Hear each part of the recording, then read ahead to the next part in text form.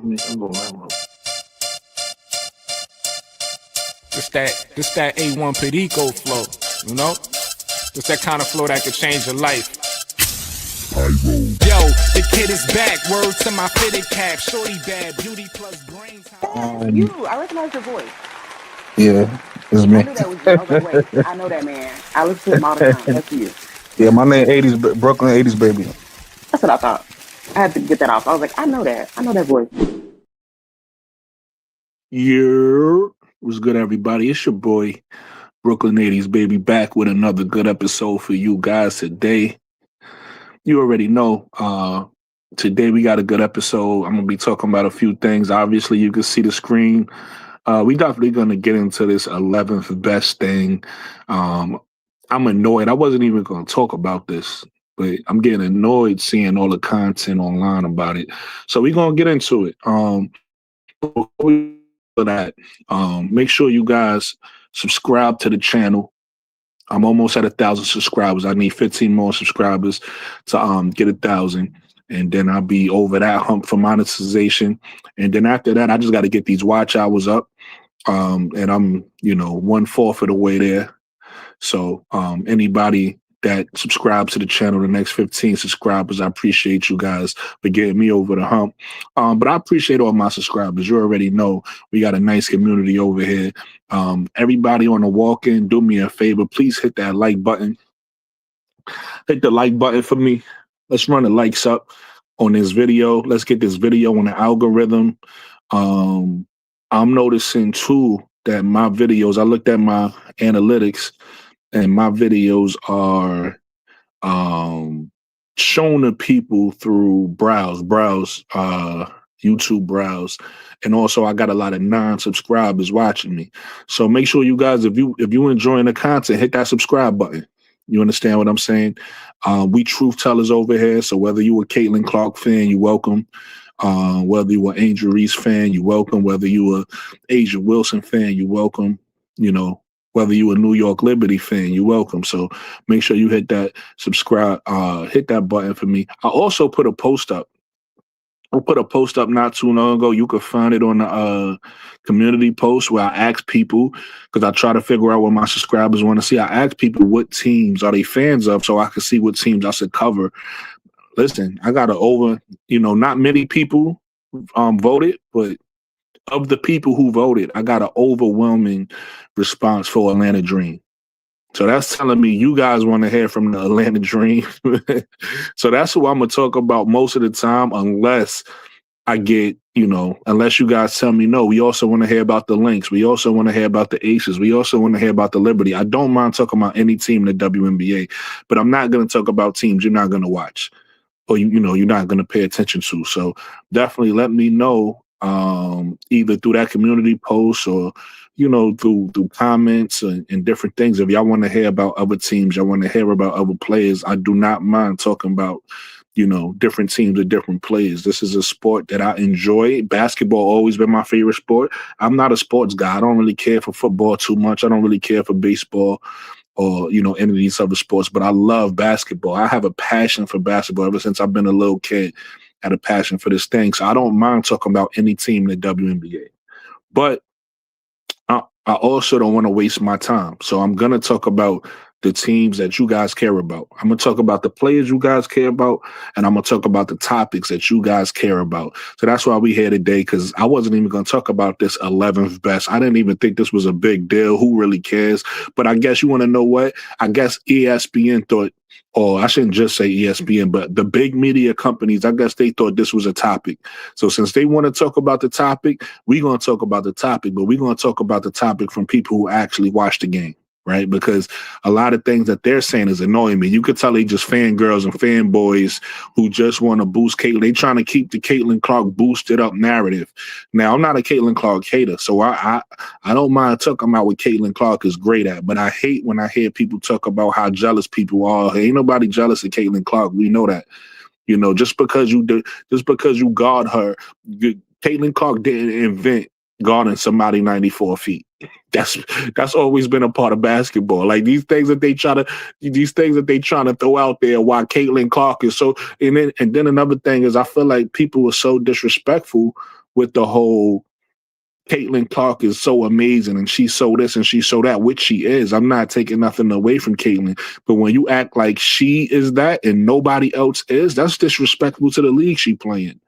And what those people don't realize, when you do or say things like that, you making it worse for Caitlin Clark, because the only way for a great player to be great is for their competition to be great, right? You want their competition to be great so that whatever it is that they doing could be magnified even more. So for them to act like, oh, Caitlin Clark came along and she's so amazing and ain't nobody else amazing, you sound crazy. Because I could tell you one thing, all these players on this list right here, right, that they have 4 people, excuse me, 3 people not revealed. But all the people on the list that they show, the all-star guards that people put above Caitlin, are better than Caitlin Clark. Point blank, period. That don't mean she's a bad player. Just because she's 11th don't mean that she's terrible. She's the 11th best player. Now, I got a few more in front of her. To me, she's the 15th best player in the W. Right? I got her even lower than that. But listen, Caitlin Clark is a great guard. I say it on every live, on every video I do. I make sure I say that so people can see that I'm not a hater. I don't want to hate. I'm not hating on the girl. I want to give her flowers, but I want to give her realistic flowers. I don't want to give her these fake flowers that people want to make up. Now, if people doing that because they feel like, oh, we could fool the fans and this is going to make them spend more money, all right, cool. I'm not going to do that.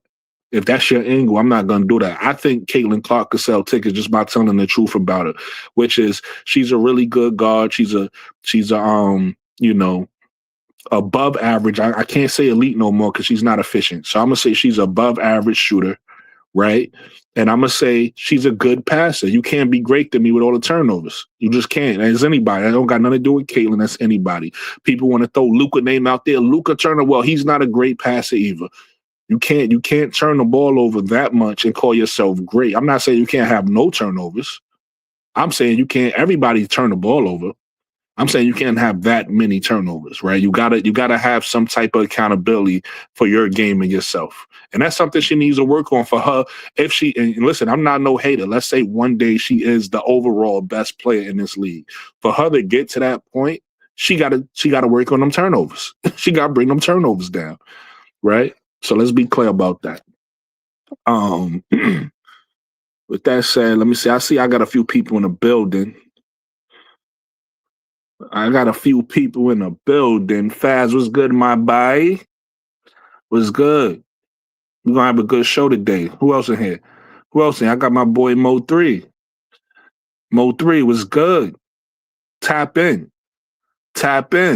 Everybody hit the like button, please. What's good? Thomas Levy, you new. I haven't seen you before. Make sure you subscribe to the channel. Thomas Lee, let me see what you said. Thomas Lee says, what 10 are better, if not the best, at least top 4? I guess you're saying she's the best. I ain't mad at your opinion. Everybody's opinion is welcome, Thomas. You're not. So I appreciate that. We'll disagree. I got 14 players I think that's better than Caitlin. So we could debate that. And you could tell me, you could try to tell me who she's better than. Because if you're gonna be in the top 4, I would love to hear it. If you want, I could drop the link and you could come up and you could explain yourself. But yeah, everybody paddling, everybody hit the like button. And we're gonna have a good show today. We definitely gonna have a good show. Let me drop the links. As I see, I got my brother Mo 3 in here. So we could have a really good discussion. There you go. Invite guests. There we go. I dropped the link in the chat for anybody who would like to come up and discuss this. I got a few topics today too. This is not gonna be the only one. This might be the only one if people passionate about it. But I got a few topics we could talk about today too. Let me get the music going. You know what I'm saying? Let me get my music going. I gotta starting my show with applause too. We got to start starting the show like that. I like that. We got to start starting the show with applauses. Everybody, welcome. Welcome to the channel. We're going to have a good time today. Miss D. Miss D was good. We're going to have a good time today. Ali Al was good. Ali Al says they put in Caitlyn 4 spots below. Not revealed. That's crazy work. Let's talk about it. Why you feel like it's crazy? I want to know. I feel like she's not low enough. I feel like that's too high. I feel like 11 is too high for her.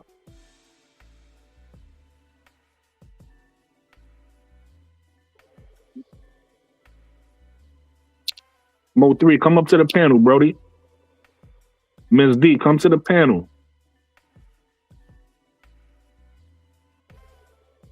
Jonathan, if your audio is good, come to the panel. If not, stay in the chat. Mo 3 says CC is not better than the top 5 on your list you have on the screen. That's a fact. She's not better than nobody on this list. And I got a different list. I got a list with more people, but she definitely not better than nobody on this list.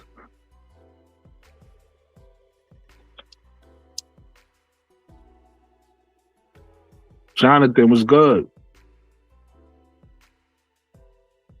That's what I'm about to say. You talk about 5. She ain't better than nobody.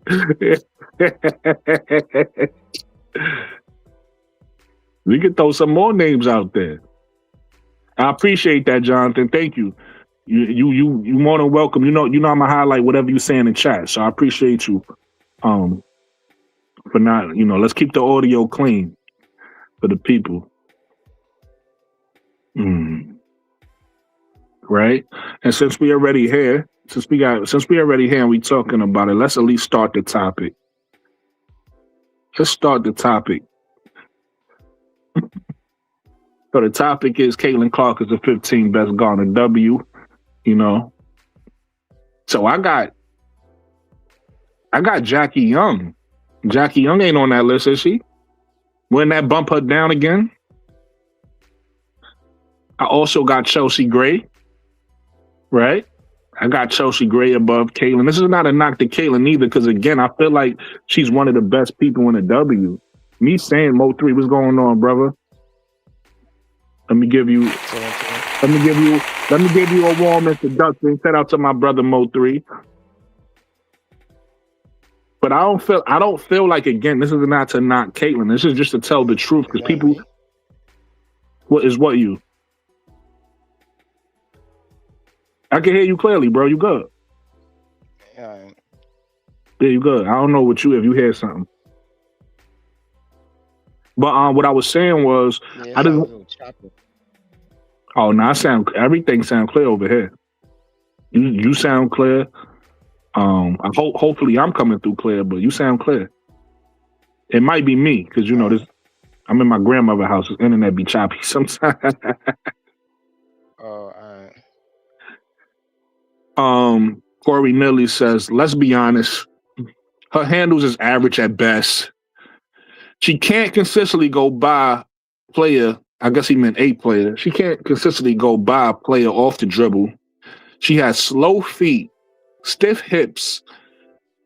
That's how she gets exposed on defense. She a low budget Trae Young. Trae Young is that's who I compare it to too, according to that. The two comparisons I have of Caitlin Clark in the NBA is Trae Young and Luka Doncic. I feel like she's more Trae Young than she is Luka Doncic. You know what I mean? Another person you could compare it to is and this is probably a bad well, no, maybe I don't know. This is up in the air. Maybe James Harden. You could compare it to a James Harden, right? Those are the three comparisons, right, of her game. I looked it up. I asked Gemini. Gemini is a Google assistant for some help, and I asked Gemini. I said, "Well, who's Caitlin's comparisons?" Right, and they gave me Trae Young and Luka, and I thought those was good comparisons. And then I asked them about Paige. I didn't really love Paige comparison, but from play style wise, but it is the closest. I think it's the closest comparison I could think of. So I am gonna go with it. The person, and this, you probably not gonna like it, Mo 3, because we just talked about the way he sell fouls and stuff. So outside of him selling fouls, And outside of his play style, because I feel like he played more like Kobe. And I don't think Paige played like Kobe. I think Paige is a 3-level scorer, but she don't give me Kobe vibes. But the person that they compared Paige to was SGA. So I thought that was interesting. I wouldn't necessarily make that comparison, but it's hard to find another with Paige skill set. It's hard to find another comparison. Another person, you know what? Another person they compared to, they just said, because Paige is a big guard in W, and this person is a short guard in the NBA. Another person they compared it to was what's my man name that just won the championship on the Knicks? I can't think of his name right now. The point guard. Yeah, they said she's a bigger Jalen Brunson, and I was like, that's not a big. You think that's bad? Okay. Yeah, man. I don't think that's terrible. I was just watched Paige today, bro, and I'm like, he was going crazy. That's one of my topics. I'm like, yo, how the hell can somebody watch these people that's saying that Clayton is better than Paige? Clearly haven't seen her play. Yeah. No, it's not that. It's not that, bro. They biased. I'm like, yo, how can you watch Paige play and say that Caitlyn is better? Like, bro. Yeah. Caitlyn, Paige, the last 2 games, like, bro, I swear, every game, Paige have some ridiculous one or 2 ridiculous and ones. Right. Like you like, how the hell did she even make that? Right. Like her you know who game she modeled. She modeled at first. I was like, yeah, because she was saying she modeled her game after Kyrie. Kyrie, yeah, but she don't give me Kyrie to me. But I was like, I don't know. But the more I play, I kind of see it like a female version. Like the way her handles is way better than people give her credit for. Yo, man, she just be. Nah, she got handles. I don't know who don't give her credit for that. She just be the people, the fans. I don't ever hear no one talk about her fans. They talk about her efficiency and her and her mid range, but they don't talk about her finishing around the rim is ridiculous, bro. Right. Like her finishing around the rim, her balance on her jump shot, her one dribble pull up, her footwork is like, bro, it's crazy, man. And I'm starting to see like some female Kyrie in her. Like the last 3 games, I'm like, oh. You want to know what? Since you're so passionate about this, we're gonna jump straight into that topic because this is one of my topics. This is actually funny thing, Mo3. This was my last topic, but we're gonna talk about it because she's not the only one that deserves credit, especially for the season that her and this other player is having. We got to talk about Paige Bueckers and Marina Mabrey. Shout out to both of them because they just battled it out. Exactly. That's what made me make it a topic. Because I said, you know what? I was going to talk about the shootout they had today, but I said, I got to talk about the season of both of them. Like, not just tonight. To your point, everything Paige been doing, this, it seemed like, shout out to my brother, Dre Day from Sports with Dre Day, the Hood ESPN. He's the one that said, and I agree with him, and that Unrivaled, certain players who came from Unrivaled, like Paige, like Marina, and a few others, have been balling. Like it's like some confidence they built up this offseason, and they brought it into the season. And you see Mabrey done had a 53-point game. That's a highlight of the season points-wise, but she's been balling all season, right? She been balling all season, just going crazy. And the same thing with Paige. Paige is so efficient and, like you said, so smooth. And it's like she could just get to her shot anytime. It's just like, bro. So I want to highlight both of them. So we're gonna actually fast forward that topic, and we're gonna come back to the Caitlin Clark topic, because I like where you're going. It's thundering and storming where I'm at. It's a lightning storm, so if I just cut out, that's probably like, my electricity probably went you good, out bro? or some shit. I don't know. Yeah, you good, bro. You already know I'm gonna hold it down. So but yeah, so get it, finish what you were saying about Paige, and then also add Marina into that. Yeah, man, this was a good game, and that's another thing too. People don't give Paige the clutch credit like that. Shit, I don't know why. That was like a lot of people was talking about, oh man, she be fading at the end of games and she's so good, but like the last few games, no, I say last like 3 games, even this game. Matter of fact, the last like 5 games, they've been down, and Paige just went into like takeover mode and just been taking over stuff, man. Like Yeah. it was one game. I forgot who they was playing, but I think it was the game after the Chicago game, or no, maybe not that. It was like 3 games ago where she scored. They were down by like 17, and she scored, or something like the 15 or 17. She scored 14 straight points to tie the game to go into overtime. And in the fourth quarter and overtime, I think she scored like almost 20 points or something like that, and they won the game. Was it And Connecticut? nah, it wasn't Connecticut. They 'Cause came I'm back look- against Connecticut. They came back against Connecticut too, but it wasn't Connecticut. It was a good team. It wasn't.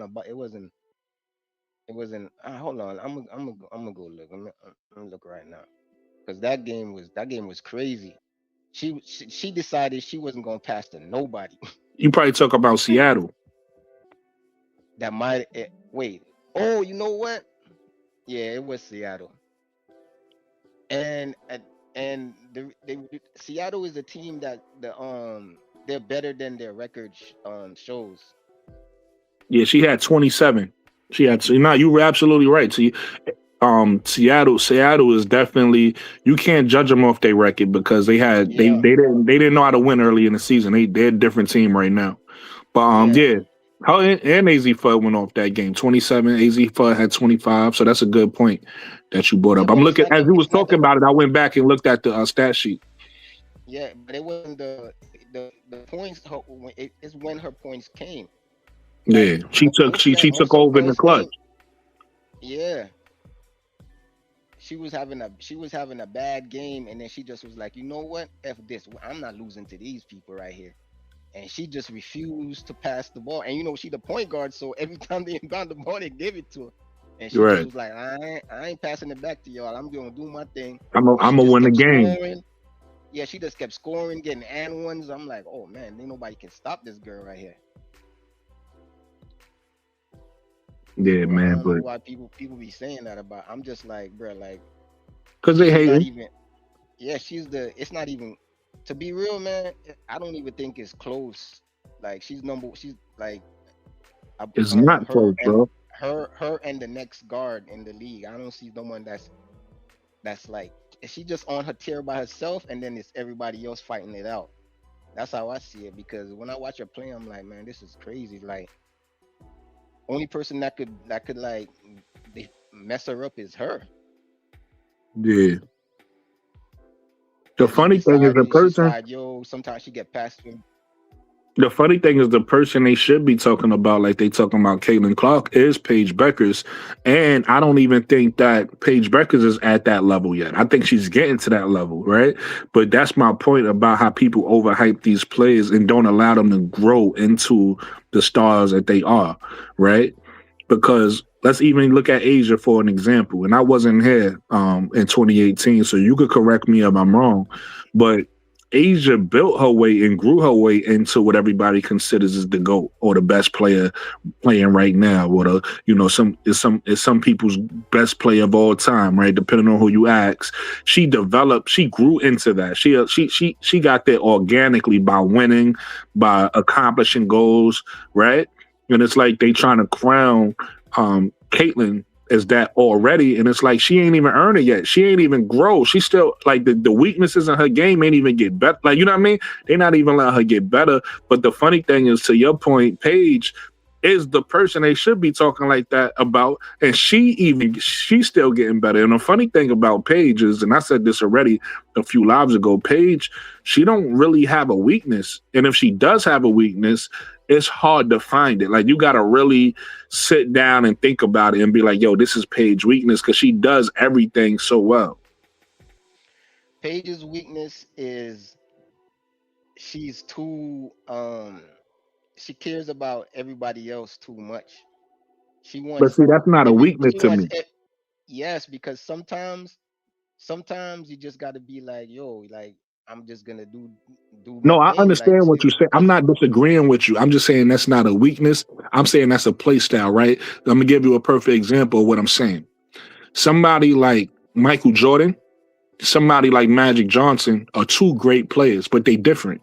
You can't expect Magic to be Michael, or you can't expect Michael to be Magic. It's their play styles is different. So that's what I'm saying about Paige. I'm not saying you wrong and how you feel about her. That's what you want her to do, but that's not her play style. Her mindset ain't let me go out and just drop 30 every night, even though she can.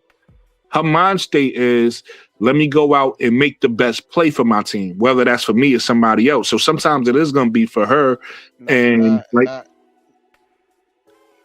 yeah, that ain't really what I'm talking about. My bad for cutting you off, but that no, ain't no, really you what I'm good. talking You good, about. good. Not, I'm yeah, all right. So I misunderstood you then. Good. I'm talk I'm talking about she go out of her way. Like if somebody's not playing well, she goes out of her way to try to get them to play well. Like, you know what I'm saying? But that's not Like a bad thing, though. well, that's the only weakness that I see like in her game. Like, you know what I'm saying? Because to me, it just sometimes that's just that not that player's night. You know what I'm saying? And she will try to force the issue. She got to realize like, yo, okay, man, this player just don't have it tonight.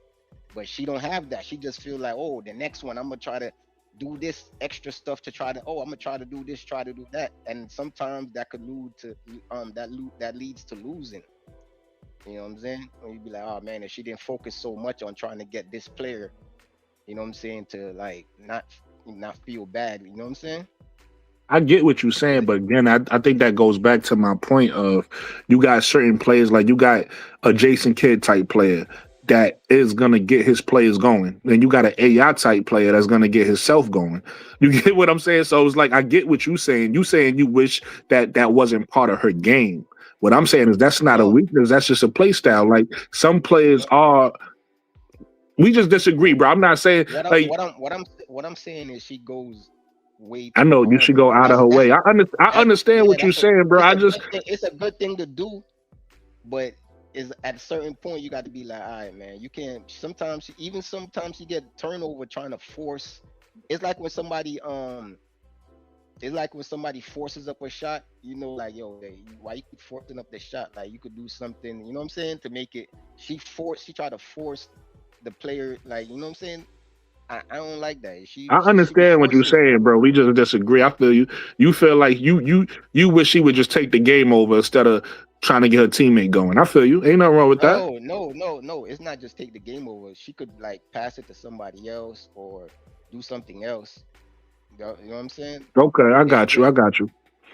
it's just she see this one player is in a slump and she just like, you know what? I'm gonna get this player out the slump no matter what. I got you. I You know got what you. I'm saying? Yo, yeah. Yo, MSL, what's up, Brody? I dropped the link. If you want to come up and talk, we got a few good topics today. So I dropped the link for everybody who wants to come to the panel. But yeah, I feel you, Mo3. I feel you. But Um, but that's to your point. That's like having no weakness. Because but yeah, that's what I was saying. That's not a what you saying. if that's what we complaining about, you feel what I'm saying? Because that's the type of player that makes everybody wants to play with her. Like all the teammates love her because they're like, oh man, I know this girl is gonna go out her way to make sure that you know what I'm saying I produce. Right, right, So right. And that's the players want point. to play with her. Right. And that's the point I was making. I wasn't saying that, it's things, listen, no player is perfect. So you got certain things in one player that you might not like in them, and in another player you might not like in them. But a weakness is something like that you just don't do well and that you need to work, like something that you can, you know what I mean? Something you need to work on. So that's what I was saying. Well, I'm not saying, and I'm not even saying she don't have a weakness. She may have a weakness. I'm just saying certain players you could look at and clearly say, oh, they got a weakness there, right? They they don't have outside shooting, or they can shoot from the three, but they don't have a mid range. They can shoot at the basket, right? Like or that person doesn't defend well, or that person, like you could look at a certain player and be like, okay, that's their weakness, and that's something they need to work on, or whatever. And then there's other players, it's like that you kind of look at, and it's like, damn, they kind of well rounded. You get what I'm saying? So that's what I was saying with her. It's kind of hard to really find a weakness because she do everything. She kind of do everything well. Like, you know what I mean? Because Yeah, she doesn't. She doesn't really have a weakness. The best you could say is, oh, she doesn't do this particular thing as good as everything else. Right. Or it's to what you said. I wish he would do this more. So somebody might say, because I heard somebody complain about I heard one of Caitlyn fans, I think it was Real Money, say he wishes that she would score more. That's one thing he don't like about it, because she doesn't have the mindset of, she don't have that Kobe mentality of I'm coming out and I'm getting 50 tonight, right? Like she got the mindset of, yeah. But that's crazy though, because she's well, not it's not by much, but she's slightly averaging more points than Caitlyn. So, let's just say she's averaging the same as Caitlyn. So, what is he Right. complaining about? I don't get the complaint.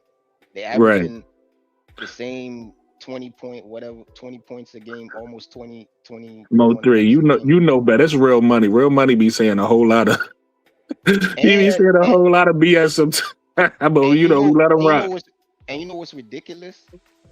Caitlin Clark goes to the line, like shoots, like goes to the line like almost 3. Matter of fact, I don't want to say no wrong stat. I'm gonna look it up right now. Yeah, look it up. Look it up. You got time. I'm gonna look it right now, because I had looked it up the other day. I didn't look it up, but I was looking at I was just looking at some stats, and I was like, what the hell?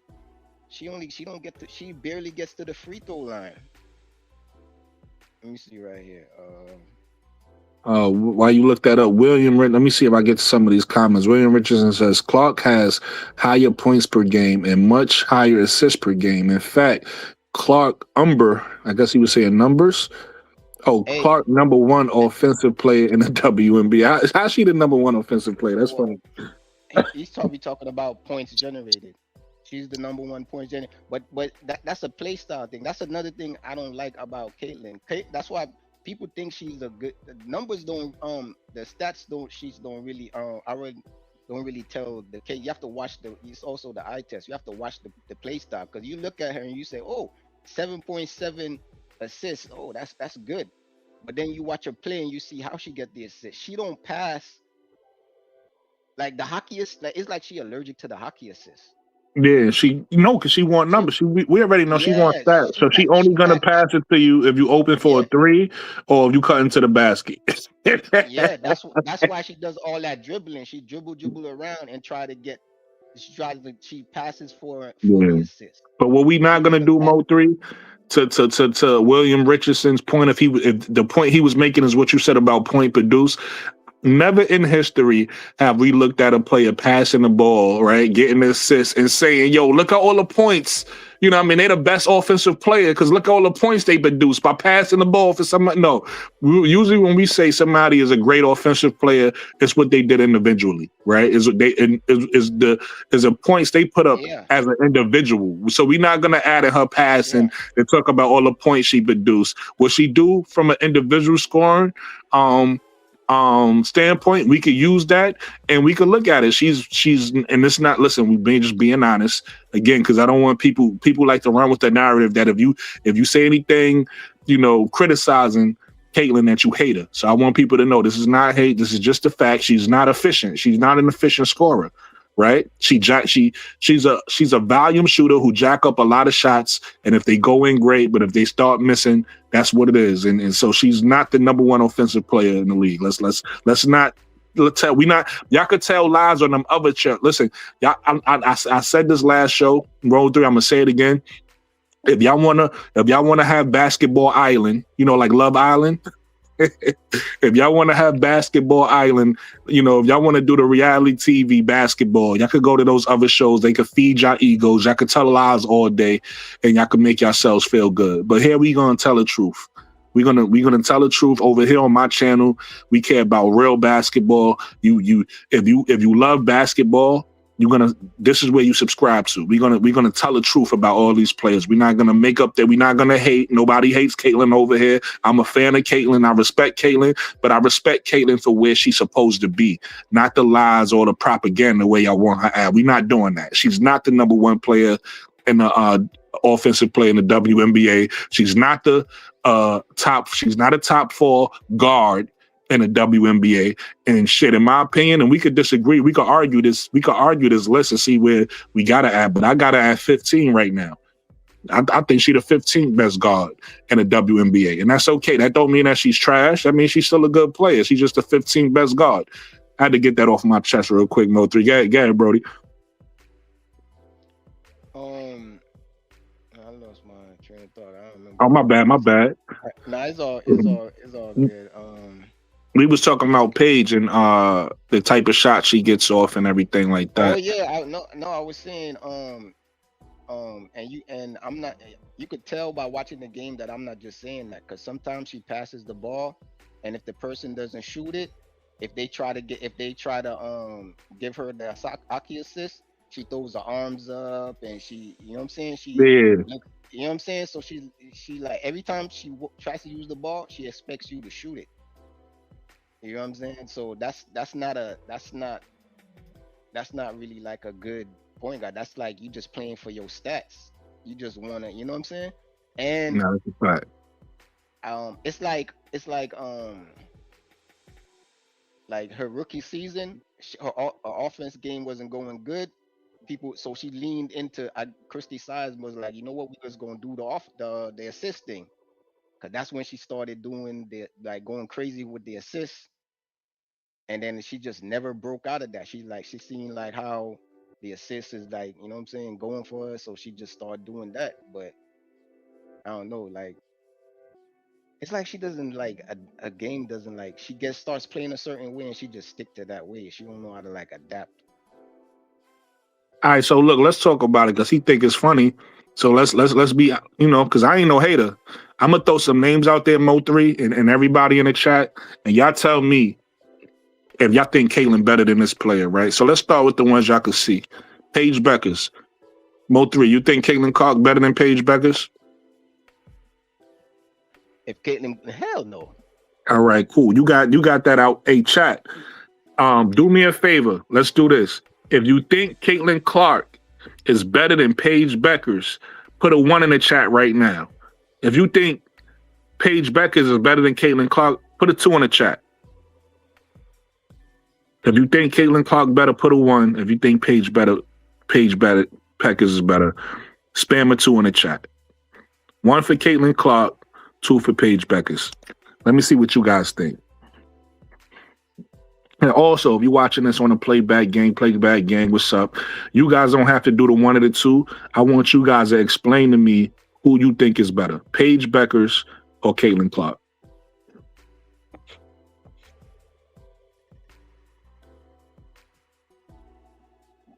Yeah, while they do that, this is what I was saying.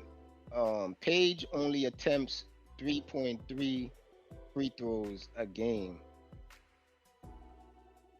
whereas Caitlin Clark shoots about 5.7 per game. And Okay. they're averaging. Oh yeah, and by the way, to what he was saying, Paige was averaging 20 points a game, and she shot 34 tonight. So her average gonna go up to about 21, whereas Caitlin is averaging 20.5.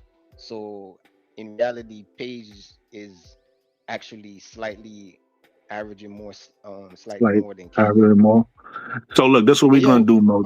But yo, Paige had a game where she scored 34 with zero free throw attempts. Yo, Mo3, not 1 free throw. Yeah, and she had another game where she had like 30 points or something like that, where she shot at 80%, only missed like 2 shots or some shit like that. But look, Mo3, this is what we're gonna do. I need your help, right? What's that? I want you to the list on your side, whether you got a pen and paper or however you want to keep it, keep the list, because we're gonna figure out as a community today, as a chat today, where we got Paige. So I'm not gonna put it where I got it. We're not gonna put it where you got it or anybody else. We all gonna vote. We're gonna vote where Caitlin Clark. So what I'm saying is keep track. So right now we got Paige over Caitlin, right? So we got Paige down. All right. So the next one we're gonna go is Ryan Howard. Give me a 1 for Caitlin Clark and give me a 2 for Ryan Howard. Again, playback game. Do me a favor. Tell me who you think is better between Caitlin Clark and Ryan Howard in guards. What's your thoughts, Mo3? Who you got? Who you got? Ryan Howard or you got Caitlin Clark as the better player right now? I got Ryan Howard. Okay, so you got Ryan Howard. I got Ryan Howard. Chat one for Caitlin Clark. Matter of fact, let's switch it because I don't want to get confused. 2 is Paige Bueckers. Let's go 3. Give me a 3 for Ryan Howard. That's what we're gonna do. Give me a 1 if you think Caitlin Clark is better than Ryan Howard. Give me a 3 if you got Ryan Howard better than Caitlin Clark. Spam a 1 or a 3 in the chat right now. We're gonna go with the consensus, Mo. Not what me or you think, with the consensus of the chat think, and we're gonna build it out like that. But I only got Ryan Howard better than her because of her defense, because their offensive game is kind of similar. That's fine. I don't listen. Even if you said Caitlin is better because her offense is slightly better than Ryan Howard, I'd have been fine. I don't mind. This is not a bias. We're not gonna be biased here. We're gonna be honest on how we feel, who we think is better. Nah, her offense and Ryan's is similar. Like, you can make the case that hers is better, but it's not the difference between her on defense. On defense, the gap is humongous. So it's like that's what's like, it's not even close. You know what I'm saying? So listen, guys in the chat, just make a decision. It don't matter who you pick. There's no right or wrong answer here. If you feel like Caitlin Clark won this round, put a number 1 in the chat. If you feel like Ryan Howard run this round, put a number 3. It's that simple. There's no right or wrong answers. We not being biased here. You can say if you feel like Caitlin is better than Ryan Howard, you could put a 1. Ain't no big deal. If you feel like Ryan Howard is better, put a 3. It's that simple. Whatever I see as the consensus is what we're gonna go with. We're not gonna be biased. We like I said, we tell the truth over here. You got to make a decision, though. I see y'all. Listen, maybe this one is hard for y'all to pick. I see y'all giving reasons for both. Just make a decision. Make like edge it. If it's a close edge it one way or the other, so we can decide who's better. We can move on. We trying to see where Caitlin Clark falls at. Just about, and we're gonna use you guys' opinions to help us figure that out. So I saw 1-1, and I'm seeing a bunch of 3s. Are we gonna any more people want to vote? I see there's a whole bunch of people watching. Make sure y'all hit that like button for me too. Wait, who's number 1, Ryan and Clark is 3? No, Caitlin Clark is number 1. Paige Bueckers was number 2. So Ryan Howard is number 3. As far as the numbers that we voting, so it's like with Paige and Caitlin, everybody put 2s in the chat. So that put Paige over Caitlin. So with Ryan Howard, I'm seeing more 3s. So we about to end the voting because I don't see nobody else voting. I guess we going with, I'm trying to give people more time to vote for Caitlin, to vote for Ryan, whoever they want to vote for. Only one person voted for Caitlin. Everybody else voted for Ryan Howard. All right, so boom, we got Ryan Howard over Caitlin. Mo 3. Yeah. So that bumps Caitlin down to number 3 so far. All right, so Caitlin. All right, so the next one is Olivia Miles, right? Olivia Miles. We're gonna spam a 1 in the chat. If you think Caitlin is better than Olivia Miles, spam a 4. Spam a 4 in the chat if you think Olivia Miles is better than Caitlin. I don't need explanations. Y'all can save the explanations for later. Right now, I just need numbers. I just need y'all to vote. Put a 4 for Olivia Miles. Put a 1 for Caitlin Clark. No explanations. 1 or all 4. All right, so I'm starting to see. I'm gonna give it a little more time. We're gonna give it like 20 more seconds, Mo 3. But I'm seeing more 4s. I don't see no 1s. I'm seeing all 4s.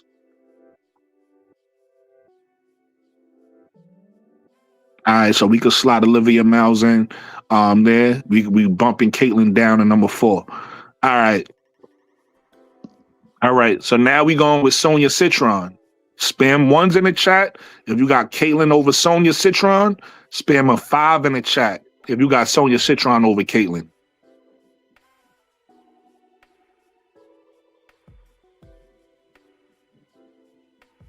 One in the chat for Caitlin Clark.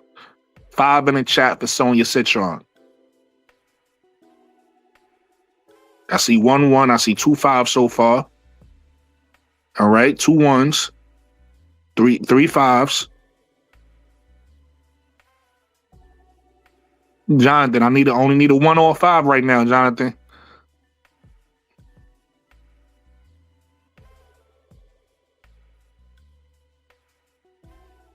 We talking about all guards, MVP. It don't matter if you a shooting guard or a point guard. We talking about guards right now. Who's a better overall guard? So all I need is a 1 or a 5. Nobody said nothing about point guard.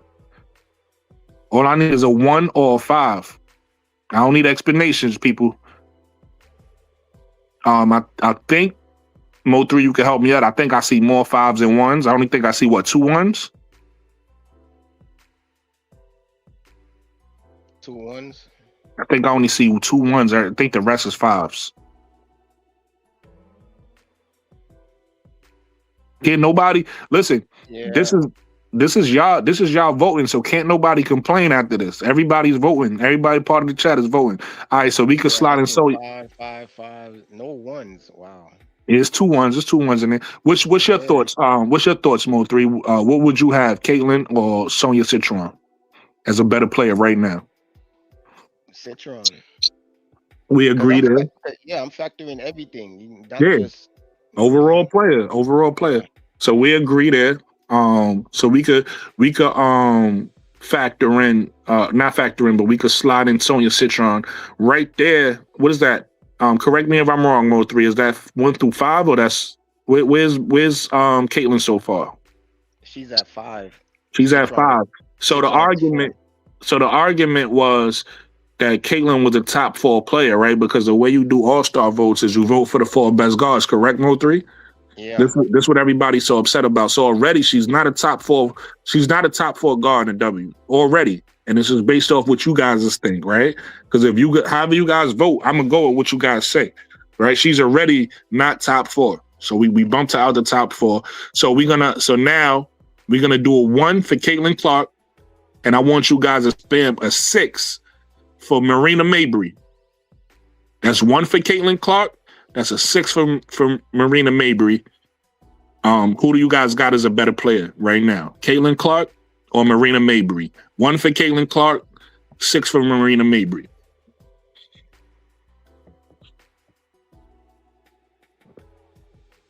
Yeah, and they voting quick on that. Them numbers popping. That's not even close.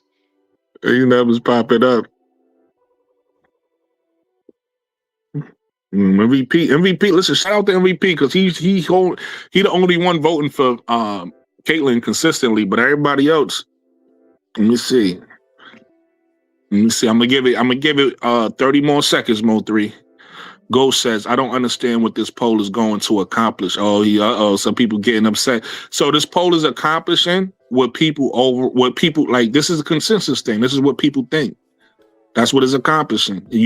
So what's your vote? Ghost? If you want to vote for Caitlin, vote for Caitlin. Put a number 1 in the chat. If you voting for Marina Mabrey, put a number 6 in the chat on who's the better player right now. I think we already got our answer. We could slide in Marina Mabrey.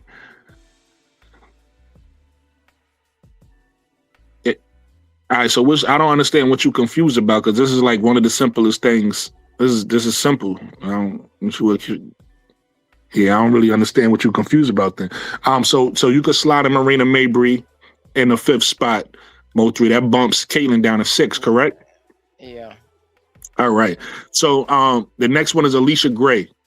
If you feel like Caitlin Clark is better than Alicia Gray, spam a 1 in the chat. If you feel like Alicia Gray is a better guard than Caitlin Clark, spam us. What we at, a 7, right? Spam a 7 in the chat.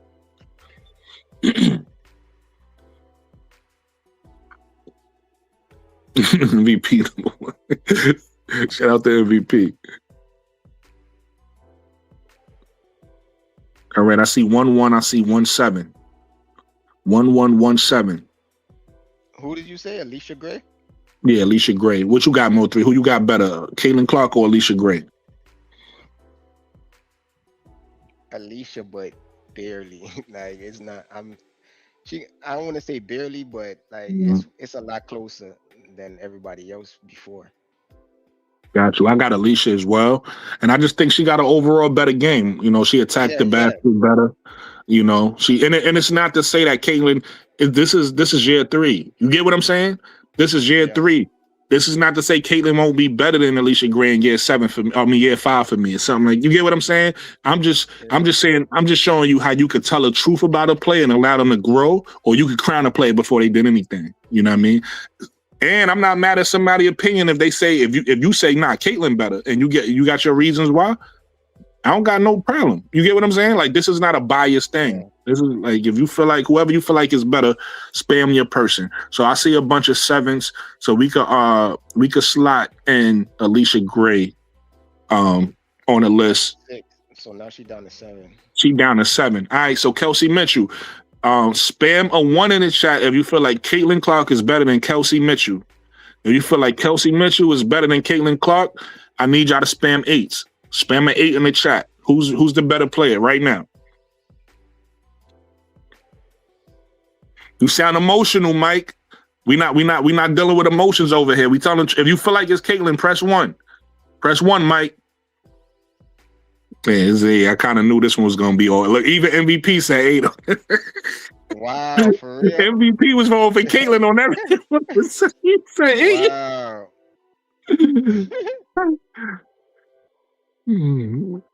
All right, so you know what we're gonna do, Mike? After we finish this list and we figure out where Caitlyn is at, if you want, you could come up to the panel. I want to hear your opinion. I want to hear you feel.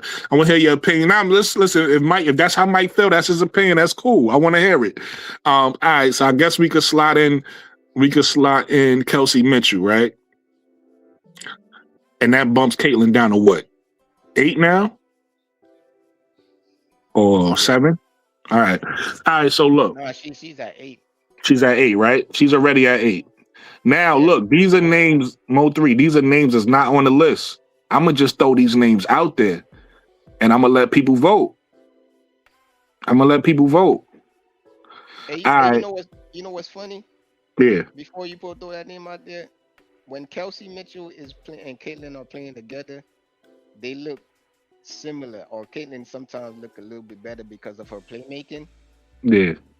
But when Caitlin's not playing and Kelsey is out there, she looks like like it's not even close. Like You want to know why? It's because of what you I'm like, said. Kelsey can't get off until Caitlyn give her the ball. Kelsey just be standing there waiting for Caitlyn to make a decision.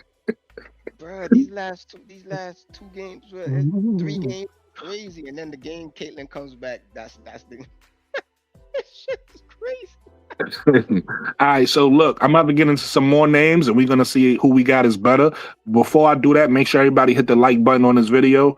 If you haven't subscribed, subscribe. And yeah, all right. So now we're gonna get into a Mo3. I'm gonna do an easy one. Kelsey Plum.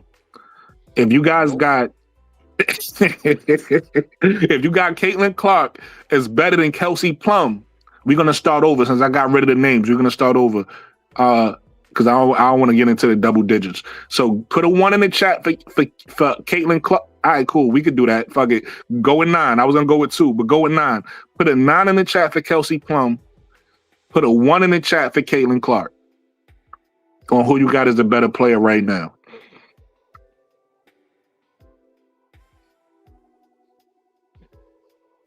I see 2 9s. Mike, where you at? I'm looking for the Caitlin votes. I'm looking for the. Oh, these are all not. Everybody got Kelsey Plum. Okay, we got 1. All right. So far, we got 1. All right, we got 2. We got 2 Caitlins. Okay.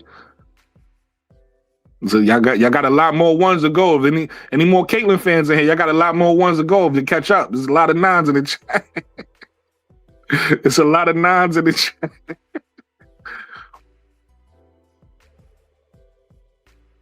I'm gonna give you guys 20 more seconds to make a decision. It's 40 people watching us right now, by the way. Everybody not voting. I don't know why, but it's 40 people watching us. Make sure everybody hit the like button, please. Even if you're not participating in the chat, hit the like button for me. Subscribe to the channel. All right, so we could put Kelsey Plum in now, Mo. We could put Kelsey Plum now.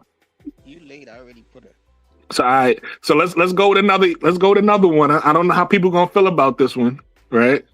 I know how I feel, but I don't know how people gonna feel. Mo 3, Chelsea Gray. If you got Caitlin Clark as better than Chelsea Gray, put a number 1 in the chat. If you got Chelsea Gray better than Caitlin Clark right now, put a number 10 in the chat.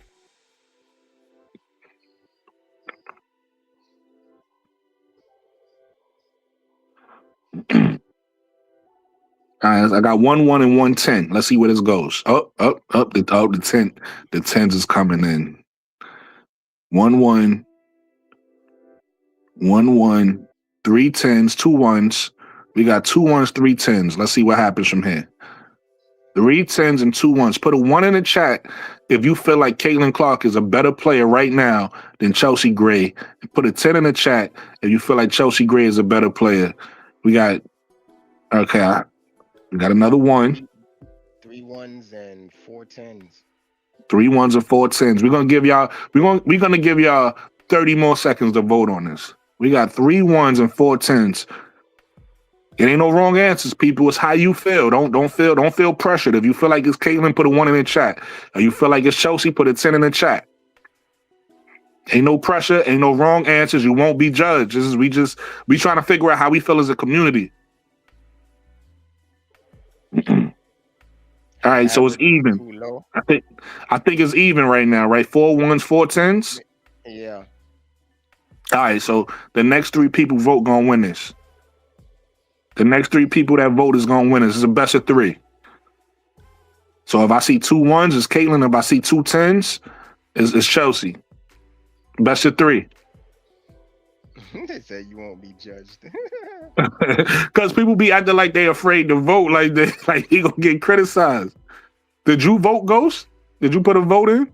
Yeah, I think no, I don't know. No, he did. Yeah, put a vote in so we could move on. We try to move on to the next one. All right, they go 1-10. If I see another 10, it's best of 3.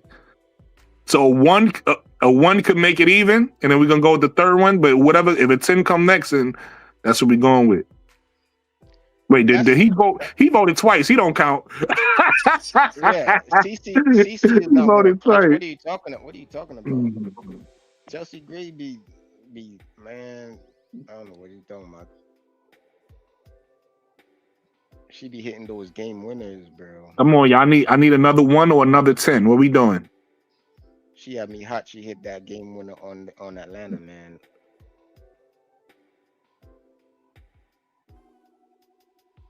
Should we since it's even, should we give Caitlin, should we throw her bone and slide Caitlin in, or it's not even?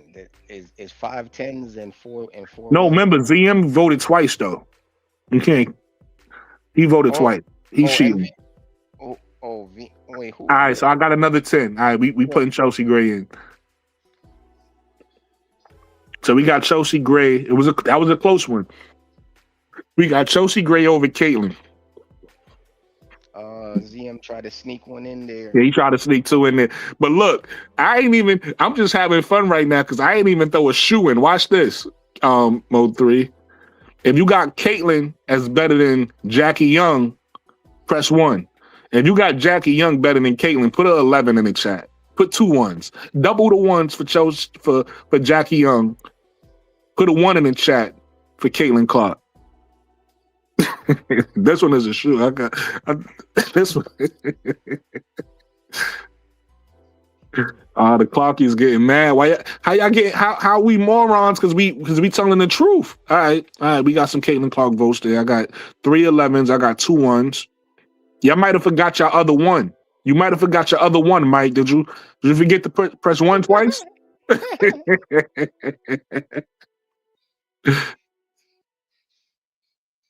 That's 4 to 2.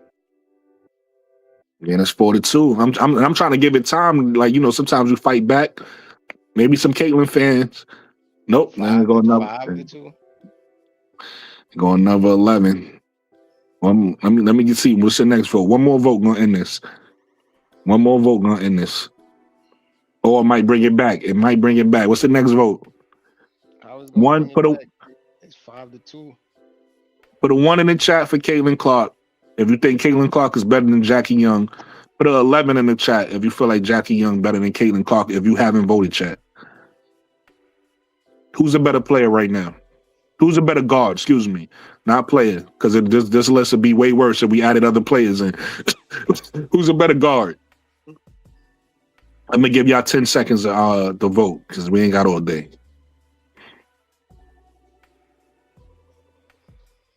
All right, they taking too long. You can get in slot Jackie Young. We kind of already knew that though, Mo. Yeah, I already we kind of knew that. Where's she at? Where's Caitlin Clark at now with just those names? 11. She 11. Now, this is what they was complaining about, right? This is what they said. They said, oh, y'all got Caitlin Clark. Y'all ranked her. And mind you, here's the funny thing, Mo3. Nobody ranked Caitlin Clark number 11. You know what happened, Mo3? You only get 4 slots to put who you think the best guards are. And because people didn't vote Caitlin Clark into the 4 slots, she ended up getting bumped down to 11. But nobody went specifically and said she's the 11th best guard. Nobody even did that. They made this a news title for no reason because nobody even did that. No, I thought that they did a player vote and they but remember the player vote. You only get vote for 4 people. Remember, it's the same votes we get. You vote for six backcourt players. No. They didn't vote for play. That the vote wasn't for players to be all-stars. It was like the way the all-star thing work is they have three things. They have the fan vote, right? Where the fans vote for whoever, and then they count exactly the votes and see who got how many, and then that's how you get the number, like who's number 1, 2, 3, 4, 5 out of the fan vote. Then they do the players. No, you did exactly what I said, but you only get 4, Mo. You don't get more than 4. You get 4 slots, but you still you still vote for everybody though. Same with the fan vote. No, they explained it. They explained this on TV already, bro. I'm trying to explain to you how it works. Well, they was explaining it wrong on ESPN then, because that's what I was watching. It was like the players voted her 11. Like no, you misunderstood it because I watched it on ESPN too, and I watched it on multiple programs. It's multiple people. Go look it up right now because I just finished watching it before we got on live. I'm trying to tell you. So the way it works is you get 4 slots for guards, and you vote in the 4 guards that you think is the best guards or the 4 all-stars. So what happens is you don't even get to vote past 4. So she just ended up being at number 11 based off of all of the vote, like based off how the votes came back. And the funny thing is not even every NBA player voted. They said only 85 of the NBA, the WNBA players voted. So not even all of them voted.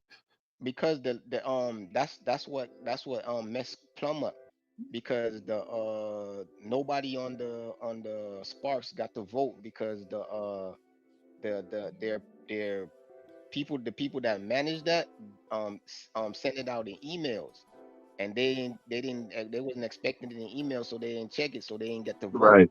By the time they found out, it was too late. So that's crazy, but right. But my point in saying this whole thing, Mo3, is the media is trying to make a narrative that the players sat down and made it a point to make Caitlin Clark number 11, and I'm saying that's not what happened. She just ended up being number 11 by how the vote shook out.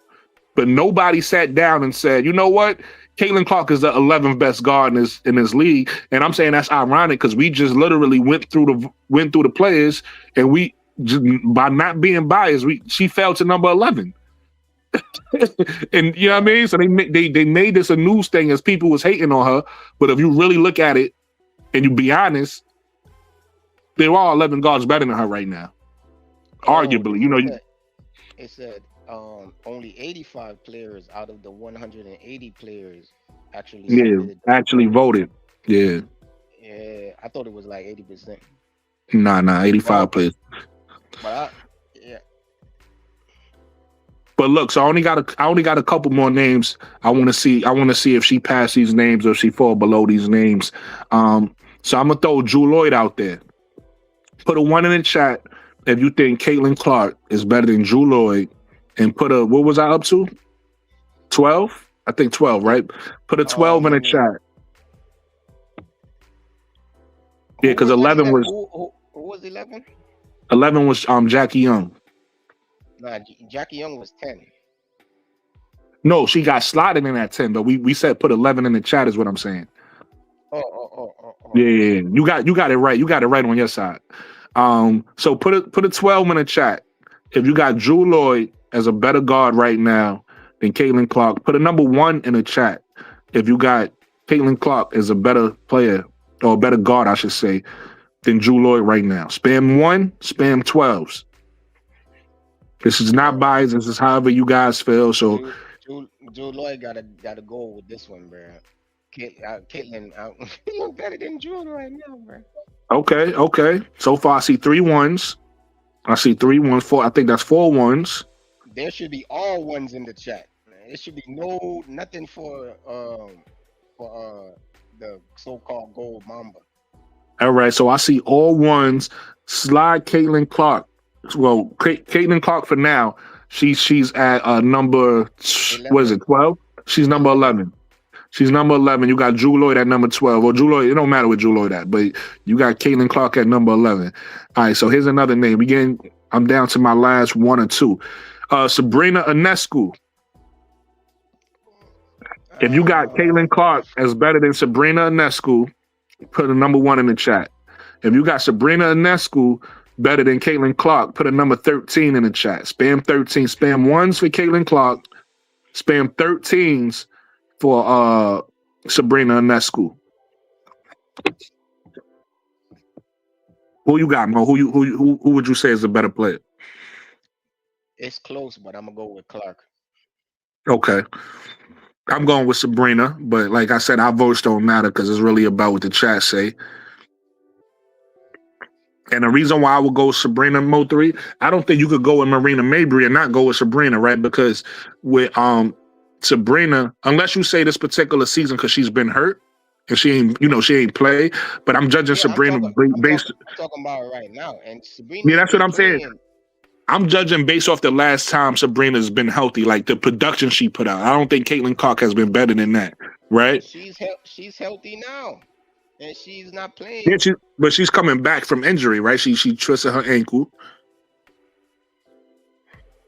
right? Well, so I'm just judging off of that. Ain't no wrong answers. But Clark has been battling injuries too. People could argue that, right? And I think that's the reason why we saying so many people better than her, right? She hasn't played she hasn't played to the potential where her fans say she is yet. All right, so I see a bunch of 13s in the chat. We're gonna get and slide in Sabrina Ionescu over Caitlin Clark. That bumps her down to number 12, right? She's number 12. Yeah, so listen, ain't up there. Like I said, ain't up to how I feel, ain't up to how you feel. The chat is they speak in their mind. The chat is speaking their mind. All right, so I got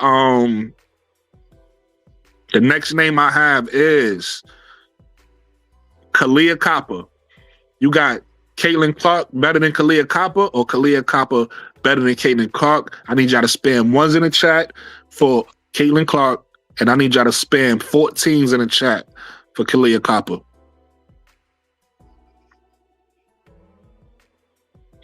One in the chat for Caitlin Clark, 14 for Kalia Copper. Who you got as a better player right now? Who you got, Mo3? Copper.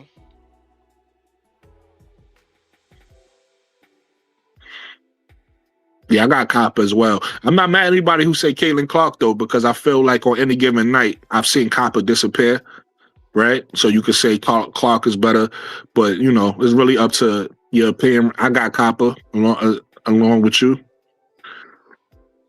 But it looked like the chat got Copper, too, because I only see 2 1s.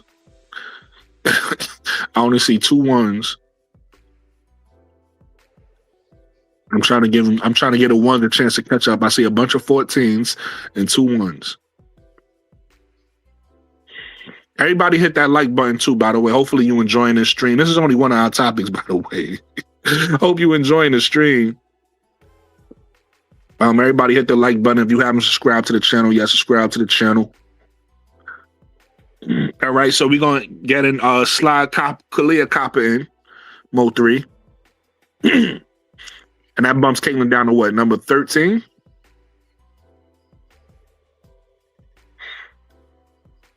I think that slides her down to number 13 now.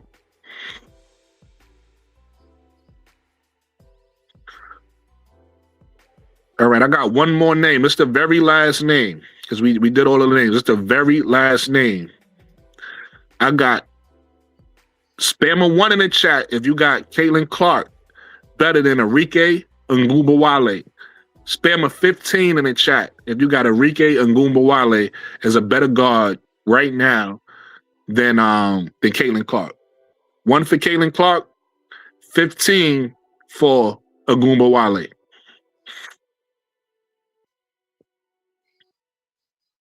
Okay, I see 3 15s. I see 1 1, 2 1s, 4 15s.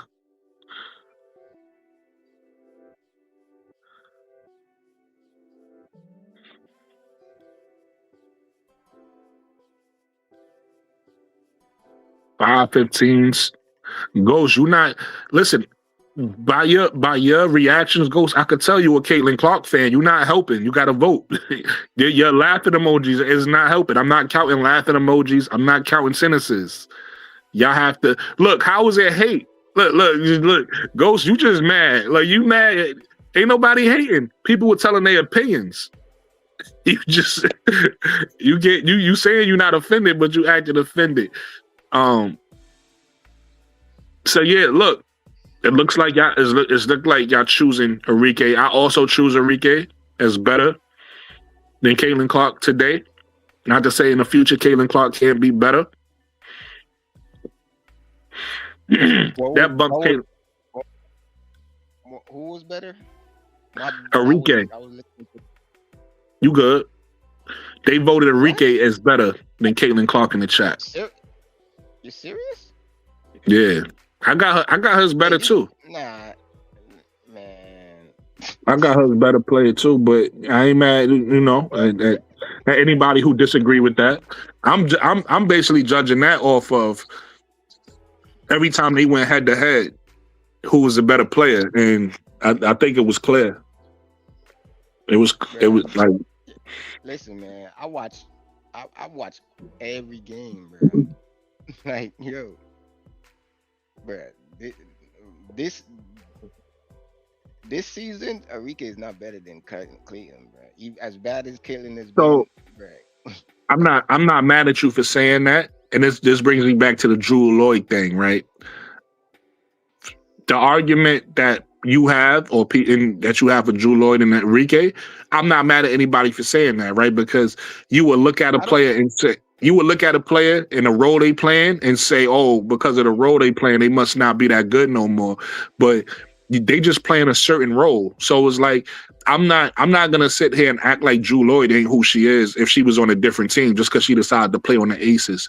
I'm not gonna act like Enrique ain't who she is just because she sacrificed to play with Paige Bueckers. You get what I'm saying? Because I think a lot of people seeing that and they acting like, oh nah, you not that. It's almost like what you said about Kelsey Mitchell.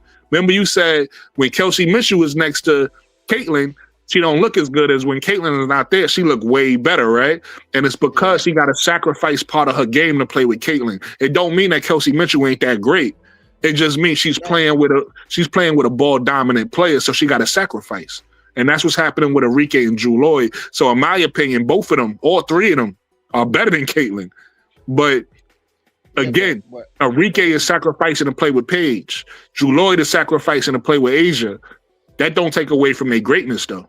In my opinion, again, I'm not mad at how you feel. I'm just telling you why I feel the way I feel. The reason I say that about Drew is because I just feel like she that could have been the thing, but then she's coming in with the second unit, and she shows up every now and then. When Asia's not on the floor, she mostly doesn't even play with Asia because she's running with the second unit, and she. But let me ask. She doesn't. I'm not saying like she's not still good, Right. but like she's not like a caliber player anymore. I don't see it. See, and that's okay. Watching her play.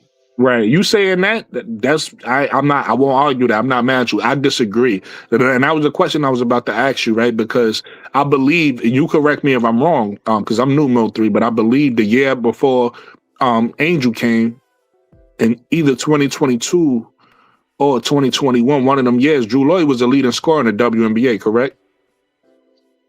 Yeah, it was either her or Rike, I think, but I No, think it was her. I it think it was was her. her. It It, was wa- her. it was But her. this, So but this is the thing though. She was playing with Skylar and NECA and Gabby Williams, and she was still able to average about 20 points a game. You could still see she was a starter. So her going to play with, you can't use the excuse of her playing with Asia sacrificing, because she had to sacrifice when she was playing with those three players, and she still looked like a starter. She you know what I'm saying? So she goes to the Aces. It should be like a plug and play. I'm not expecting her to still go get basketball 20. don't work like that. I still not expecting to get 20, but at least like 15, 14, something like that. She's, bruh. Basketball don't work like that. It's not just the numbers. It's also the eye test. When I'm watching her play, I'm like, Right. bro, And that's why I'm not, listen, I'm not arguing with you. If you feel like that, cool, we could agree to disagree. If you feel like that, cool. I'm just telling you why I feel the way I feel, right? If you ask yeah, me, I don't feel like her game diminished. I feel like, as far as like talent, I should say her talent diminished. I feel like she sacrificed her game because of the role in the team she playing on. You got to realize with certain players, and you know this, Mo 3, because you know you one of the smartest basketball fans I know. With certain players, depending on the role you in, whether you in a starting role, how many attempts you get, different things like that is going to affect your game. Not everybody could just come off the bench and be a microwave. That's why certain players who've done it in a high fashion, we praise them, right? The Manu Ginobili's. Not everybody could play a Manu Ginobili role. Just because you might be Kobe or AI couldn't come off the bench, right? Like certain players who we know as great players couldn't play the role that Lou Williams played or J.R. Smith played. It's a role that you got to be comfortable with. So it's like, just because you switch your role to be like, oh, you're supposed to give me the same production you gave me when you were starting. It's like basketball just don't work like that. Like certain people are more comfortable starting. Some people that you can see is that'll give you a lot of points start off the bench. You put them in a starting role, they don't give you the same production because it's like just the role they can changes. Like Ben Gordon. Exactly. So that's my point. So again, I went to school with Ben Gordon. Oh, where? Yeah, I used to we used to practice together. Okay. Bro, So look, that's what we used to do crazy stuff. Kid. We used to play 2-on-2 full court. This shit was crazy. yeah, crazy.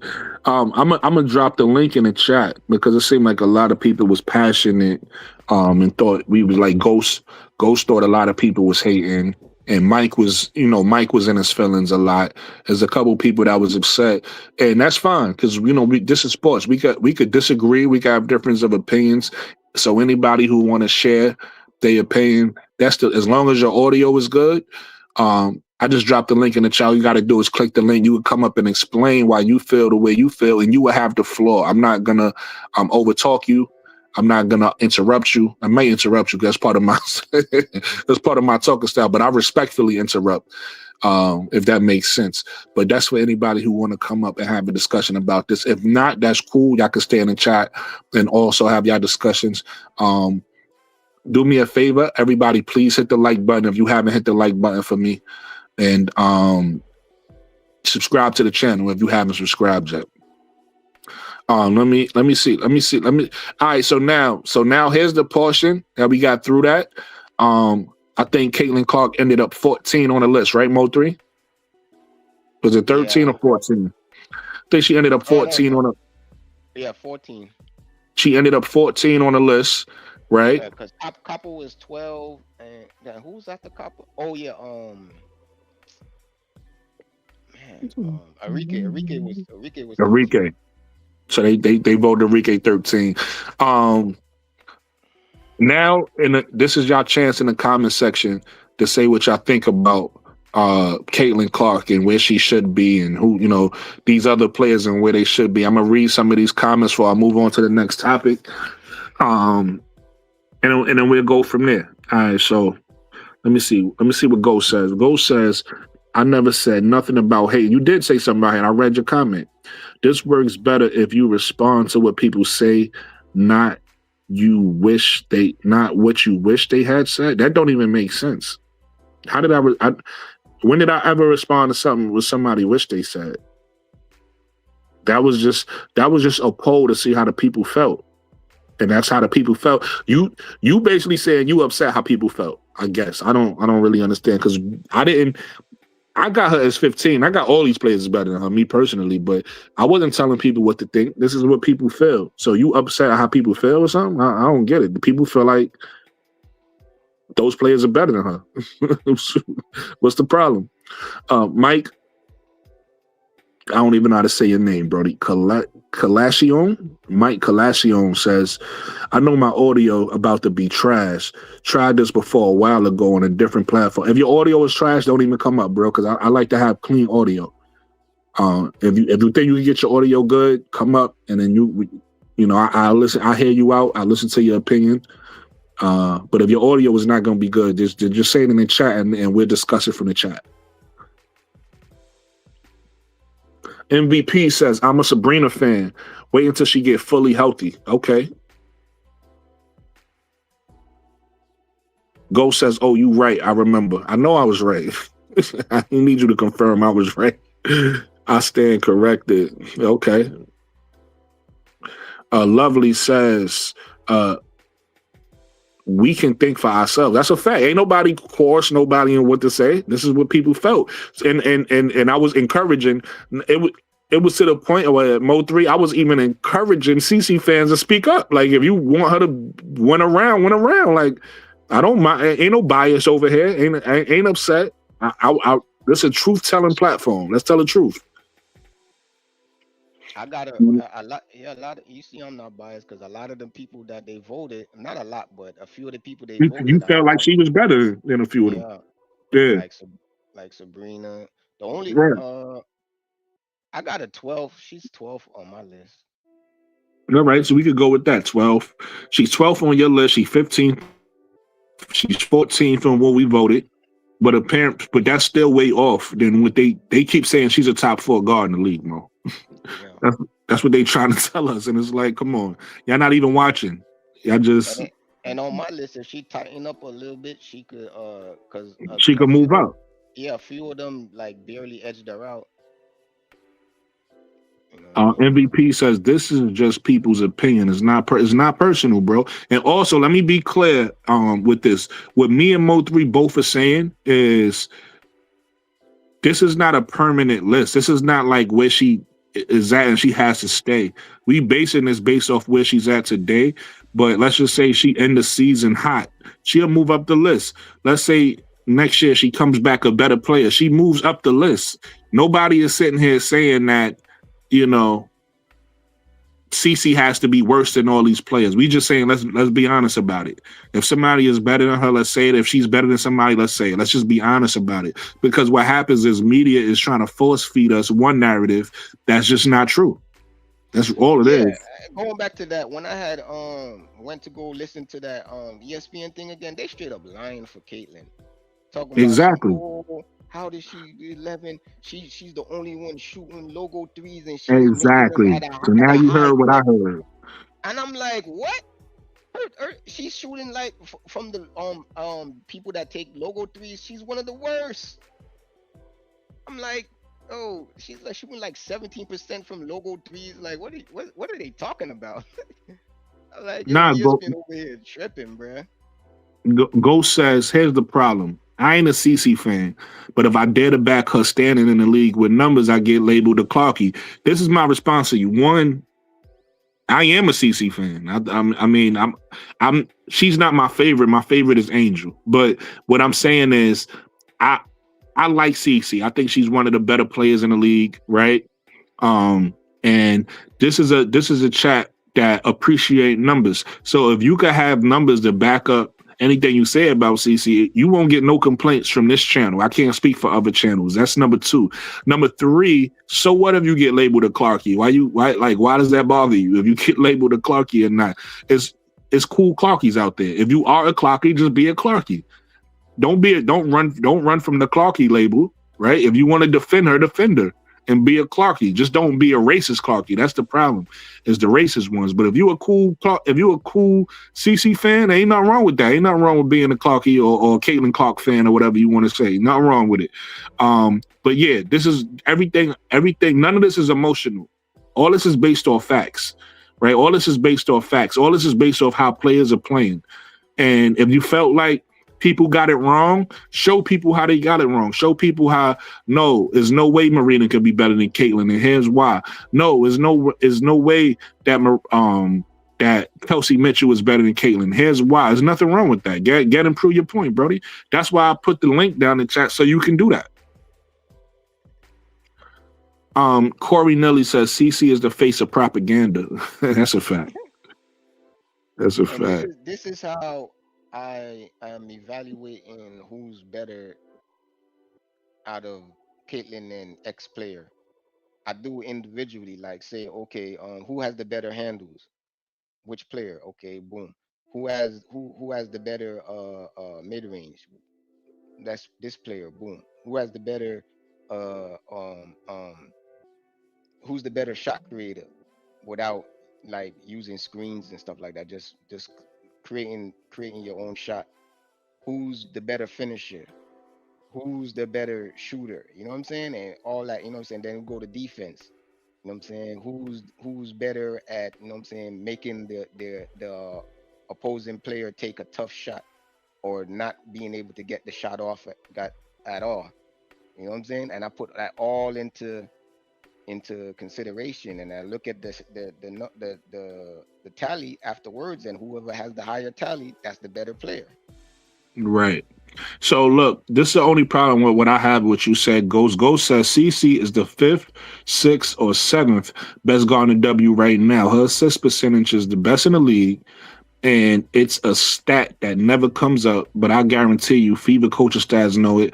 I know all about advanced. You in the wrong place if you think that don't ever come up. I know all about advanced analytics. You want to know what also come? My problem with people who do this right now, what you're doing, Ghost, is if you only tell one side of the story. Tell the whole story about the whole player, and then you see that 5th or 6th or 7th might change. If you only look at the things she do well, then you might say, oh, look, her assist percentage is this, her points is this. So look, there's no way she got to be the 3rd best. But then you look at the field goal percentage.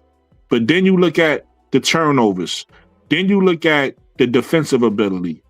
You start looking at the live, you look at the plus minus, right? All those stuff is stats too that you leaving out. When people talk about Caitlin Clark that like just want her to be above everybody, all they do is talk about something she's great at and then act like nobody else is great at that thing.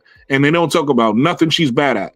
You got to talk about these players in their totality, just like Mo3 just said.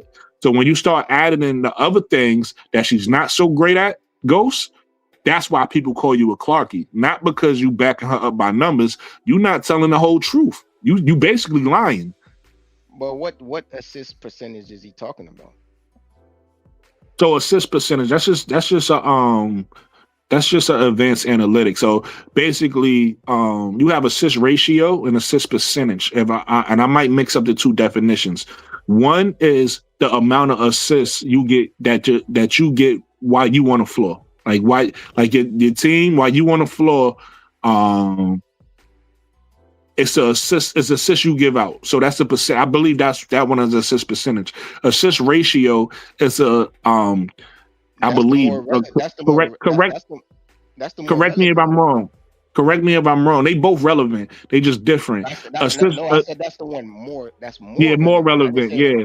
Assist ratio is more about, I think, 100%, 100 possessions or something like that. So it's an assist your team gets while you on the floor within 100%. In 100 possessions that you're responsible for. I believe those are the two definitions. I might have explained them wrong. Somebody in the chat can look them up. But those are like, those are like dependent on on just your teammate. Though what you should be looking at is the assist to turnover ratio, because Yeah, assist to turnover ratio. it's dependent on also you yourself. You're included in that because anyone could get an assist. Anyone could have made the pass to the person. What really matters is if the person makes the shot. You know what I'm saying? If the person doesn't make the shot, it doesn't matter who's passing the Yeah, ball. you don't get the assist. Yeah. But the turnovers is that's you. You're directly affecting that. You know what I'm saying? So that's why you should be looking at that Yeah. because Oh, you right. if she was on All three of them is based on the actual player. So you directly affecting assist percentage, assist ratio, turnover percentage. yeah, you know what I'm saying? If she was playing on a team full of bums Certain that couldn't people are make shots, certain she people would could have higher assists based off their teammates making shots or not. yes. But You get what I'm this saying? yeah, that's my whole point. If she was on a team Exactly. with a bunch of bums that can't make shots, she wouldn't be getting all these assists. But guess what? Exactly. She would still have all those damn She would turnovers. still have the turnovers. That's a fact. So don't come with me with this stupidest number. That's what I'm telling you. Numbers don't always tell. It sounds good, looks good, but when you really dissect it, you're like, hold up, wait a minute. That's a fact. And Ghost, again, let me just say this also, Ghost. No, you're not on trial, bro. Don't nobody care who you a fan of because I'm gonna be honest with you. I seen you in those chats, like the Angel hater chats, and what's his guy? I did. I'm gonna be honest. I seen him in there, and it's cool. I see he be in there heavy, just like he in our chats. Like, what's the guy name? The white guy, the Mick. You talking about? No, Mick? not him. The one that got the black girlfriend, but don't like Angel. Yeah, I don't even. Yeah, Rudy. I forgot. I see Rudy. him in Rudy.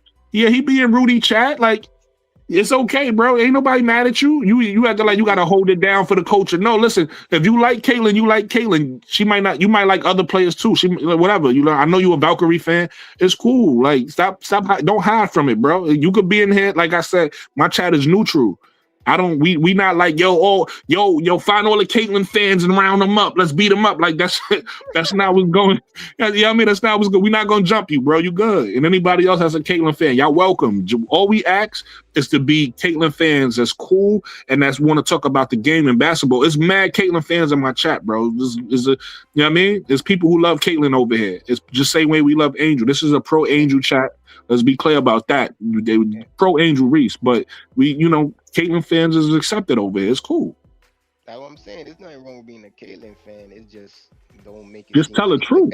Best thing since sliced bread. Because yeah, we Angel fans, but we ain't out here saying, "Oh man, she's the GOAT." You know what I'm saying? Right. And then if Angel got a flaw, what we gonna say, Mo3? Oh, she could work on this, or she get better at that. Same thing we saying about Caitlyn. Except when we say it about Caitlyn, we hate us. Like that don't make sense. We just love basketball, bro. Ain't got nothing to do with hate. Like that's y'all. The people who keep bringing hate in this are people who not really basketball fans. They might be into politics or in other things where hate is more of a part of it. Sports, you ain't even supposed to really care about color for real. Right? If you could play, you could play. And we don't care your background, where you come from. If you could play, you could play, right? That's supposed to be sports. In politics, is racial. And then these other things is racial. And it seemed like all of these different people connected themselves to women's sports for whatever reason. So now you got to deal with, Trump cheats. One of the Republicans who was a Caitlyn fan and told Trump, hey, say something about the WNBA. They over there beating That's, you know what I mean? It's like they lie. Like, Caitlin Clark got a hard foul last week, Mo3, right? But the media want to tell people that Caitlin is getting beat up and everybody is jealous instead of telling the truth. Hard fouls has been a part of basketball before Caitlin Clark was born. Yeah. But all of a sudden, a hard foul happened to Caitlin Clark and everybody want to beat her up. Well, I guess we trying to beat everybody up because everybody done got a hard foul before. I was watching some ESPN thing where this one dude went off. He got tired. He's like, man, listen, man, Alyssa Thomas, she did a couple years ago. She freaking choke slam Angel Reese out the air, and I ain't seen nobody come. I ain't see y'all talk up in arms about that, which is 10 times worse than what she did to Caitlyn. So I was like, I was surprised the ESPN You let about them to say it. segue me into another topic, Mo3, because I got another topic. Did you see? I believe it was Ari Watkins. Did you see Caitlin Clark punch Ari Watkins in the throat the other day?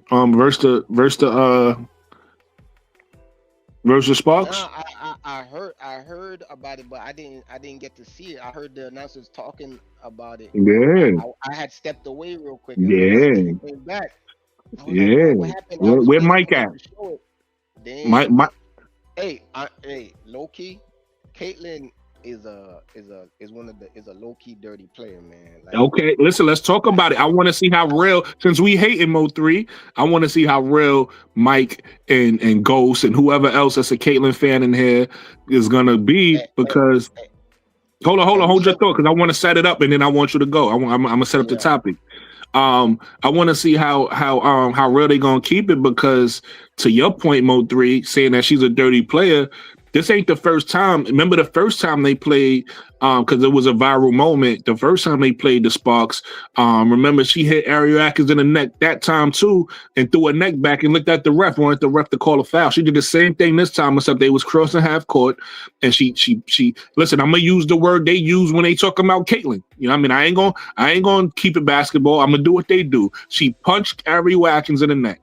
Now, my question to you, Mo3, and I'm gonna give you the floor, is should she be suspended and should it be a flagrant 2 for this? Especially since you got people like the president and what they call it, the DOJ, that's sending letters to the WNBA talking about not wanting to hurt these players. Well, they didn't say these players, they said Caitlin Clark specifically. Maybe they only care about Caitlin. I'm gonna say the players. man, they only care about this shit. Only come up when it has to do with Caitlyn. People, All it's right. been worse done to other people this season.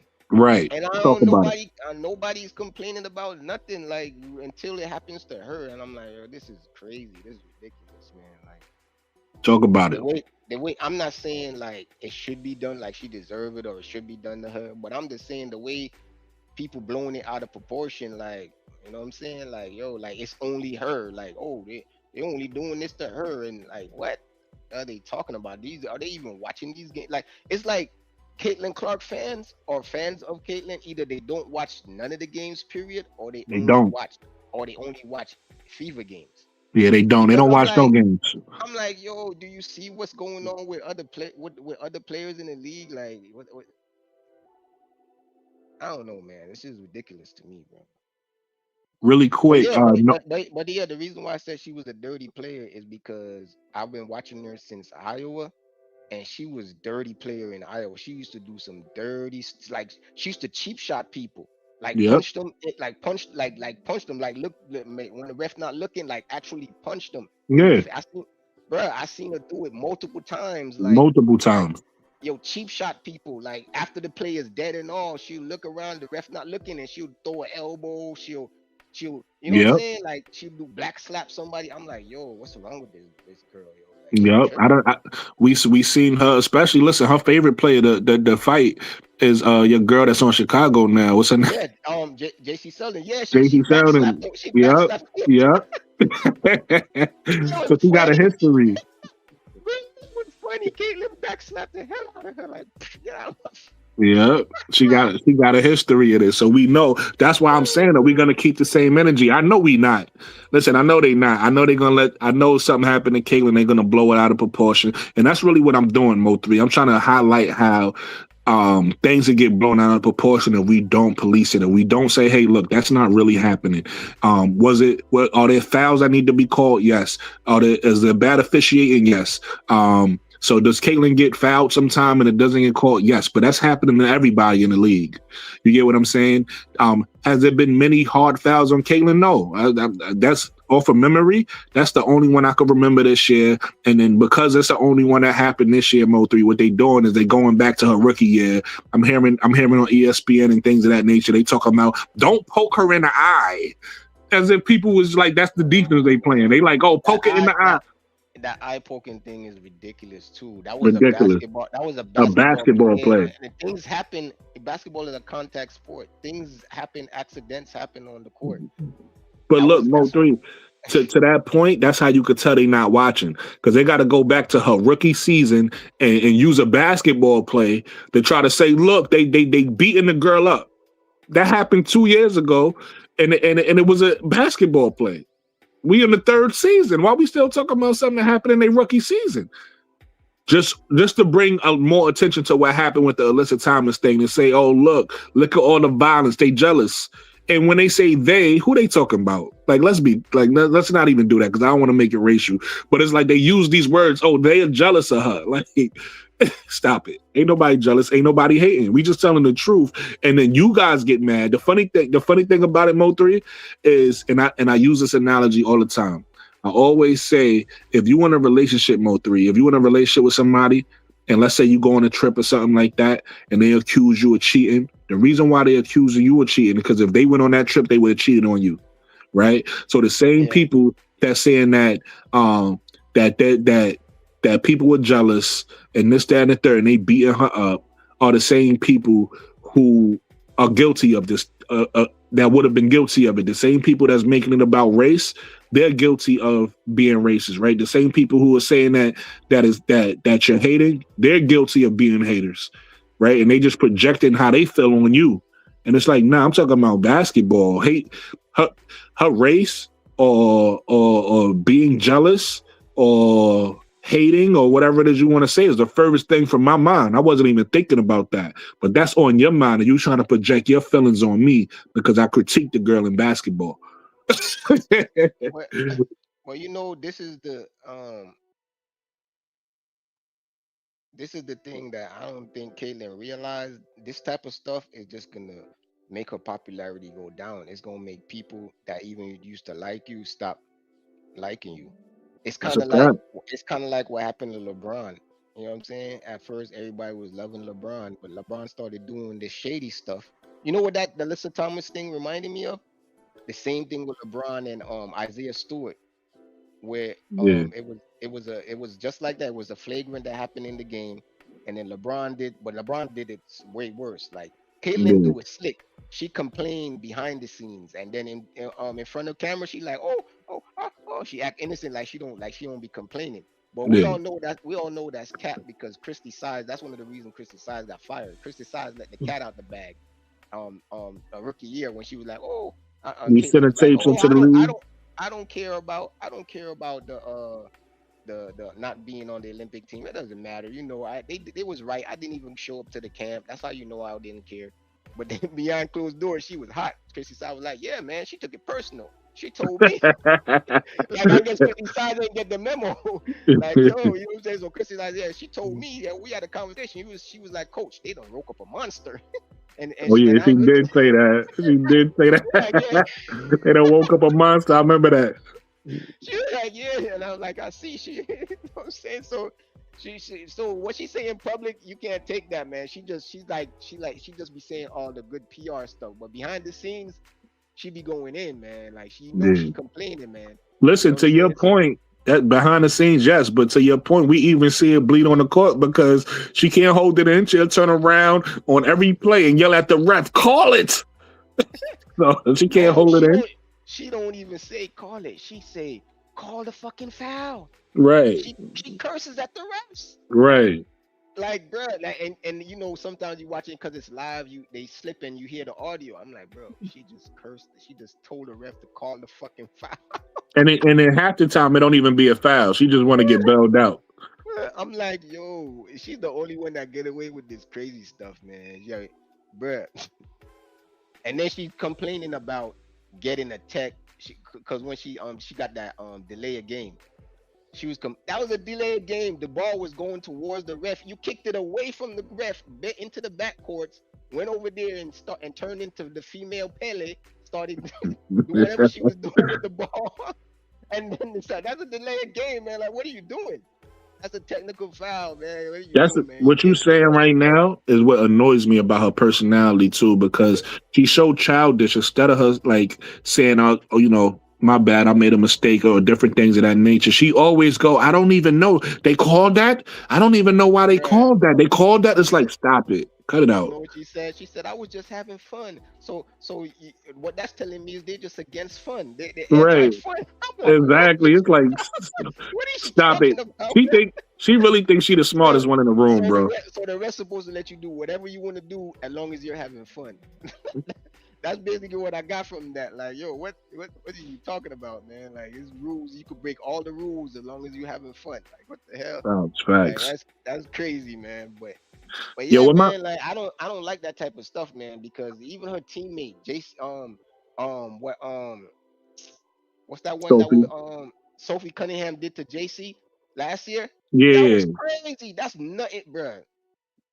That's up there with with the Alyssa Thomas Angel Reese thing, bro. Like those are things where those could have ended ended up in career ending injuries. facts, Like facts, facts. what happened to Caitlyn? Like you know what I'm saying? Like when you watch the replay back, that was a cheap shot by Alyssa Thomas, man. Like because she had her on the shoulder and she massaged her Yeah. her face down to her throat. Yeah, it So was she definitely intentional. It was she definitely did intentional. But she I did think what people, yeah, it was a cheap shot. in my opinion about that though, Mo, I think what people trying to make it out to be, it wasn't. So you can have a cheap shot where I'm bumping you, and I could like it's almost like a warning, or you can have a cheap shot where I'm taking you out. I don't think because think about it. Think of how big and strong Alyssa Thomas is. If Alyssa Yeah. Thomas wanted to hurt or injure that girl, she could have. Alyssa Thomas was warning her because remember the game before, she was like bitch and all this, that, and the third, and she walk Yeah, around with the bruh. attitude, and Why you is know her what I mouth mean. so filthy, bruh? So Her mouth is filthy. exactly, That is great, bro. The shit she be saying, man. Yo, I forgot what I was watching, and they was talking about it was some people that they were talking about people that was on the sideline, and they was like they was shocked of how of the amount of filth that was coming out her mouth. It was like yo, like they was like yo, they used to be like real Caitlyn fans, and then like now they thinking like I don't know, like you know what I'm saying? Like she like her mouth is filthy, bro. Like allegedly, I don't know because well I do know because sometimes I hear the slip, they let the audio slip, and yeah, she do be cursing at the refs, but they wasn't just talking about the refs, they were just talking about in general, kid. Like when things are not going her way, all types of filth come out her mouth. I'm like, oh shit, and it be directed at all types of people. Like yep, even her teammates, she be like, shoot the fucking yeah. I mean, we see that in the rookie season. I'm never yeah. gonna forget the play where she was playing with damn, what's that girl name that ended up going to Dallas? I forget her name. But anyway, she was playing with one of her teammates. That went to Dallas. Yeah, she played on Dallas last year. Um, she was playing with one of her teammates, and the one from Indiana. I think she played. She either from Indiana or played in Indiana in college or something like that. But anyway, Berger. What's her name? Something Berger. Grace Burger. Yeah, Grace Berger. She was playing with Grace. I believe it was Grace Berger, if I'm not mistaken. Yeah. She She was a kicked the ball. she She was a passed it. backup point guard. Right. She passed the ball to Grace Berger, right? And Grace Berger went to take the shot, and you saw in the frame, Caitlin Clark got mad that she took the shot. Like had the stink face, slapped her legs, and the shot went in.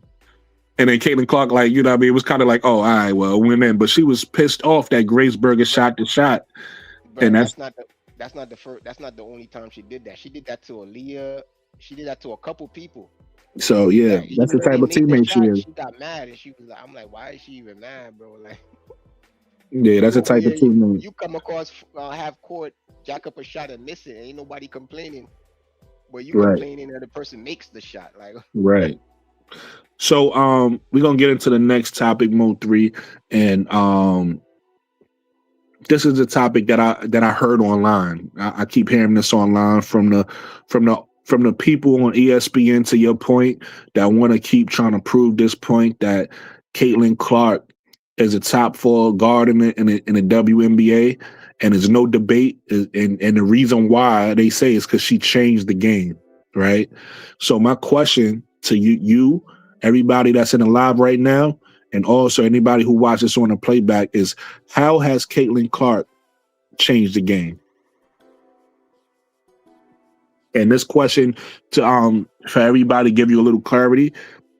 We know Caitlin Clark and Angel Reese have changed the game as far as popularity goes. So I'm not talking about that. But I'm that's not talking really about changing the game, though. right. No, I know, but I'm saying that's what people are gonna say. What I'm talking about is on the floor. I'm talking about how has Caitlin Clark changed the game between the lines? I don't even see how. Because Th- th- the That's my things that point. she's doing, people have been doing it. That's my point. Like Marina maybe didn't just start shooting deep threes and logo threes and stuff like that. She been doing that. Right. And Caitlin Clark ain't invent that. Right. Like You know what I'm saying? So Steph Curry invented it. Like, let's be clear. you know what I'm saying? Like and maybe Mabrey does it as a way better Efficiency. yeah than Caitlin. Like that's what I'm saying. Like I don't see how she changed the game because the things that people know her for, she doesn't do that. She does it like average. It's not she's not excelling at it. Like her scoring, like you know what I'm saying? Like they was expecting her to come and do like put up 30 points in a game and 25 or all this stuff. Like, bro, like this is Give me the floor real quick, Mo3. I got a bone to pick, right, about this topic. I got a bone to pick with Nancy Lieberman and Stacey Dell for telling lies about how Caitlin Clark has changed the game, one, and then telling lies about the WNBA her opponents, Mo3, right? What Nancy Lieberman said was these players is jealous. They jealous of her and they beating her up, right? That's the lie she telling. And the lies of Stacey Dell on ESPN, the lie she's telling is that, oh, there's just a narrative, Mo3. Oh, you know, these players don't take voting serious. These players just voting for everybody on their team. That's why Caitlin Clark fell so low. They not, you know, there's no integrity in it, right? So now she's basically trying to put out a narrative to the people that these professionals don't take, you know, who's the best players in a league serious because Caitlin fell to number 11. So I got a bone to pick with them because I'm not with the lies. I'm not with you know, throwing people under the bus just to make a narrative. I'm with telling the truth. And to your point, Mo3, Caitlin Clark hasn't changed the game. Let's just be honest. A lot of people argument is gonna say, oh, she changed the game because I'm talking about her fans, right? This is what they're gonna say, Mo3. She changed the game because look at the way they guard her, right? Caitlin ain't invent guarding, picking up full court. That was part of the game before Caitlin. Caitlin ain't invent that. You get what I'm saying? There's a whole defense around this called full court press. Full court press, right? Or in basketball terms, a lot of people say guard 94 feet. Caitlin ain't invent that. That's been around before Caitlin, so she didn't change the game in that way at all. As far as shooting deep, let's even say to you to their point, Mo3. Let's even say she did bring that into the game, which we know she didn't. She don't do it efficient enough for us to be like, oh, that's an efficient shot, right? In order for you to make the logo three and make it a threat, you got to shoot it efficiently, which is she doesn't. That's to your point. That's not the reason why they're picking her up 94 feet. They're not picking her up because they're scared she's gonna make it. They know she's been shooting horrible. So why would someone keep doing something if that's not having the effect that they want? They don't have to do it. It's gonna, you know what I'm saying? Like why Right. why it's like what they say, why pay for milk when you know what I'm saying, when why pay for the cow when you get the milk for free? So why so you got to look into it and see why are they doing that? You know why they're doing that? Because their handles is suspect. They do that, they pressure her to get steals, and if they do it under her basket, if they get the steal, it's easier for, and their defense sucks. So if they steal it from her, is a high percentage chance they could score. Right. That's why they're doing it. They're not doing it because they scared. They're scared. They, believe it or not, these players wish she would do this every time she hit half court, jack up a shot. Her percentage sucks. Right, exactly. But my point is saying that, and I'm happy that you brought that up because you absolutely right. But my point is, she ain't changed the game though with the logo 3, right? She hasn't changed the game with that, at least not yet. I'm not saying she can't become more efficient at it, but we judging her right now. She's not that efficient at shooting the logo 3 for that to even be made an argument that of, oh look, she changed the game with this. She hasn't changed the game with the logo 3 yet. You know what I'm saying? The fact that she shoots it and make it great, like that's a kudos to her. And I'm not here to take anything away from Caitlin Clark. I'm here to challenge that she changed the game because the game to me, Mo3, from 2004 to now looks the same. Like, has the game changed before? Like before 2004, when she got drafted, was they playing differently in the WNBA? Was a new game implemented in 2024? So I really don't. I don't see anywhere, in my opinion, Mo3, where she has changed the game. I'm gonna land my plane right there. I'm gonna give you the floor. I don't even know why they bring that up because there's this person that people voted on and said she would. Even though I say at the moment I think Caitlin is better, but there was somebody called Sabrina in the league that was doing that. Exactly. She was the one being compared to Steph Curry. She was the one that had a 3-point shootout with Steph Curry. You know what I'm saying? She was the one doing all this thing that they claim Caitlin is doing, which she's not doing. Well, she's doing it, but she's not doing it well. Sabrina was doing it well. She shot like what it was like 40%, over 40% from the threes, shooting logo threes and deep threes and stuff. You know what I'm saying? She's the one that broke Steph Curry's 3-point record. Not Caitlin, so I don't know what did she change? Like when they had somebody that was before her doing what they loving her for doing, but doing it way better.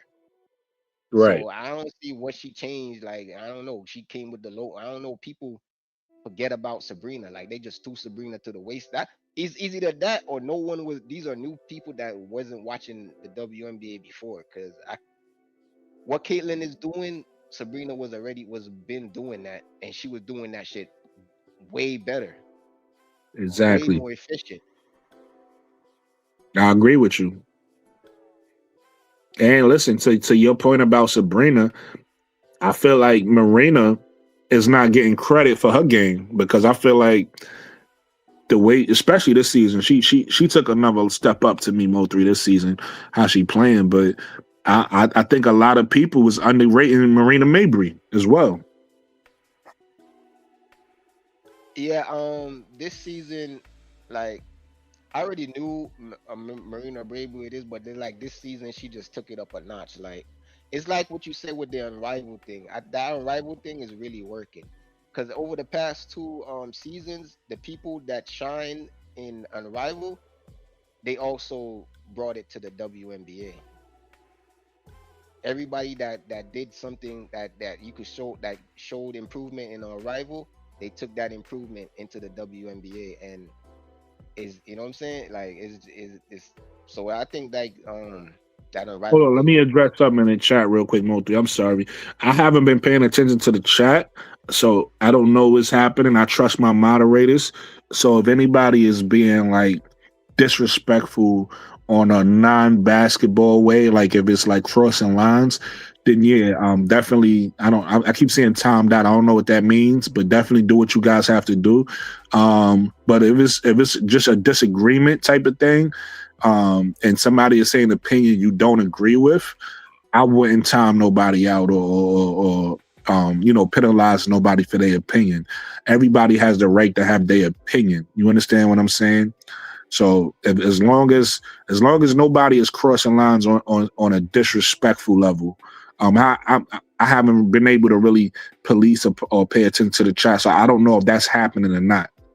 You understand what I'm saying? But I'm just telling y'all how I feel. In my chat, everybody is allowed to have an opinion, regardless if that opinion is how you feel, or that opinion is different from yours. Like everybody should be able to have their opinion, as long as it's a respectful opinion, and especially as long as the opinion is about basketball.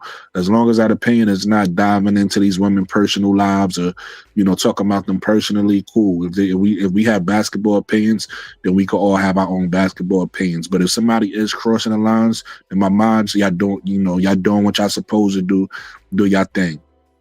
Go, Motor. I just wanted to address that. So MVP, she doesn't need to improve it to 40%. I think that's like, if she was a I agree with Motor. logo 3 shooter, she would be an amazing shooter.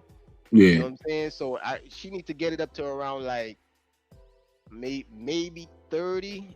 I would say that she would still be elite because logo 3s, those are deep 3s. Those are like 30, 34, 35, 36, 37 and out feet. You know what I'm saying? Those are like long distance bombs. So 40% is really that's really elite. Like, you know what I'm saying? That's like that might even be better than Steph Curry, to tell you the truth. So that she don't need to be that much, but as long as she could get it in like 30 or the high 20s, that's good. Or just take less of them. You know what I'm saying? That would help too. I would say about 35%. I'd be comfortable with. It don't have to be 40. From the logo? Yeah. That's crazy, bro. Like logo 3s are like, because from the logo, it don't matter though. I'm not. If you're gonna take the shot, I'm not. Listen, I can understand if they're a lower percentage than the regular 3, right?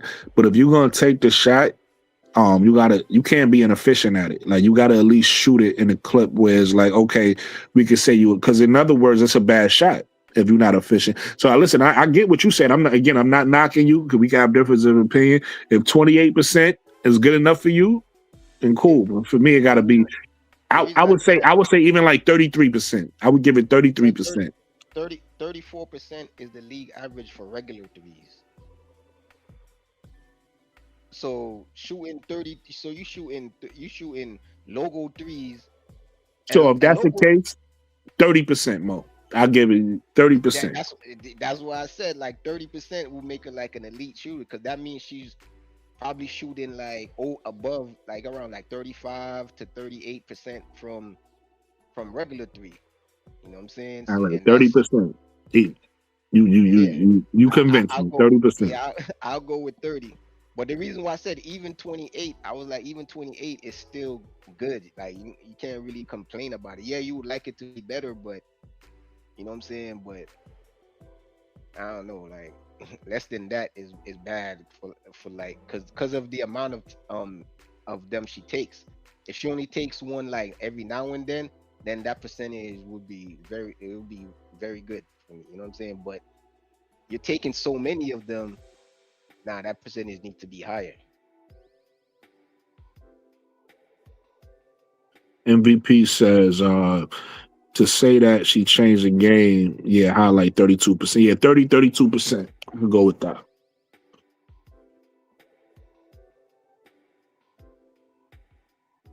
Is Mike still in here? I want Mike to come to the panel because he's saying a lot in the chat. I want to hear his thoughts.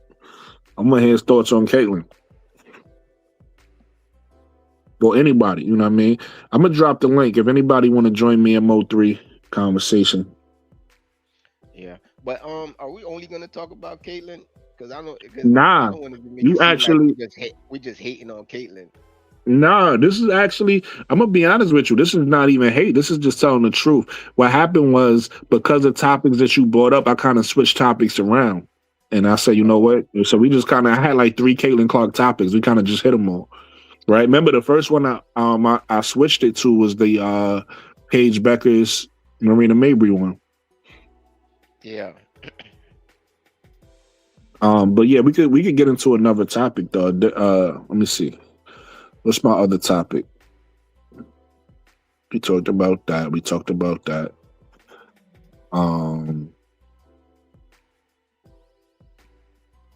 Let's get into this right here, Mo3. Atlanta Dream snaps they 5-game losing streak. How you feel about the game of the day? The game of the day proves my point. If anybody was watching that game, everybody it seemed like it seemed like I heard some people were saying that on the YouTube streets that they were playing to like become all stars and stuff like that. Because all of a sudden, since Alicia Gray was announced as the all star, she over there passing the ball to Angel like it's going out of style. I'm like, what the heck is going on here? She dropped like 4 or 5 nice ass dimes to Angel. Angel didn't convert on every one of them, but those dimes was like, I'm like, what's going on here? Like Alicia's passing the ball, like, cause remember I was saying like Alicia she ain't passing the ball. She get it. Yeah. She just go do her thing. You know what I'm saying? Mm-hmm. And that game, it seemed like everybody was just passing the ball, not just to Angel, but just moving the ball around. You know Yeah, what they I'm would have to saying? get into their offense. Yeah, I'm like, so maybe there was some truth to them. They were just playing for stats so they could become all stars, and now that that's over with, they just like, oh, we just back to playing real basketball. Nah, I don't buy into that. I know. Listen, like I said, I know they got these other channels in here that you got to realize, Mo3, you got to be careful who you watching, because some of these people, they I don't. A lot of these people don't really know basketball like that. Like some of them just like they trying to understand what they seeing, and because they don't really understand the basketball part of it, what they do is they start to put certain things. Oh, they was just playing for whatever. Or, they trying to ice Angel out, and it's like a lot of this stuff sound good, but it's like it's just not true if you watch it. Like even now, I'm gonna be honest with you, it's a simple explanation for what you see the last game. Are they gonna keep it up is the question, but the simple explanation is they just trust in the offense more, because what happens is when you have an offense that's they don't have a coach, to your point, which you said a few lives ago, Mo. They don't have a coach that's like super disciplined, meaning we're gonna take you out, and no, right? Remember you said that a few lives ago. Yeah. So they don't have that. They don't have a short leash, and they also don't have an offense that the offense tell them what to do, right? So it's like you got to be a thinker out there. You got to make decisions, and sometimes if you lazy and you cut quarters, you're gonna make the easy decision. The easy decision is I'm gonna just take this shot, or I'm gonna I'm gonna just do this. I'm gonna just do this pick and roll, whatever. I'm not gonna actually pass the ball, cut, move, screen for somebody else. Because like you said, I did notice that too. Not just Alicia Gray passing. I noticed some of the stuff they was doing in the offense that they wouldn't have did before. Right, Mm-hmm. certain cuts that they was doing and just being lazy. So they was just my bad for cutting you off. Go ahead. No, you good, Brody. No, you good. Even listen, this a conversation. This one pass, this highlight pass that Alicia gave to Angel. It was a lead pass. She put the ball where she wanted Angel to go, and Angel went and got the ball. And I'm like, bro, she would have never. I'm like, yo, where is the real Alicia? And what did you do with her? With that's called his chemistry. This got to be an imposter, right? Like, you know what But I'm saying? that called his chemistry. If you notice, Angel set that whole play up, because Angel stopped at the free throw line and looked at her, and they kind of caught some eye contact, and then Alicia did it. She set up the play and then threw it and trusted Angel was gonna get there. That's chemistry, right? That's you playing with. When I see her throw it, I thought it might. I was like, man, look at this pass right here. Is she gonna get a turnover? But then, Angel got it and laid it in. They was on the same page. Yep. But the question is this, Mode 3, they just came off a whole road trip where they didn't really execute, right? The question is, are they going to continue to execute? And another thing that people got to realize, another thing I've been hearing on other channels that you haven't been hearing on my channel, because I'm not going to do it, right? But the stuff that people been saying on other channels is they want to blame Nas-Hillman. They don't like Nas-Hillman, or why is Nas-Hillman started? Nas-Hillman was cleared finally, off of whatever she was going through, she was cleared to play with no minutes restriction. And you see, like, even though she didn't have the greatest game, her presence is felt. Like, she's still, even though people want Medina Okot to play more and this, whatever to play more, she's still a vet, right? She still has more experience. So right now, she's still the best option until Bree Jones come back, and we'll see what happens with that. But she's still the best option right now to start with Angel, because we seen what it looked like when she got hurt, and it was nasty. even Okot was out there again. She played well, but we still seen some turnovers, some travels and stuff like that. So Okot is young. They got people who Okot fans. Let her be a rookie and grow into the player y'all want her to be instead of throwing her out there too soon. Yeah, I don't really love Naz Hillman out there, but I'm starting to lean to your side of that even when Bree comes back, she should come off the bench and leave it, because you're right. They need Nas to help the offense flow more efficiently, because she's like even though she's an undersized big, she could stretch the floor and bring out one of the bigs that's guarding her. You know what I'm Yep. saying? But Bree Jones and Reese is not doing that. Like, if Reese was like when Reese like develops a more dependable mid range, like a 15-footer, 15 to the three. You know what I'm saying? Like the free throw line to the 3-point line, then become more of a threat from out there. Then I could see, you know what I'm saying, Nas going back to the bench, but But even that won't work. I agree with what you're saying in a different offense, but in the way Carson Mesco run his offense, right? Let's just say, Bree Jones is out there, right? Let's say it's Bree Jones and Angel. Let's say Jordan Canada runs that pick and roll on the left side, right? And Bree Jones has the ability to roll. If Angel's on that right side, she can't be in the short corner, right? They catch a shoot. She got to be in the corner 3, right, for the spacing, because the way his offense run, he try to maximize the most amount of space so that when you do get your shot, if Bree Jones do get a shot at the rim, she has the most amount of space to make the layup. Or if they collapse on her, she can make the pass out for whoever's going to make that 3. So Angel's going to have to feel comfortable not even making the mid-range. She's going to have to feel comfortable making that 3. And to your point, that's what makes Naz Hillman so comfortable out there, because Naz Hillman will stand behind that 3.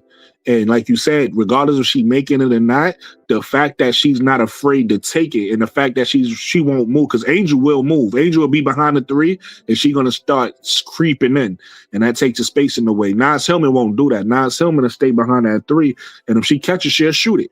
Right? yeah, And we know Bree Jones can make the 3 too, so who knows? It might work with Bree yeah. Jones as well, but so we'll see This when she comes back. this is why I think it won't work as well with Bree Jones, because this is the thing that Nas has over Bree. Yeah, Bree Jones could make the 3, even though it might not be if as a higher clip as Nas will. You know what I'm saying? But this is the thing. Now she making it, so they respect it, right? So now they Right. don't give her room. What not? Right. But Nas when that happens to Nas, she has the ability to beat them off the dribble. Yeah, she more mobile. Yeah, Bree Jones is not doing that on a consistent basis. Yeah, and then right now, to your point, even when I see like the little videos they got of Bree Jones in practice, she looks slow. You know what I mean? She hasn't played basketball for a long time, so we don't want to rush her back either. Right? Her mobility is just not there right now. So even when she first come back, she probably gonna be coming off the bench. If she do eventually start, she's gonna have to come off the bench when she first come back, because she's just not gonna be fast enough to really be mobile out there, as if she was ever that fast anyway, right? That's what I'm saying. Yeah, that's what I'm just about to say. She was already slow. You know what I'm saying? So coming back on injuries, now she's even slower. Like, that's why I say I don't see it. Her, even if she's making the 3s, I don't see it really. You know what I'm saying? Once they stop giving it to her, it's like she doesn't have that much to do other than make a quick pass or something like that. You know what I'm saying? But Nas can do other things. You know what I'm saying? Dribble around, you know what I'm saying? Try to do something, make a dash to the basket, do a give and go. You know what I'm saying? Yeah, exactly. Bree could do a give and then try to go. You know what I'm saying? But she not. I don't think she ain't gonna be quick enough to beat. You know what I'm saying? Especially with these forwards in the league nowadays. They, you know what I'm saying? They quick now. A lot are like undersized or like undersized bigs. They not really like real bigs. They just like threes. You know what I'm saying? That's tall enough and athletic enough to play the four. Facts. That So we're gonna get into the next topic, which is still on the Atlanta Dream, but this is a specific play. I don't know if you remember the play mode 3, but it's a play where Angel had like kind of like a fast break, and she had Letitia Heidelman on one side and Jordan Horston on the other side, and she had pretty much a clear lane to the basket, but they were swiping at her arms, hacking her, right? And then she ends up missing the layup, but she didn't miss the layup. She literally got hacked, and she threw her arms up at the rim, and the ref was standing right there. That's I think her name is Marie. I'm not sure, but the Spanish ref, I believe she's the Spanish ref. Standing number 8. I think her number is number 8. She was standing right there looking at it, and Angel yelled at her like, "Yo, call a foul. Where's the foul?" No, they didn't. They gave her a tech because on the other end, which is silly, but again, they just calling techs for anything now. I guess what happened to Angel, because Caitlyn just punched her by in the neck, they ain't called nothing. But Malanga got hit in the back of the head, like on that fast break when Angel ran. I guess Angel arm must have hit Malanga as she ran. And that's what they called the tech on. It was like on the other end. I thought it was because that was all in the same. Yeah, it's all one play. It was literally in transition. So because Malanga hit the ground, they went and reviewed it, and then they gave Angel I thought she got the tech because even when they would do the review, Angel was still going at her. So I was thinking that's why they gave her the tech. I was like. They didn't check out. Yeah, but my point is that Angel getting hacked though. Son, that ref was right there in the line sight looking at it and didn't call nothing, bro. And you could clearly see when they showed the replay, they was like swiping. They kept hitting her arms. They kept hitting Angel arms. And even the commentator, it was Cynthia Cooper, at first was saying, "Oh, she think Angel might have." Picked up the dribble too fast or got uncomfortable because of the guards. But then when you showed the replay, they literally show her getting hacked. Nobody said nothing. Cynthia ain't say nothing. Nobody said nothing. They went to commercial. They came back with what you said, the technical foul, whatever they gave her, the flagrant, whatever they gave her, shot the free throws. Okay, they gave her the tech, and they ignored that play. The reason why I thought that too. I was like, "Oh, Angel, why you pick up the ball?" So, but then when they showed the replay, that's why she picked up the ball, because they was hacking her. Yeah. So she picked up the ball to try to like go into a shooting motion to try to get free throws. Exactly. If she didn't do that, then it would have just been a foul on the floor. Right. Or what it was, a no call. Yeah. But I'm just saying that's turnover. That's her train of thinking. She's assuming obviously they're gonna call a foul, so she's preparing for when they call a foul that is to be a shooting right. foul. It's an active shooting. Instead of just on the floor. You know what I'm saying? That's why she did what she did. You know what I'm saying? So yeah, man, Angel be getting hacked a lot, and they don't be calling it, man. Like I don't know. Right. And that's why I'm saying something about it, because I feel like at this point, us as content creators, we gotta actually just start highlighting it in the media, because they will say something about it apparently if they get heat, right? So I'm gonna find that referee name. and I'm a small channel, so it ain't gonna go but so far with me doing anything. But people need to start highlighting when they do stuff like this, because it's like we see it as fans, and it's like it's not right and it's not fair, and they're clearly doing it, and they're doing it for a reason. Like, we're not dumb. They're doing it for a reason. Bro, once what in that last Golden State game with a me here, once I seen Yeah. that, I'm like, man, this shit. How can they go to review the play and still call that a foul? You could Still clearly call see. after a review, bro. Still Yes, call that. you could clearly see she freaking flopped, bro. Like the first, they try to say, oh, the first elbow didn't hit her because she had no reaction. The shit missed. It's the second elbow. She reacted to the second elbow that you could clearly see missed by a mile. That she swung her head back. Like, this is crazy, man. They still call that a flagrant foul. I'm like, yo, this shit is rigged. That's why I'm like, yo, I'm not even like, to that point, there's nothing you could do, man. Because if you go to review and still call that, you know what I'm saying? Like, that's crazy work. That's a fact. I got a question for you, Mo3, and this is really to anybody who watches on the playback. I want you guys to answer this for me as well. And anybody in the chat, I want y'all to answer this. We halfway through the season, right? We it's 44 games in total, right, for the year. Yeah. And every team for the most part has played 22 games. So now we can see who these teams are and where they at. So let's really quick just give our opinions on the top 5, right? The middle 5, and then the bottom 5 on just where we think, like just what we think of the team. Are you a championship team? Are you a contending team? Should you be a rebuilding team? Right? Like in other words, if you was a GM, we're gonna play GM real quick. You know what I mean? Depending on if other topics come up, or if somebody like say something interesting in the chat, we probably gonna land the plane in the channel on this for tonight and the show on this.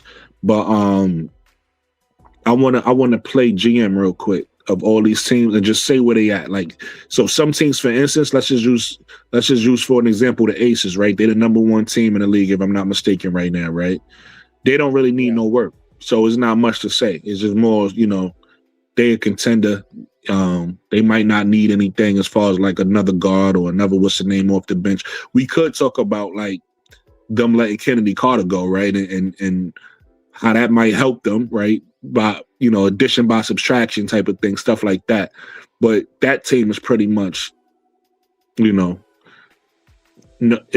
nothing glaring right now. Like remember last year, I think they needed to step their defense up or something like that. I don't really know if there's any weaknesses or right now they need to focus on. They might need to just continue doing what they're doing and stay healthy. You get what I'm saying?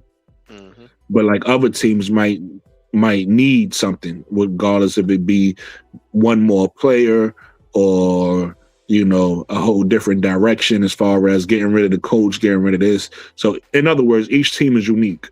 So we'll have fun real quick, talk about each team, and just be quick, GM. Let me unless you want to call it out, because I don't have them pulled up right now. I don't know if you want to pull up the standings and we just call what out?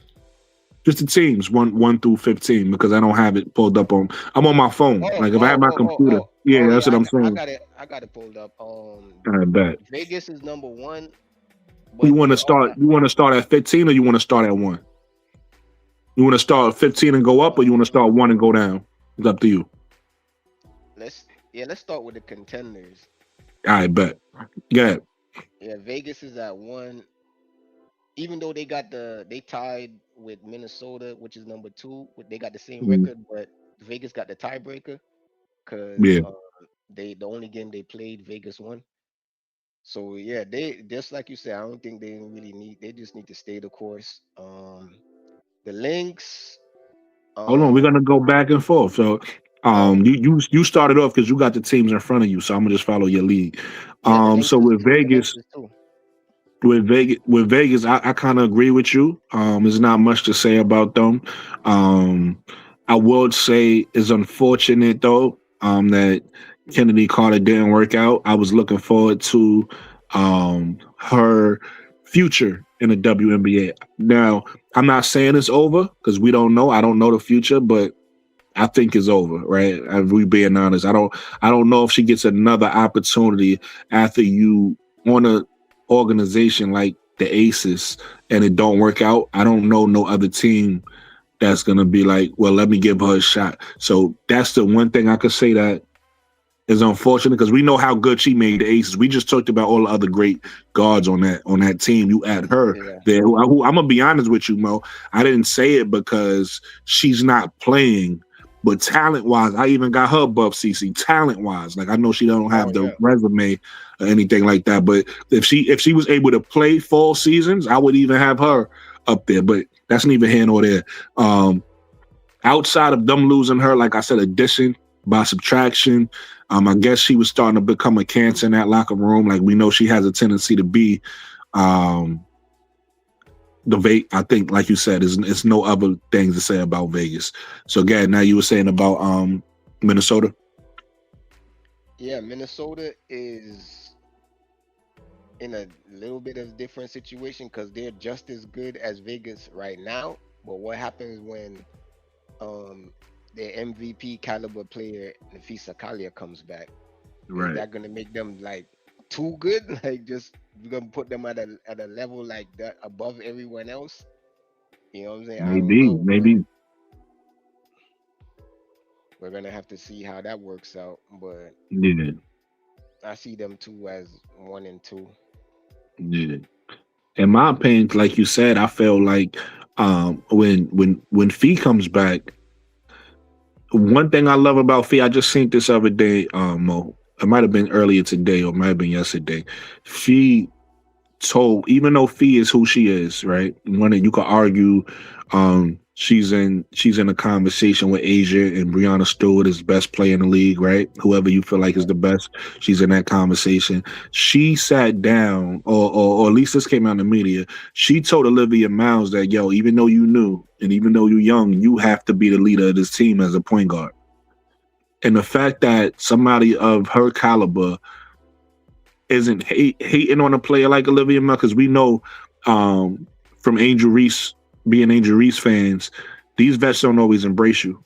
You get what I'm saying? So for Fee to be the type of person she is, to tell Olivia Miles, who's having a season she's having, that you got to be our leader, even though Fee is every year an MVP candidate.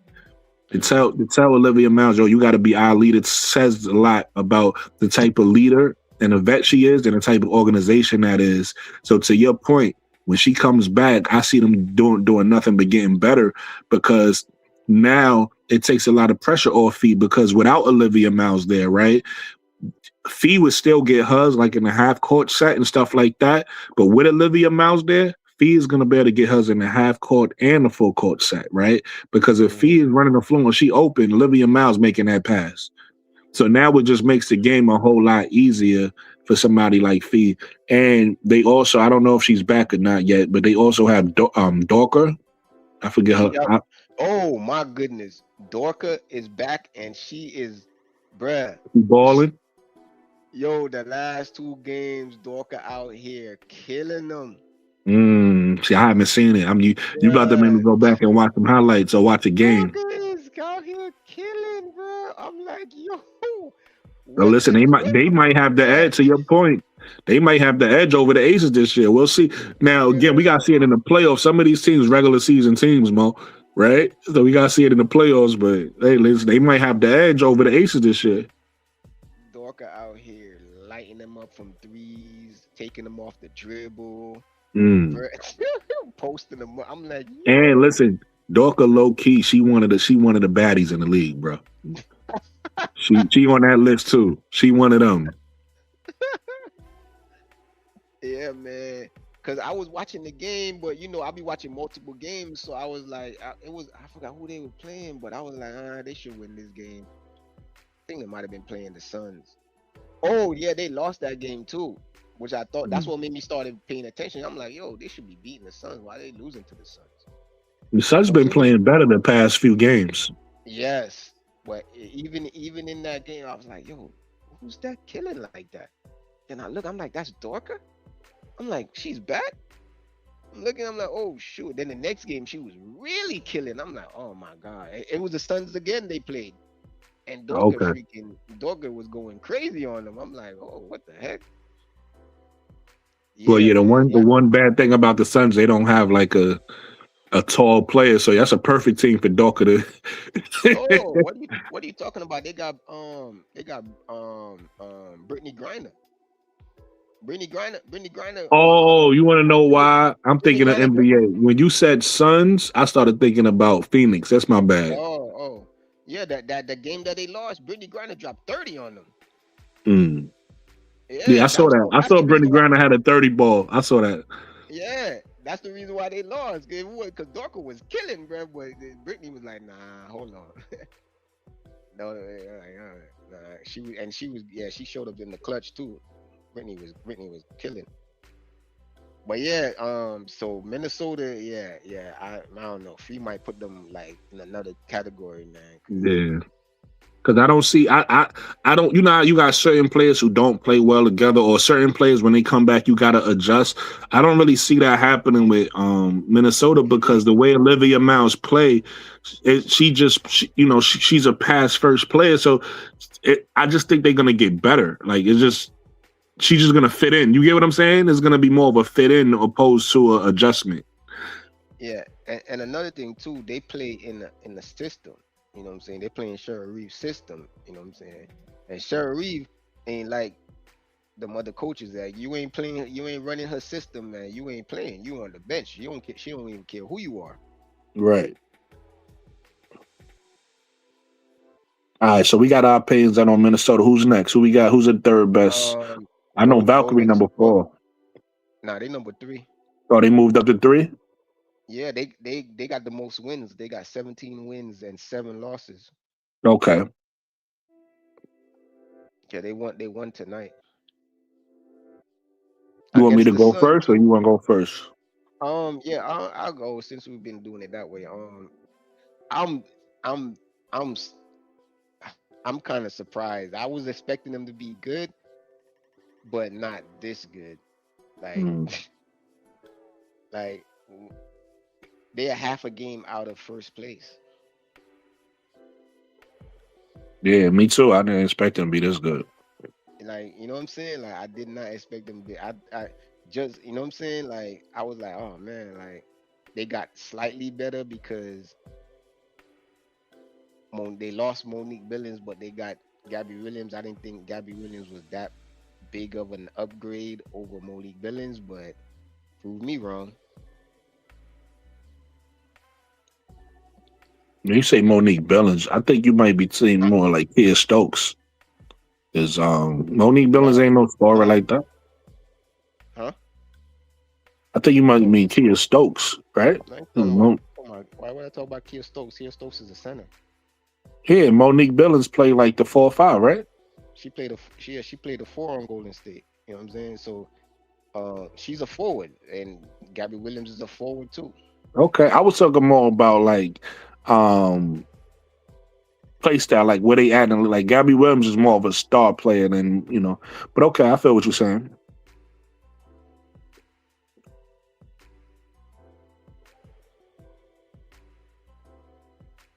That's it. Yeah, I don't really got Oh, nothing okay. else to say. Like, you know what I'm Now I saying? wasn't Like, sure if you was done because you just got quiet. yeah, So I ain't my got nothing else. opinion, got you. So my opinion on Golden State is you hit the nail on the head. My only other and to your point, shout out to you because you educated me a few weeks ago on what the 5-year plan for Golden State. Oh yeah. So for them to be on a journey, I guess I gotta give them an A+ because you know how I feel about them. I don't feel like they have a star. They don't have like that A-list player. Mm-hmm. Gabby Williams is their star, but I feel like they don't have like that go-to A-list player. But listen, the way Gabby Williams is playing, she's playing like that player in this system, and the way the system, how Natalie Nakasi got them, how she's coaching them, they're playing with confidence. They have the best defense in the league, and I think they proven like they're a team you don't want to see in the playoffs. And we'll see what happens. And like I said, this is halfway, so they got another 22 games to go from here to sustain this where they are. Are they going to stay in the top 3, in the top 5? We'll see. But I think they earned their spot up until this point, so you have to respect what they're doing, even without that player, right? Even without that A-list star. And yeah, because I don't have anybody in mind, because I'm thinking like, for them it'd be perfect.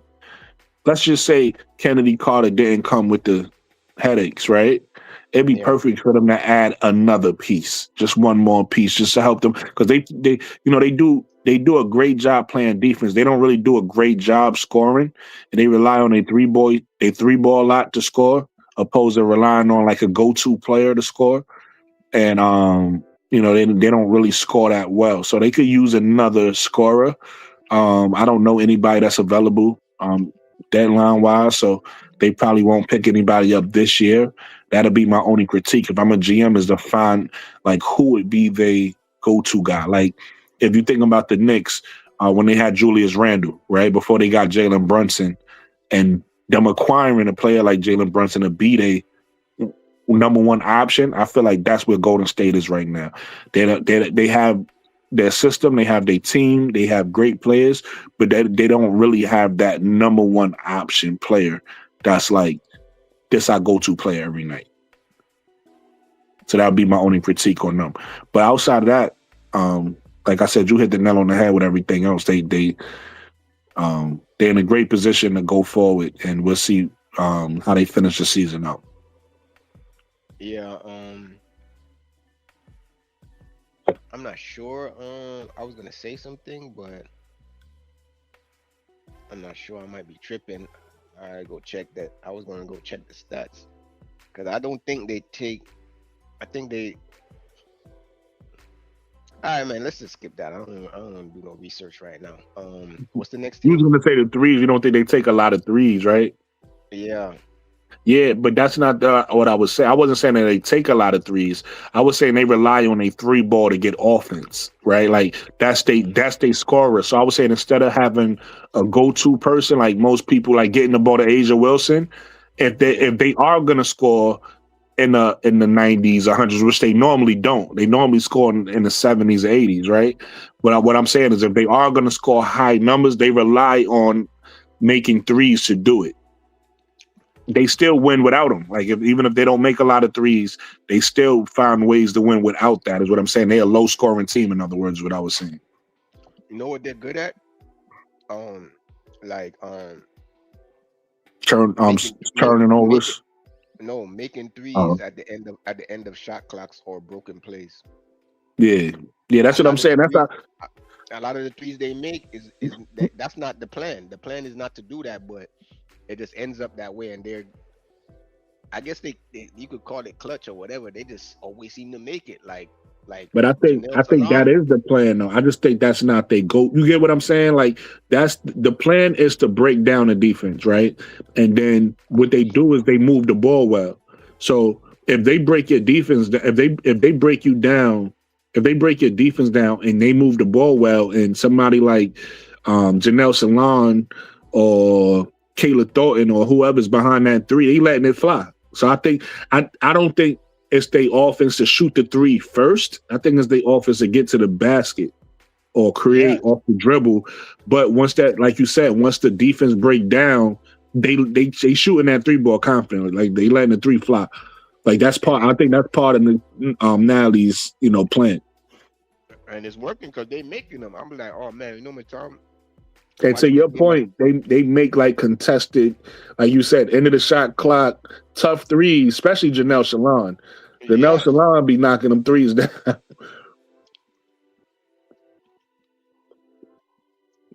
Even damn, what's that girl name? The one that you like, that you was raving about, that the European player, the white girl. Oh yeah, and you just reminded me. I haven't seen her. I don't know how to say her name. I don't want to say it, but Sete. You see that, yeah. You said that, yeah.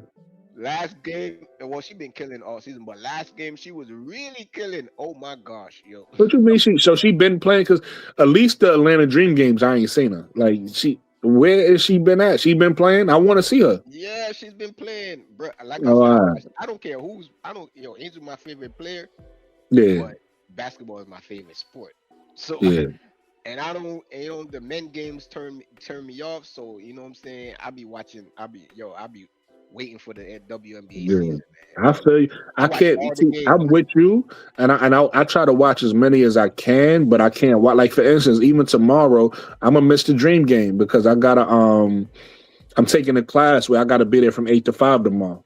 So I'm gonna miss the Oh, Dream game tomorrow, and then on top of that, I do other things outside. Like I enjoy women's basketball, but I'm also a gamer. So I'll be like, I'll be on Rainbow Six. I play that sometimes. I'll be on 2K.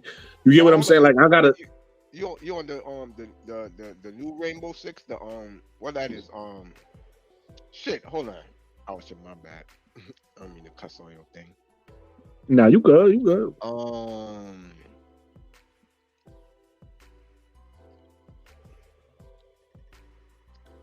But yeah, Rainbow I'll be Six, get. the Rainbow Six Siege Six. I mean Rainbow Six Siege X. Yeah, that's one. Yeah. So I'll be playing that. And I so got, in other words, I got that, but I've been trying to get somebody to play with. I'll be like, yo, man, but none of my bro, none of my my bros name, want. my gamer tag is the same thing as my 80s baby is everything, bro. That's my IG, is my gamer tag. So What send me a what request. what you want? You want It PlayStation? don't yeah, it don't yeah, I'm on PlayStation, but it don't even matter because you could send it through was it Ubisoft or whatever? What you on PlayStation too or no? Nah, I'm on PC. Yeah, you can still send it through was it Ubisoft or whatever? It's still 80s baby. Everything 80s baby.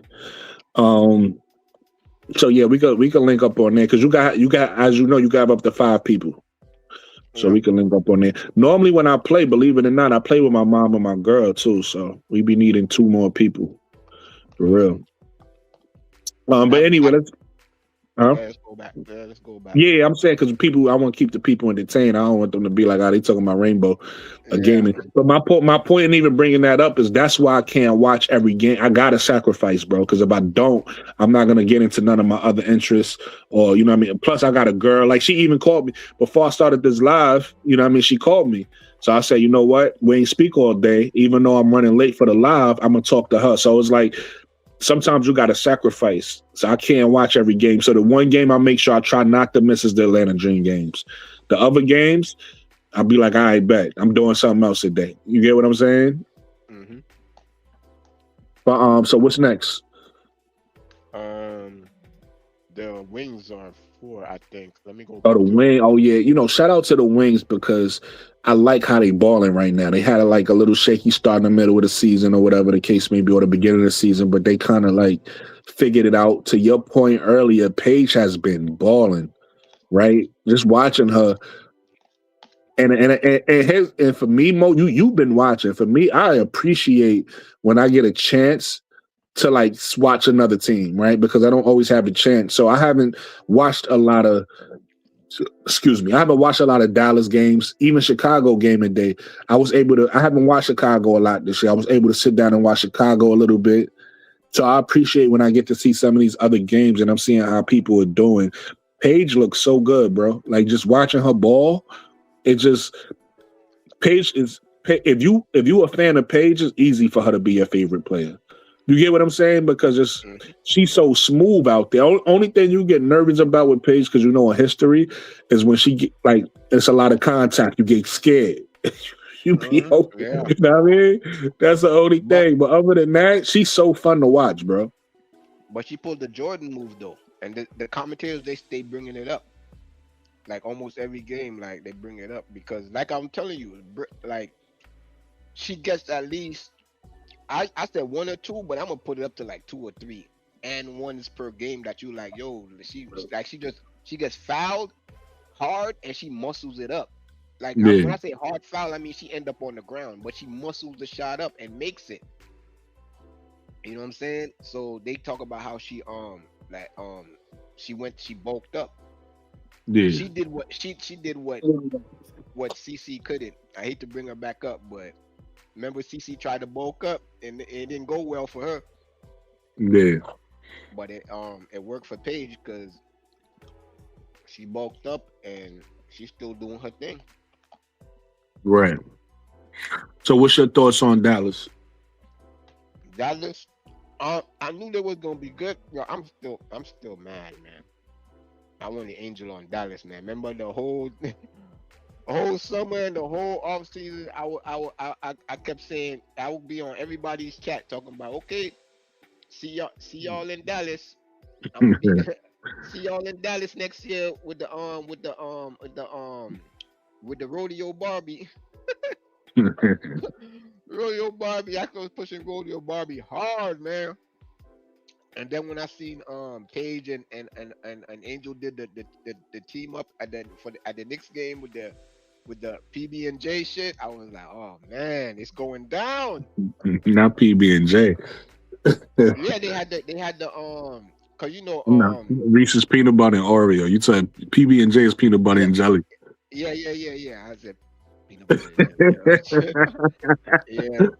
But I was like, oh man, they brands are collaborating. They setting this up. Is this like a But I think part of it was Chicago was hating kid. I don't think Chicago really wanted to send their kid because they made it seem like they wanted to do Angel right, but no one in their right mind is gonna throw a turn down what Dallas was offering them. Dallas was offering them the #1 pick and some throw-ins, and they didn't even want that. They got Angel for basically nothing. Atlanta got Angel for basically nothing. Yeah, but what's your thoughts on Dallas, though, Brody? Oh yeah, I went off on a tangent. My bad. Dallas, man, they're good. They're contenders. They could win it all. They could beat Golden State, Minnesota, and the Aces. You know what I'm saying? Matter of fact, ain't they beat the Aces twice already? Yeah. You know what I'm saying? And they did it with Kennedy Carter. So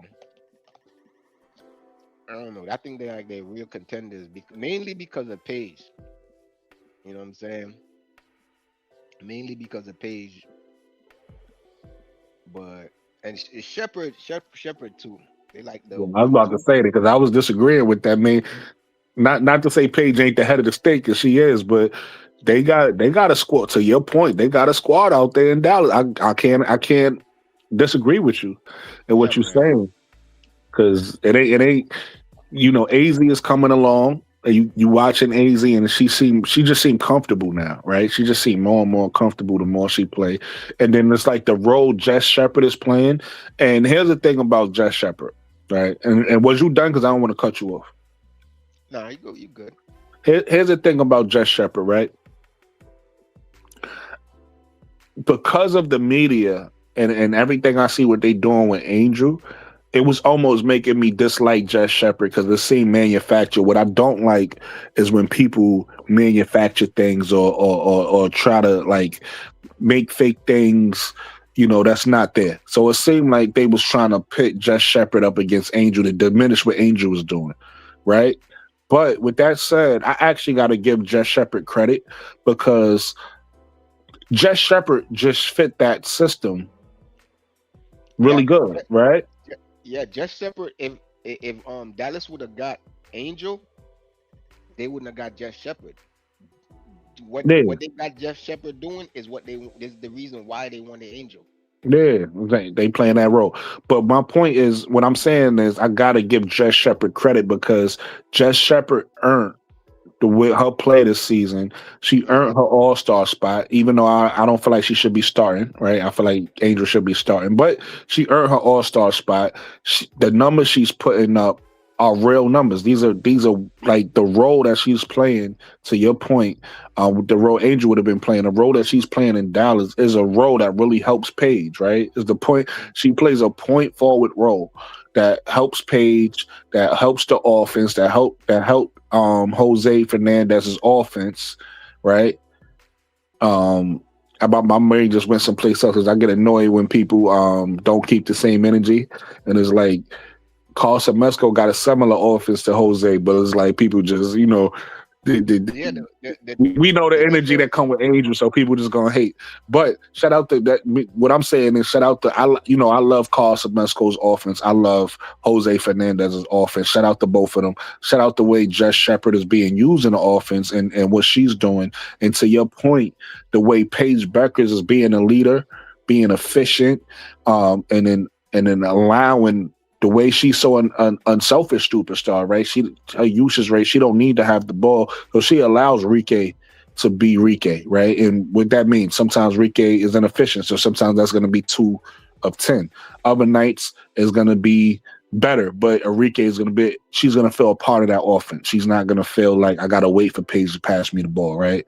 And you got AZ Fudd finding where she could be dangerous in the offense. Only thing AZ Fudd, I feel, in my opinion, need to work on is actually figuring out ways, even if she don't really develop a full handle, she got to develop her go-to shots, meaning if she get the ball, how to quickly get in her step back three or sidestep, mid range. Because sometimes I see her catching the ball, and if she don't get that shot off, which usually she able to get her shot off. But it's times when she don't get her shot off, you see her getting stuck, and it's like because she's limited with the dribble. So I don't need her to have a full dribble to be able to handle the ball like somebody like Paige does. But I do need her to figure out when I have the ball, what can I do in a 1 or 2 dribble sequence to still get my shot off where I'm not just holding the ball and I'm stuck now because I didn't shoot it right away. You get what I'm saying? So I think that's her growth. But outside of that, she's playing fine. And then you even look at that bench, man. That team is deep. You got what's the girl name that played on Indiana last year? I got her face in my mind. Odyssey. You got Odyssey sitting on the bench. I think she's getting back healthy, or she's healthy now, coming off the bench. She played in the last 2 or 3 games. She been back. You got Isaiah James there. The only thing I was sad about, or I didn't like, is that they got rid of Quinterly. JJ. She played well for them last year. So unfortunately, she didn't fit the team this year. It is what it is. She had got injured. She got injured. She a smaller guard. She a smaller guard too. So she didn't fit with them this year. But again, that team is deep. And that's my point. To your point, they got a lot. They got a lot on that bench. And I'm happy for they picked up Suge Sutton. Oh, shout out to Suge Sutton. But I was gonna say that the other one they picked up that was in Atlanta a few years ago, that went to Portland. I forget her name. The point forward. Yeah, she played in Dallas last year too. She played in Dallas last year, but ended up getting cut or whatever. Last year? Yeah, she's there now. I forget her name. Let me look at She played on Stanford in college. I think she was in Stanford. She won championship or whatever the case may be. I forget her name at the point forward. She was she got drafted to Atlanta. Anyway, I'm happy for her being there. Again, she's a forward. Yeah, you talking about Alicia Clark? No, Alicia Clark is an older player. I'm talking about I'm talking about only been in the league about 4 years. 4 years? Yeah. I don't know who that is. She was in Portland. She was in the Portland. What's the name draft? You know what I'm talking about. Is it Haley Jones? Haley? Is that her name? Haley Jones? I don't know. They did. Oh shit, Haley Jones. Yeah. When did they pick her back up? Yeah, they picked up a few weeks ago. I didn't even know. I haven't seen her. She hasn't been playing. Yeah, she on the bench. Oh, because I haven't seen it. Yeah, she played with them last year. Then last year. Yeah. So the expansion team that picked her up dropped Portland. her. Yeah, Portland. Portland dropped her. Why did they even pick her up then if they was going to do that? Listen, Portland been dropping a lot of people. And then she ended up on the same team that they drafted her from. Yeah. But shout out to her and to your point. Like I'm just naming people. That's what I'm saying. That team is that deep because they got all this help on the bench, and Oh man, what they have in a rotation is working. So to your point, I agree with you. I think they contenders, and this is so far we've made it to what this the fourth team, and I can't say as a GM I would change anything.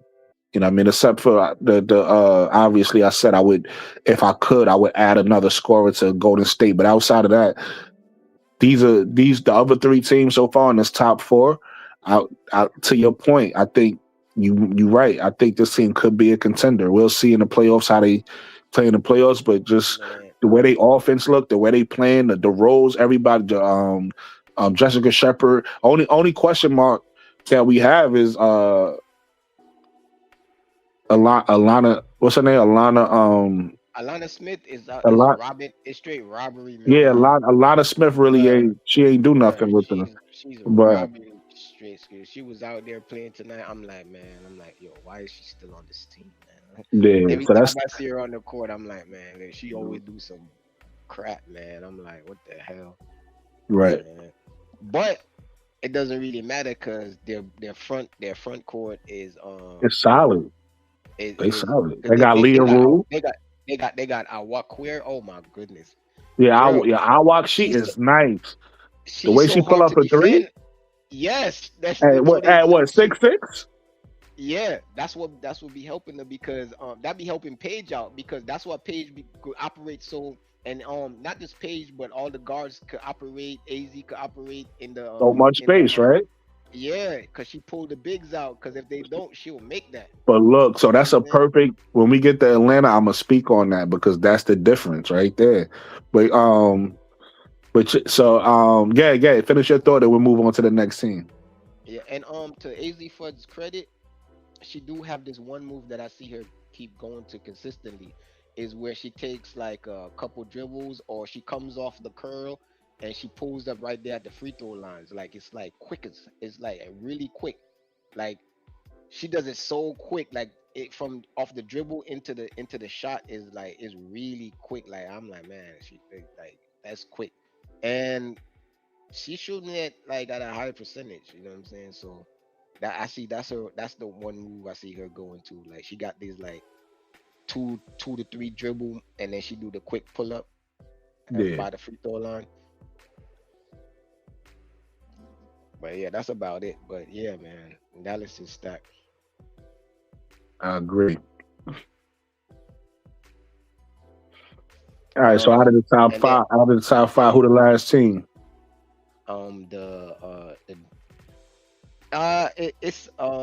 it's Atlanta right now. I mean it's New York right now, but they tied with it's a three-way tie with New York, Atlanta, and Indiana. Okay, so But we go with New but York because they got them at yeah, the top. they got the yeah because they got the tiebreaker over the Dream.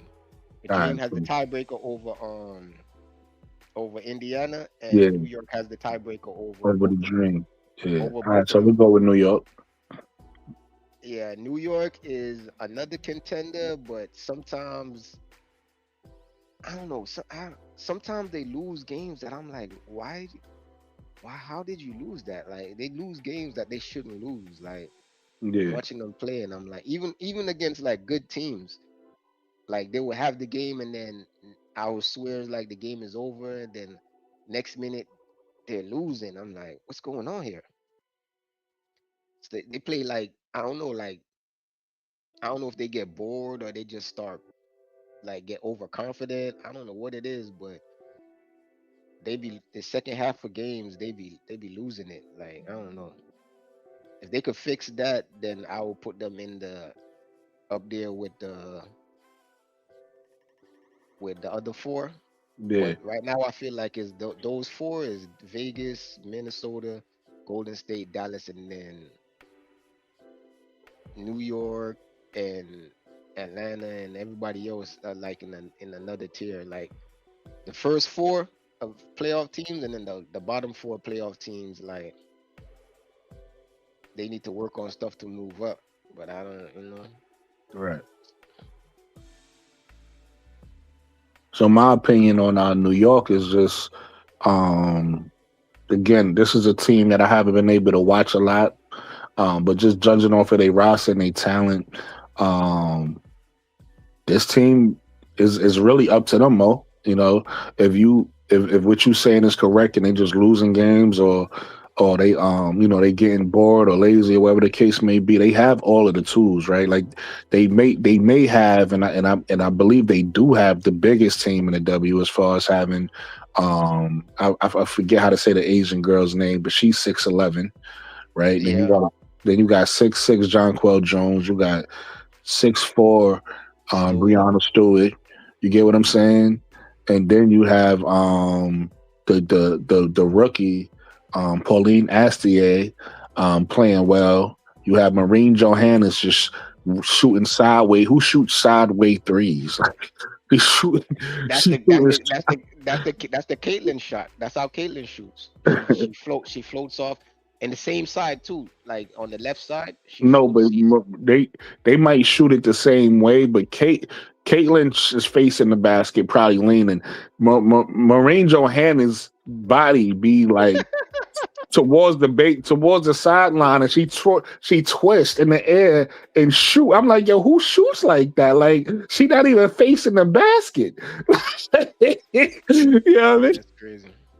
mean? So Yeah, my point and is, if they have a and yeah, they have a big team, and don't forget, Loyola Phoebe, she's 6'4". speed bitch, it's another one I forgot. Thank you.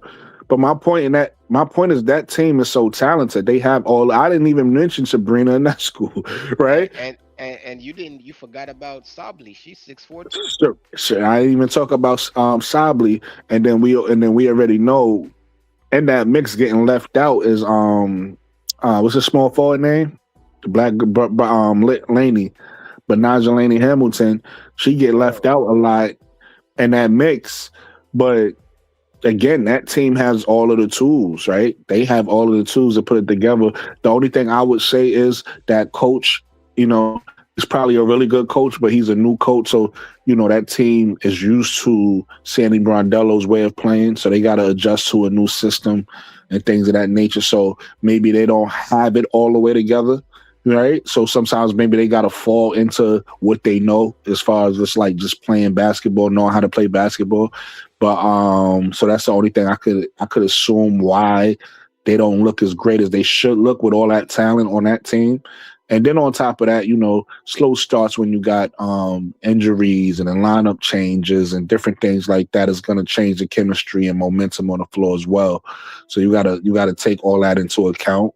But this team, to your point, Mo3, well, I disagree with you. I do think this team, talent wise, is in that top five. I would say top five, in that top five, but maybe the way they play brings them down. You get what I'm saying? But as far as that like talent that wise and everything they have on the that's floor, they got all the pieces to win a championship. that's what I'm saying. I'm watching these games and I'm like, yo, they should be winning these games, but they losing it. So is their play style? It's not the talent. I'm not questioning talent. That's why I said they should be up there, but because of the way they play, Right. they have to change it to move up into that upper That next echelon. They year. got to change. They got to change it up. You know what I'm Yeah. saying? They got to improve their play because I'm just looking at their roster right now and like, bro, it's so much 6'2", 6'1", 6'6", 6 foot, 6'1", 6'4", 6'4", And even 6'11". the people that's I'm not that six. tall are still Yeah, talented.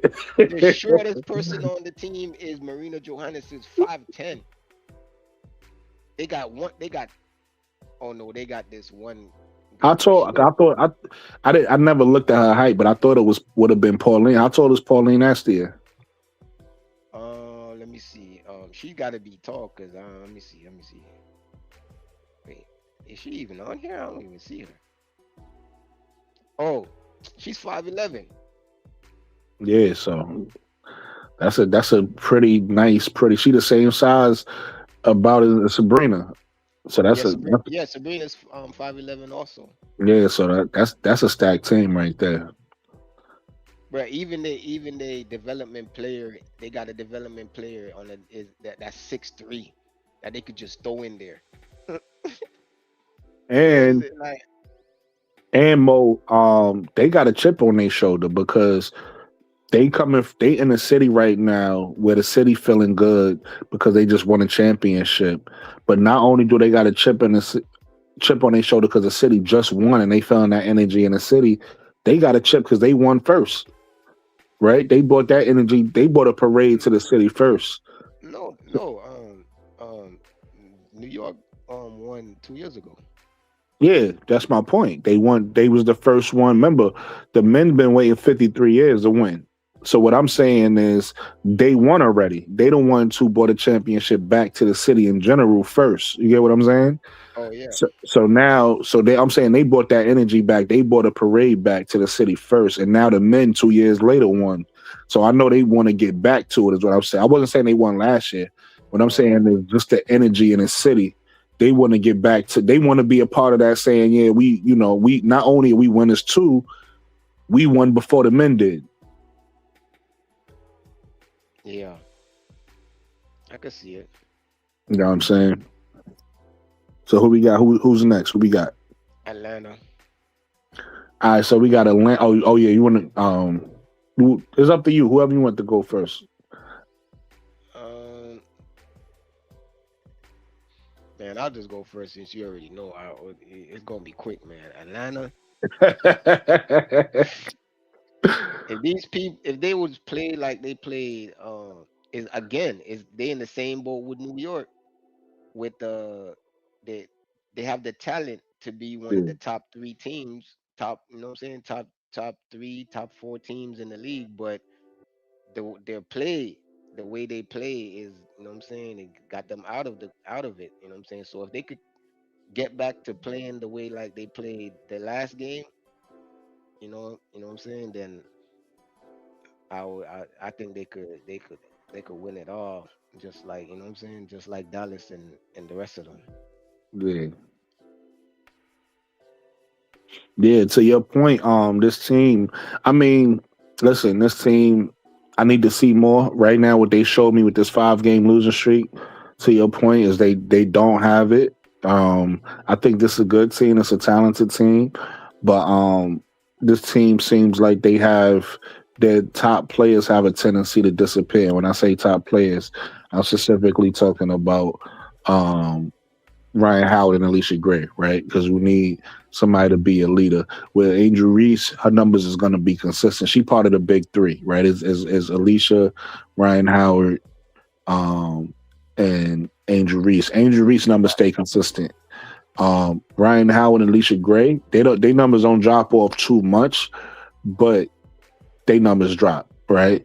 And sometimes we need somebody to step up and be that star for you. And so far, early in the season, so far halfway through the season, we haven't seen that from either one of them. We've seen Alicia Gray and Ryan Howard put up good numbers, but we haven't seen them, when you need Asia Wilson or you need, Marina Mabrey this year, or even Paige Bueckers, players like that, when you need them to go for 30, 35 for you, have a big game for you. We've seen other players do that. We haven't really seen Ryan Howard or Alicia Gray be able to do that this year. Not to say they can't do it. We just haven't seen it. So this team kind of reminds me of, again, I've been saying this for a while, the Toronto Raptors with DeMar DeRozan and Kyle Lowry, who are both good players, but didn't have the game, the dominant game of a Kawhi Leonard to win you those games in the playoffs. So we got to see who they are. It's half the season. I'm not writing them off. I'm saying that's the impression they gave me in a 5-game losing streak. Now it's 22 more games for them to learn from this, and we'll see if they elevate themselves, or they could say, you know what, we just need to your point earlier, we need to trust each other more. Maybe we don't have that player on our team to go off for 30 or whatever the case may be when we need it. But what we do have is a team that's going to share the ball, and we'll get to the promised land by using each other. And if they share the ball and they trust the offense, maybe this team can elevate to a championship level and then be on the level of the other teams we just mentioned that just, that have all of the pieces. Now, I'm going to land my plane with this, and this is the point I was making with Dallas. this is another problem with Carl Semesco's offense, and we kind of touched on it earlier when we was talking about Atlanta. Carl Semesco was used to having 5 capable 3-point shooters, right? So how we were saying Nas Hillman is willing to shoot the 3, he's used to having a 5 that's also willing to shoot the 3 and that's confident in it. We know Angel is not that, so that kind of hurts his offense because he don't have that player like Awak that allows the floor to stay space so the guards could work or whatever the case may be, right? So Carl Semesco's floor is a little bit shrunk than he would like it because, you know, again, the same way I said we tell the truth about Caitlyn when everybody think we hating. Oh, you say you tell the truth about Caitlyn, you hating. We tell the truth about Angel too. Angel, she came there to be a better shooter. She came there to learn how to shoot. She came there to develop and get better. But so far, she hasn't kept the same energy. I don't know what she's doing in practice, but on the floor, she, you know, you already see she made up her mind. I want to get to the basket, and that's how she's been playing. That's, you know, it's been working. She's successful at it, but she hasn't been effective or even really trying to shoot the 3. She hasn't been trusting the 3, and because she hasn't been trusting the 3, that actually hurts his offense because his offense is predicated on all 5 players being threats from the 3. So now Angel is already one that's not, right? If Nas Hillman is struggling, she's another one that's not, right? We don't know what's going to happen with Bree Jones. You know, she got to come back and get in rhythm. So and then also Medina Okot, we know she can shoot the 3, but she's young, so a lot of times she misses the 3. So my point is, we got all of these bigs who are talented bigs. All 4 of them is talented bigs, but again, not all great at shooting the 3. So then when you look at a team like Dallas's offense, you see the clear contrast when you have a player like Awak who has no fear, right? I seen Awak at 6'6" shoot it off the dribble, like dribble pull up and just, right? So it's like that's the difference in the offense with Atlanta too. A lot of people are not noticing that or don't know that because, again, people want Carl Semesco to be this inside-out coach or whatever the case may be. Oh, get the ball into the paint. But they don't understand his offense, and when his offense is kind of at a disadvantage, if you will, because of the things we just mentioned with the bigs not shooting a 3, it kind of hurts, you know, it hurts the offense, and that's not Carl's fault. The personnel is the personnel.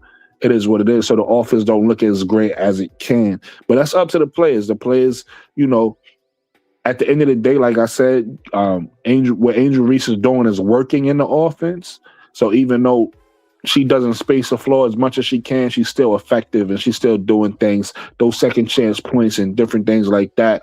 It's helping the offense, right? So I just wanted to throw that out there because a lot of people overlook a small detail like that on why one offense may look better than the other, just simply because of the floor spacing and willing to take the 3 and another player not willing to take the 3.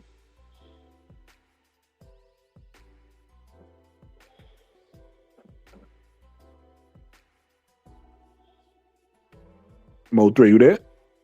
Yeah. My bad. Nah, you good, Brody. Henry Hurley says the issue is New York staying healthy, too slow, and having a true point guard. Got you. We could ramp it up and go more rapid fire if you want, and then in the show, because we pretty much halfway done, right? That was like what, the 17th? The 17, yeah, Indiana. So what's your thoughts on Indy? If you was a GM, if you was a GM in Indy, what's your Indy, thoughts on Indy? Man, I was trying to see how much I could get for Caitlyn. You giving up? Yeah, man, cause bro, like 3 years of trying to build a system around you, like nah. When I see what the system looks like without you, you know what I'm saying? I got a lot of, you know what I'm saying? I'm like, man, let me see what I could do, man. Like, I'm gonna just go this route because I don't see them. I see them losing in the first round again with Caitlyn. Like, you know what I'm saying? Like,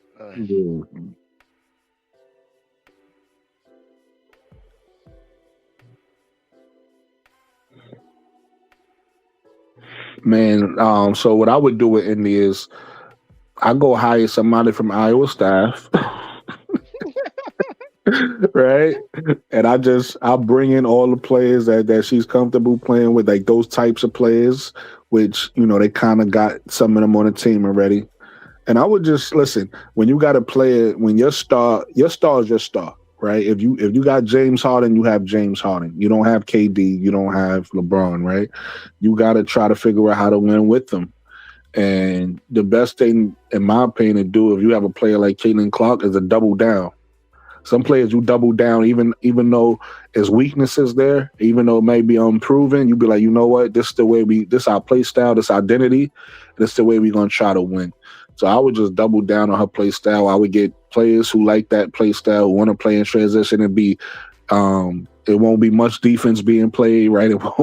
It'd be a high turnover system, but hey, listen, this is what we're gonna do. So that's what I would do.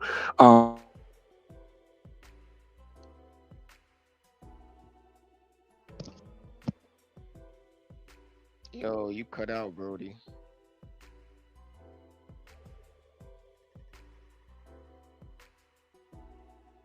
Are you still there?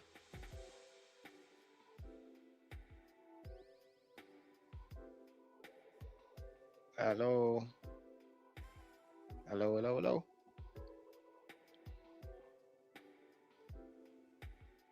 Because with Kelsey Mitchell, she might be gone in the year. You never know. I would Bruh. just try to. Hey, Yeah. hey, you was out for like a few minutes, bruh. Oh, really? Yeah, it was like nothing. I don't know if it was just it couldn't be because I was still hearing your music. I just wasn't hearing you. No. I believe you. It's the internet here. It probably went out. Wow. What's the last thing you heard? You was talking about you would just double down. Okay. Yeah. Okay. Yeah. My TV just went out. Said something wrong too. Yeah. So I would just double down on that. But to answer the question, though, I wouldn't make any moves. I think this is a team that. This is WNBA. This is the WNBA's team, and they use this team to make money, I guess. And so they gave Caitlin everything she needed, and whatever window this team has, I would just ride that. But I think that ship has sailed because guess what? Paige just stole. I said I think that ship has sailed because Paige tonight. Well, it's in the morning now. Last night, Paige took her record, the viewership record. Yeah, they did show that. Yep. In this game right here, and they was playing Toronto. Yeah. So who were Not only was they playing Toronto, they was playing in Montreal. They was playing like in it. Yeah. So who were they showing up for? Obviously her. You know what I'm saying? So this thing about Caitlyn is selling out this and selling out that and making all this money, like that ship is sailed. So that's why I said, like, I don't know.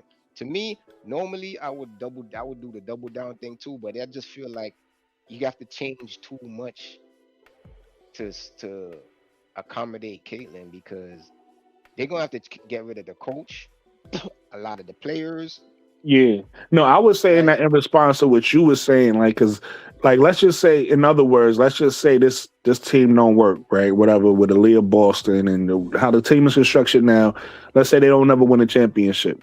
And if Caitlin Clark was my star, right? Let's just say, like you said, let's say Stephanie White get fired. Let's say whoever the GM in Indiana gets fired, and you the GM. You the GM of Indiana. Like I was saying, what I would do as a GM is I would just double down with Caitlin's play style. Like that's what I would do. But that's if that happens. I'm saying right now, construct it. I wouldn't make any changes because I feel like the type of team that they gave Caitlin, again, they gave Caitlin a team with 3 All-Stars with role players that like to play around. You get with Sophie Cunningham. So I wouldn't make any, even though they're not the best team, constructed. This is a team I would try to win with them right now. Is basically what I'm saying. Till the wheels fall off, and then if the wheels fall off, if they never win, then I would make those changes. Is what I was saying. for Sonia Citron. Uh, yeah, you could do that. That would help the defensive side, but I don't know because uh, listen, it sounds good, but I don't think Washington is gonna go for that. Yeah, I wouldn't go for that either. Cause one of the reasons why they got Sonya was because of her defense. They ain't really get her for her offense. They got her for her excellent defense. And you know what I'm saying? It just so happened that her offense was just way better than they thought. Hmm. She just translated really well, and like Yeah. if you got a player like that, because reason why I said she translated well, she was a two-way player in college too. People just didn't expect her to beat as good, Yeah, that's right? what I'm saying. They wasn't Yeah, expecting her to come and be some to be an all-star level all player. star and all. Yeah, you know what I'm saying. They was like, oh man, this People girl thought got she'd really be like a role player. yeah. They like, oh man, this girl She got really good. good defense. So let's get her. We need The some funny defense. thing is, when she was still in college, AZ Fudd, Tahina Pow Pow, those was all the players I was looking at as shooters. Like they was and they all played differently, right? They all played Mm, differently, but they was the best shooters in college. Now you mm, see them in the pros, and you see how like they all play differently in the pros too. They all have different type roles in the pros, but those was the best at when they was all in college. Those was like the premier shooters in college for they respective teams and stuff like that. But all right, so let's move on. Let's move on to who's under Indy, and that's a top 8. So that's a top playoff teams, right? Nah, number 8 is That's a Sonia's top team. 7. It's no yeah, Indiana is 7. Gotcha. Sonia's team is number 8. The Mystics are 8. Okay, so Mystics right now is making the playoffs. If the playoffs started today, Yeah. what's your thoughts on the Mystics? I kind of feel like they underperforming a little bit, but because I was expecting them to be like in the 6th spot around there but then I give them some passes because they're the youngest team in the league. They got a Mm. bunch of rookies and second year players, you know what I'm saying? So but you know what I'm saying? Because the talent wise, they're very talented. Right. And Betts has been like kind of disappointing to me. I watch her like she doesn't. A lot of people say like, oh, she just because she doesn't get a lot of minutes, but lately they've been giving her minutes, and I don't know, she's been squandering her minutes. Like she'll have some games where she play okay, Yeah. but then some games she doesn't. Like she hasn't had one game yet where she just like, oh, you could be like, oh, I could see why she was in the run-ins to be like in the top a top 3 pick or a lottery pick. You know what I'm saying? Yeah. But To your point, yeah, because our fam, it don't look close. yeah, you know what I'm saying? Like, because our fam will have some bad games too. Like the last game she played, that was a bad game. But she does have those other games, you know what I'm saying? Breakout games. Where you see like, oh yeah, I could see the potential. Like Betts has yet to have one of those. And The best yeah. it seemed like all of them had that. Even Kiki Rice. You know what I'm saying? All of her teammates seem to have one. The only one that didn't have a game like that it just so happened to be on the same team with her, which is Dukelich.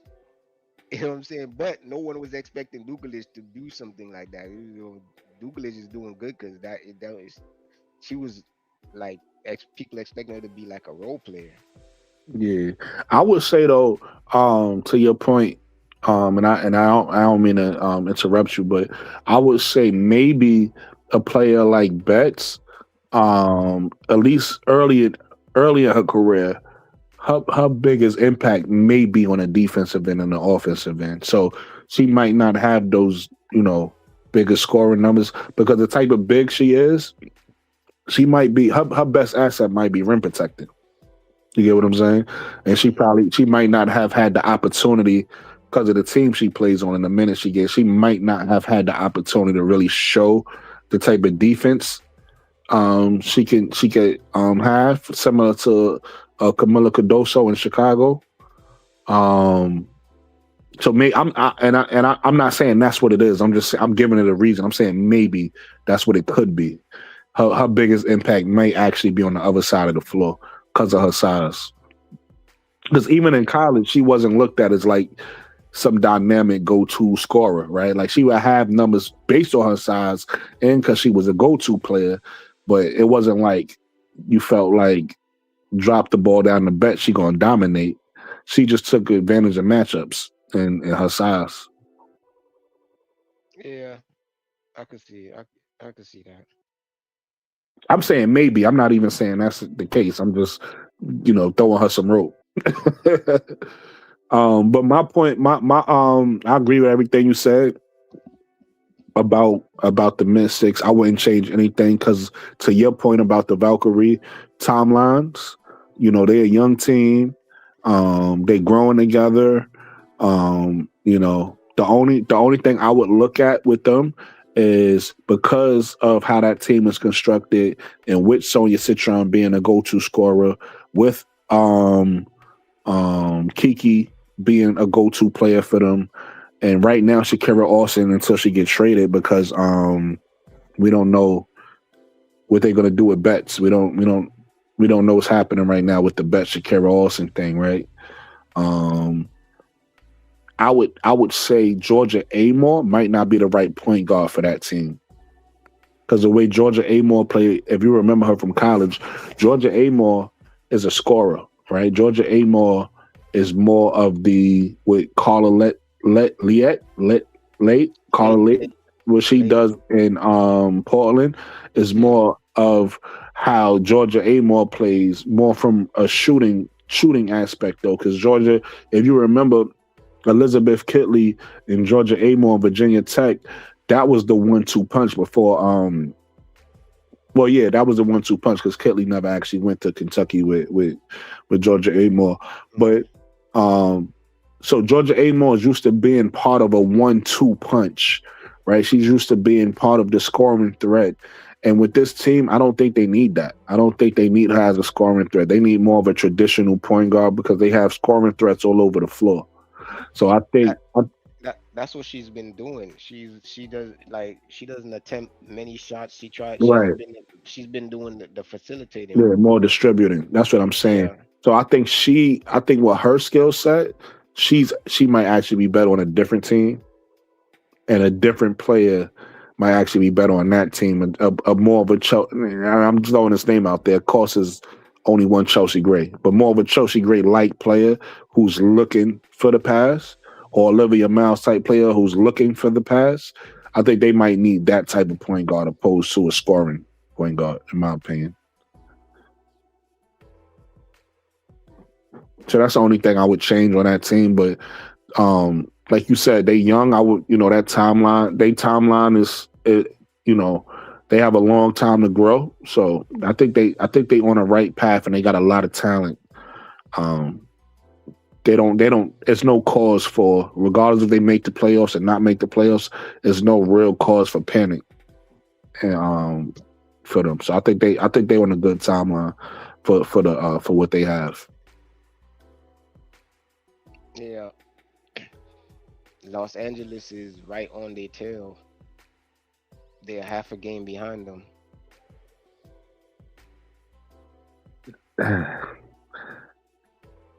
I'll go on this one. I never liked LA, Mo. I never liked LA. Listen, and then especially with them losing Kelsey Plum now, they I guess they were a 2-game. She's not done for the season. She coming back. Is she coming back? Okay. Yeah. Well, this is her second time out. She might play in the All-Star. They're saying they don't know. She might not play just to like completely heal up and okay. or risk further injury. Yeah. So well, okay, she's coming back. I didn't know that. But still, I don't like this team. Like I never liked them from the beginning of the season. And I guess it's just because I didn't understand how they put it together. You got Cam Brink there. but I guess she's not developing. Cam Brink is injured too.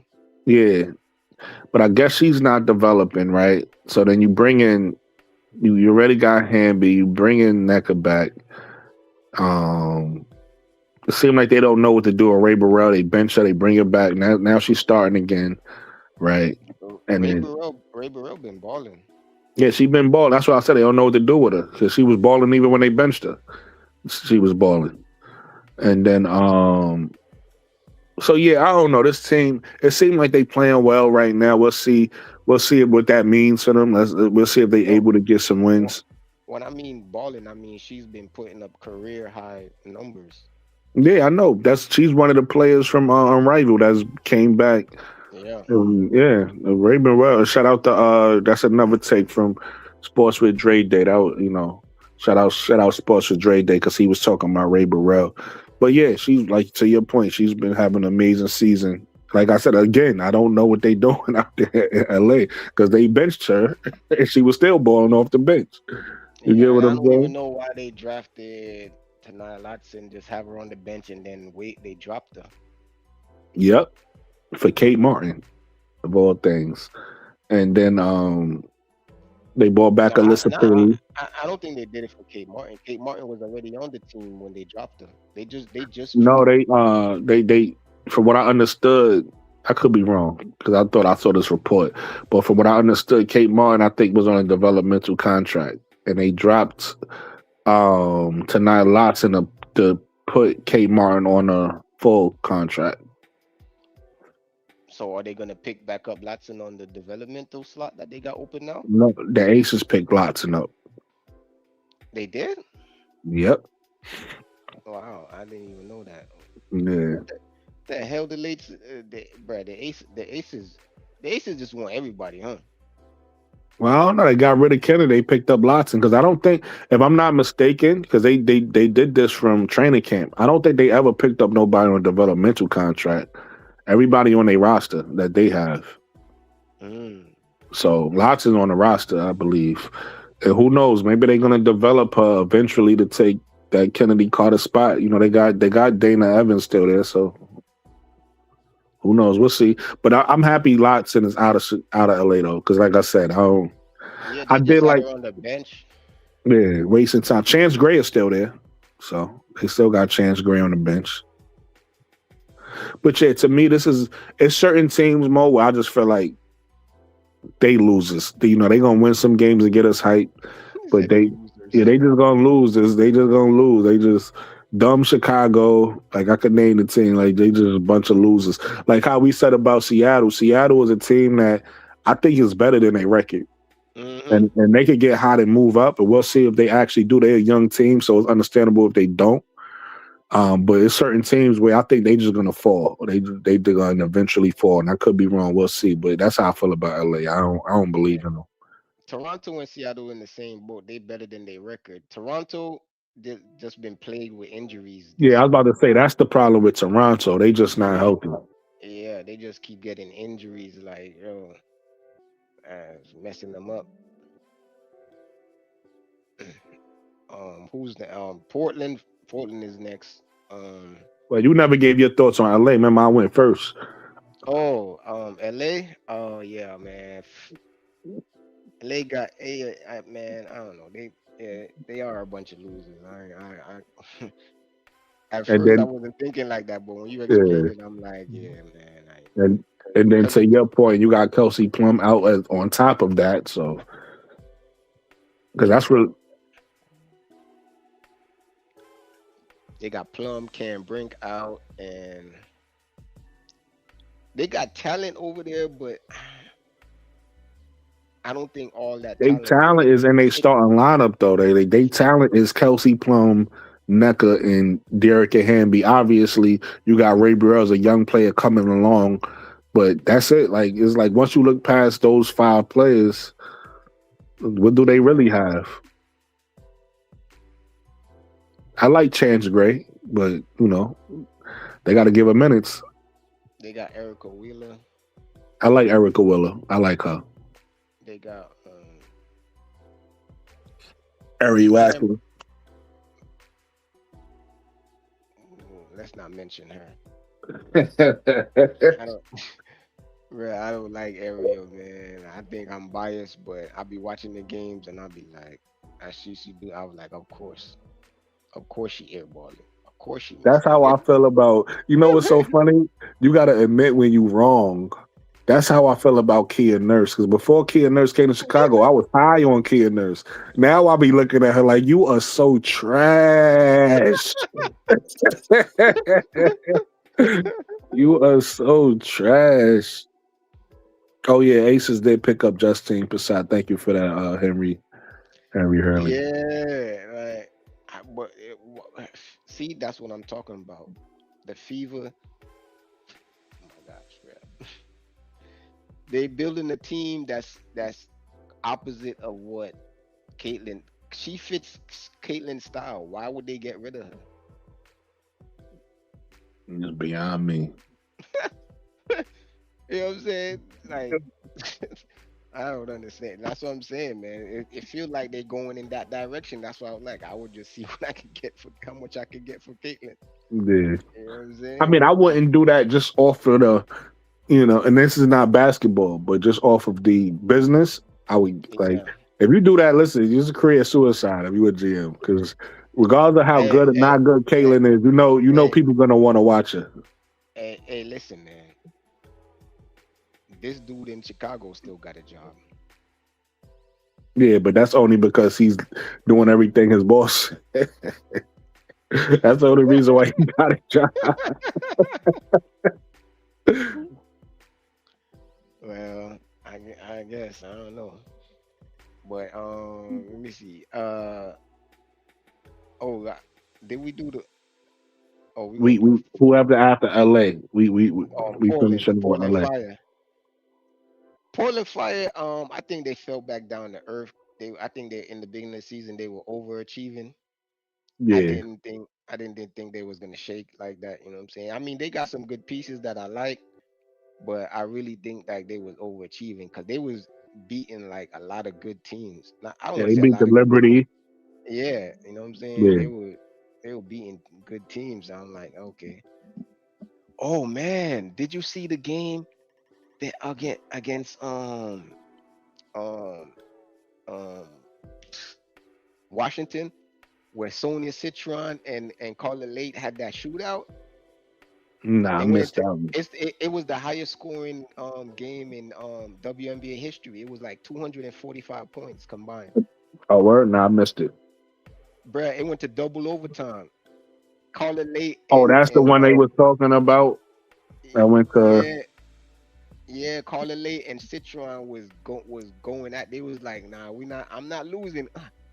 Carla Late was going hams though, kid. Every time Sonya did something, it was like when Sonya and Caitlyn was battling it out in the beginning of the season in the first game they played Indiana. Yeah, Yeah, it was like that. But my Carla Late was making some that shows ridiculous you how shots. good. That shows you how good Sonya is, though, because that's 3 games. You got that game. You got the game you telling me about that I missed, right? You Yeah, had the game you just mentioned with Caitlyn, and don't forget about the game with Sonya and Marina Mabrey. yeah, it was another one too. Man, where she had the game winner. I think that what that was in New That's York. that's the one with Marina Mabrey Now when that was a tip ball. she had multiple game winners. I'm Oh, talking okay. about like Sonya been That's going what I'm all saying. year. Sonya, you got to take your hat off to Sonya. She really, you know what I mean? She really came into the pros and stepped up. Yeah, Sonya be taking over down the stretch. She be like, man, we ain't But losing. then again, it's not just Sonya. You almost got to take your hat off to Neil Ivy because it's like, look at Olivia Mills. Hmm. It gets you excited for Hannah. Yeah, yeah. Yeah. But yeah, Speaking of that, I think I hope Special K goes to Notre Dame. for real. Yeah, because it's like she's a small guard. You see with Oh Hannah, yeah, yeah. you know.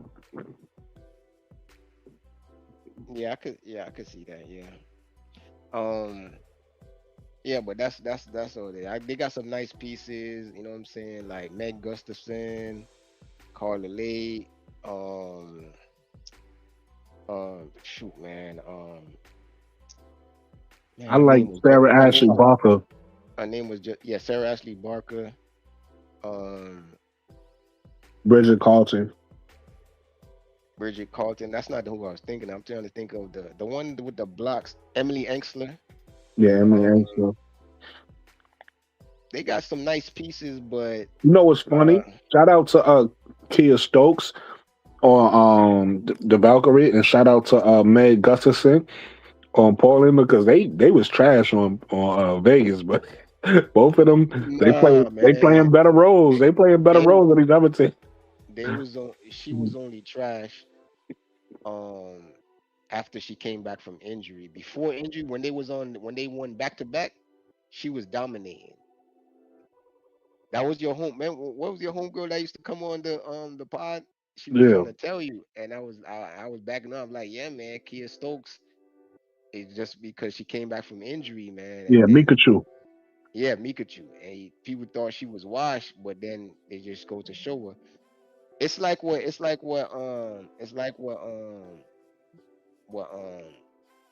I don't know if you wanted me to mention anybody's name, so I'm not gonna mention nobody's name, but it's like somebody was saying in these YouTube streets, it usually take like especially when it comes to bigs, it take like a year for them to, you know what I'm saying? When they come back from injury, just wash a year and then see what they do the next year after that. Because this year, Kia Stokes is balling. Well, there still ain't been no Elizabeth Kitley sighting, so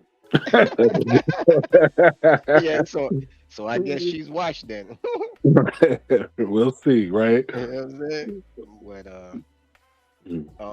Toronto was next, but yeah, I But already now I think. never gave my opinion on Portland. Oh yeah, yeah, yeah. What you think about Portland? With Portland, I kind of agree with you. I think they came back to earth. There's players on there I like. I agree with you, like Sarah Ashley. But I'm happy. I didn't like they was bringing Sarah Ashley Barker off the bench. They didn't know what they had, so I like that they finally starting her. I do like Bridget Carlton. She's somebody who I didn't believe in. Especially with the draft and her being number one. I didn't think she was that good. Not to say I think she's super good now, but she made me respect her. I was like, okay, I see what the fuss is about.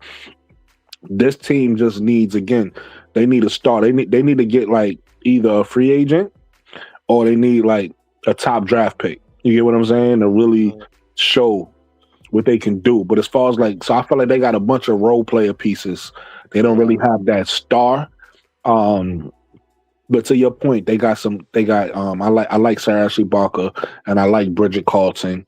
I'm not too high on Carla Late. She okay to me.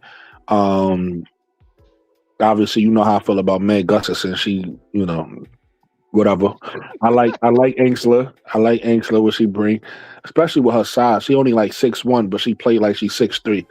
You get what I'm saying? So I just feel like they need a star. And however they get a star, whether they get it through the draft or they get it through free agency, they need a star. yeah. They definitely need a star or at least a closer because uh, a lot of they lost about like 4 or 5 games on like close games. Like you know what I'm saying? Like Yeah, it's some games that they could have won if they had that one go-to person. Like you know what I'm saying? And I'm not counting. I'm not even counting the one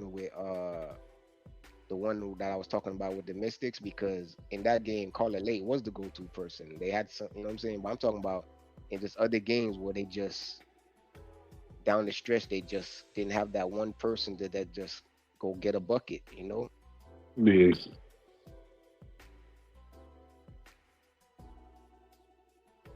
Now you finished with yeah. I'm done. I'm done, all right. Paul. Toronto. I already slipped and said my thing about Toronto, so I guess you could go. You can say it again because maybe somebody missed it. I I was just saying they just better they better than their record because they just been messed up with injuries. They've been Right. all thought since like the second week of the season they just been getting injured and injured and injured, you know. So Yeah. And my take on Toronto, I agree with you. I feel like I'm a little bit surprised that Satu chose New York over. I really thought she was going to go to Toronto. One, she get to play with her sister. Two, um, well, yeah, her and her sister get to play together, and I thought they could have built something. They could have built a championship team since Brandello is a championship coach, and they had Sykes and Mabrey. I figured they was trying to build something in Toronto, so I'm surprised about that. But to that point, I don't feel like Toronto is that far away from being like a contender team because they already have a blueprint. They already have a coach who knows how to win a championship. Obviously, Marina Mabrey is having a career season, right? Unfortunately, Brittany Sykes got hurt, but she was, she was having a fearless season. I should say that of you know, attacking and trying to play, her best basketball. Unfortunately, Kiki got hurt, one of the promising young players. But the good thing is, I believe both of them is coming back. And then also, Naira Sabli keep getting hurt. She in and out the lineup too, so that also hurts them from a depth point of view. Same thing I said with Paul, and obviously these expansion teams, they need to figure out a way to get a high draft pick or to sign a star in Toronto. So we'll see what they do. But this is a team that, because of the coach, I have high hopes for. I don't think this team will be bad for long. I think if they're able to get a few free agents, or like I said, they're able to get a top draft pick, maybe a European player that we don't know about is really good. Ema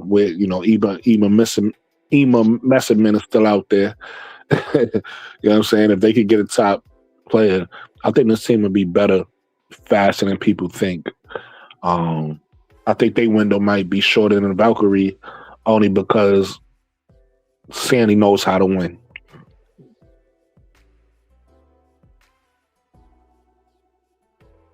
We can move on. Yeah.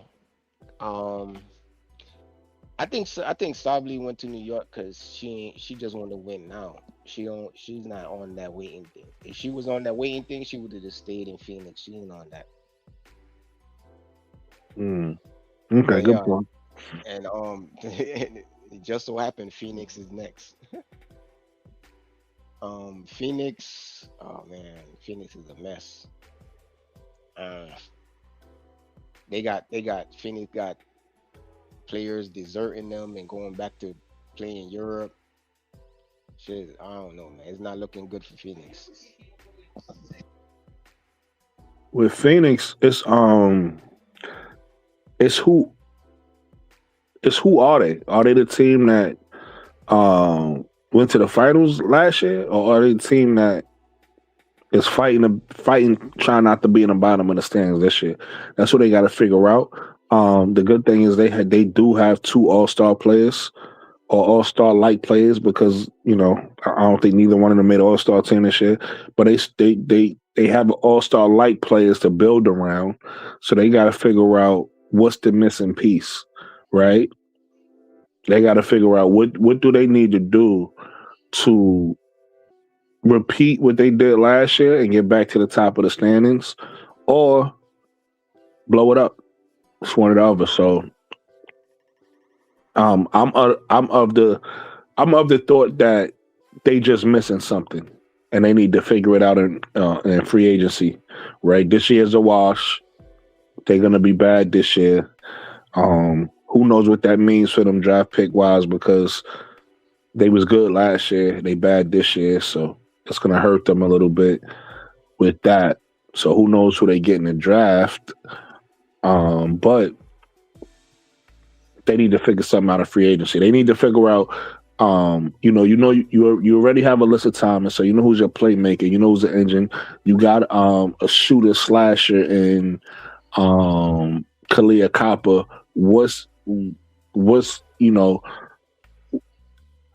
the way how Nate Tibbetts run his offense, what's the most important piece that's missing from this offense that they can add? That's what they need to figure out. and go from there. If not, they need to blow it up. Trade everybody, get some draft picks, and figure it out. Yeah, I think they need to blow it up because, man, watching them play is painful. Right. And then after them is everybody's favorite team, Chicago Sky. You want to go? You want me to go? Bruh, the Sky are trash. The Sky, they lost again. They lost again tonight. They lost. LA beat the crap out of. I don't want to say beat the crap out of them, but bruh, they beat the crap out of them. LA was beating them the whole damn near the whole game, man, and they won by like 15 points. Courtney Vandersloot ain't do nothing either. Courtney Vandersloot, bruh, yo, oh my goodness, bro, what, yo, Courtney Vandersloot, they cut the lead down, right? It's just crazy. They can't make this shit up, bro. They cut the lead down, right, to single digits, right, to like around like, let me see, I think it was like 5 points. They put Courtney Vandersloot in the game. They're like, yo, we're gonna put her in for the last 4 minutes of the game, man. 5-point game, man. Yeah, one of the plays, I forget. It's just this is one of the last plays I looked at. It was in the fourth, or I think it was in the fourth. I believe it was in the fourth. But yeah, so she comes down and she's trying to make a play. Can't go don't got nowhere to go. She's in the corner, like the corner 3. She drives under the basket. Yeah. And do like a jump pass and just throw the ball away. It's like, yo, what did she think she was gonna do? Yo, like 3 turnovers, made 0 shots. Who does Courtney Vandersloot think she is, bro?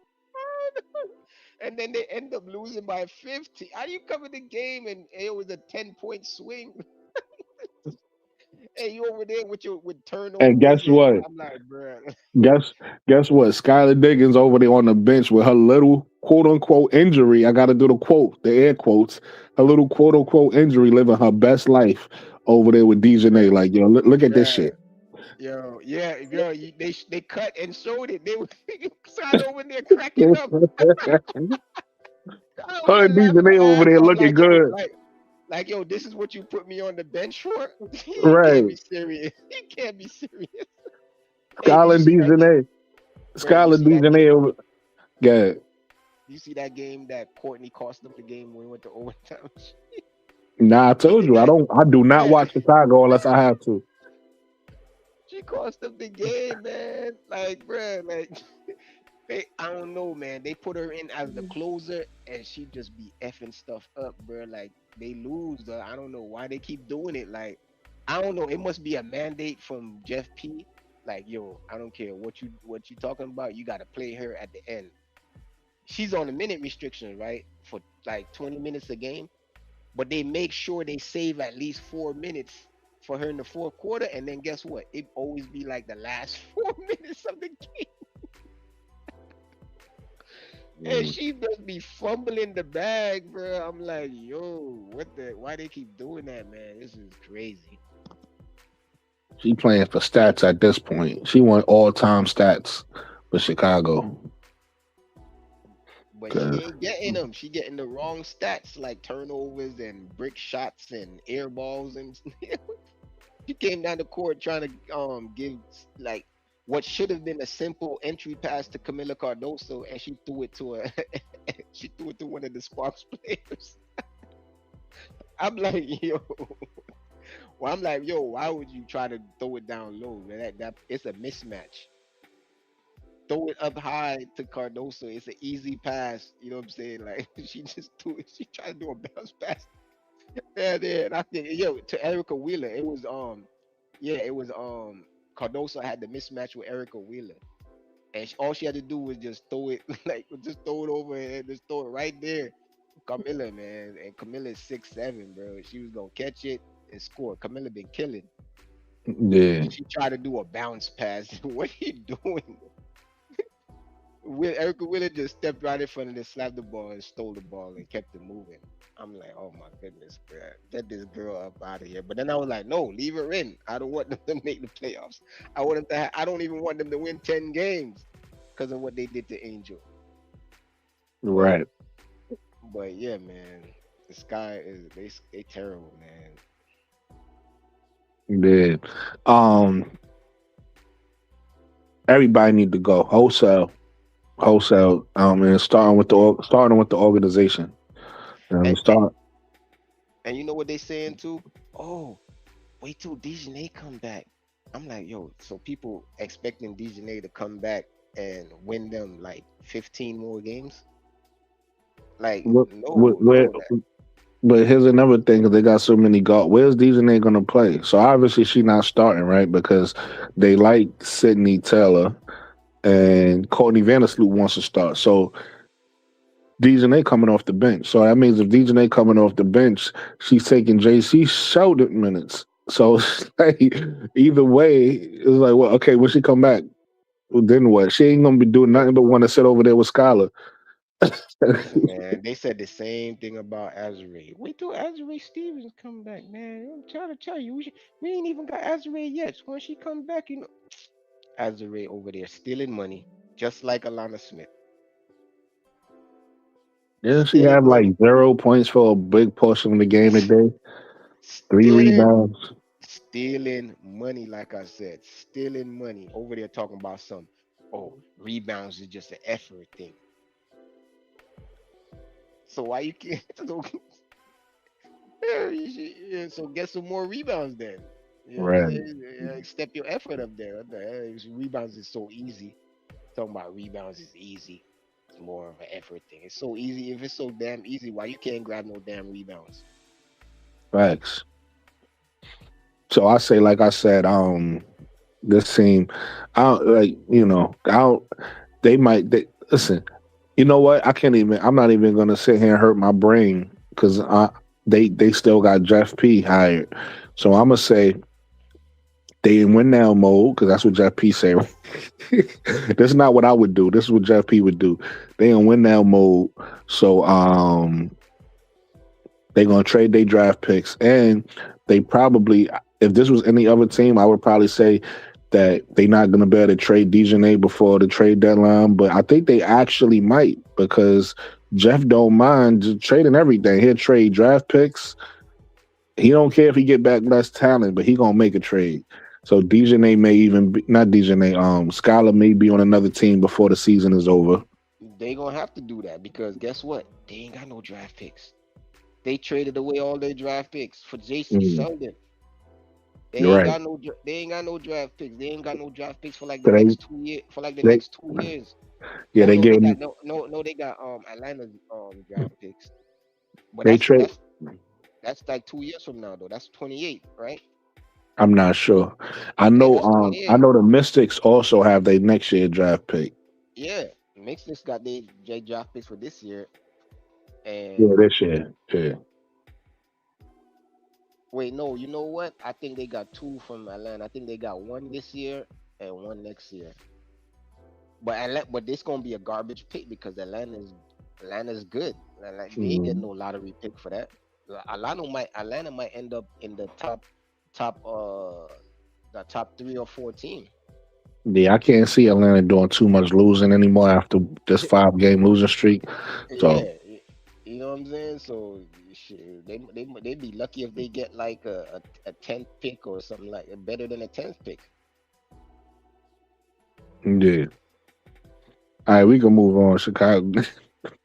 Yeah, Chicago is butt cheeks right now. Seattle. Yeah, I did the same thing with Seattle about the. Oh, I'll say it again. Yeah, I think their record doesn't really show like how good they are. I just think like is they just need more key team chemistry. You know what Yeah. I'm saying? Because remember, Fam just came over. She hasn't played in that many games. Um, and they got a lot like they got rookies and a lot of like you know what I'm saying new players and things. So a lot of first year players on that team. So they Yeah, just got to learn to play together and mesh. You know what I'm saying? yeah, So I think if they keep the same team next year, I think they'll do a lot better. yeah. I really like what Seattle got going on. I want to give credit to Natisha Heidelman because I was low on her. She's been proving me wrong. She's been playing well. But I think eventually they're gonna have to figure out what they're gonna do with her because I think they best lineup, honestly, is Jay Melbourne at the one. Right now they play Jay Melbourne at the two. They do start Jay, but I think they need to put Jay at the one. They need to put Flage at the two, and then they need to figure out they small forward of the future, and they need to trade Ezzy Magmagor because their future is Fam and Dominique Malanga, and they play well together. So they need to get. Izzy They, look a little washed, but then she coming off injury, so maybe you know what I'm saying. She need that it's year to that come back.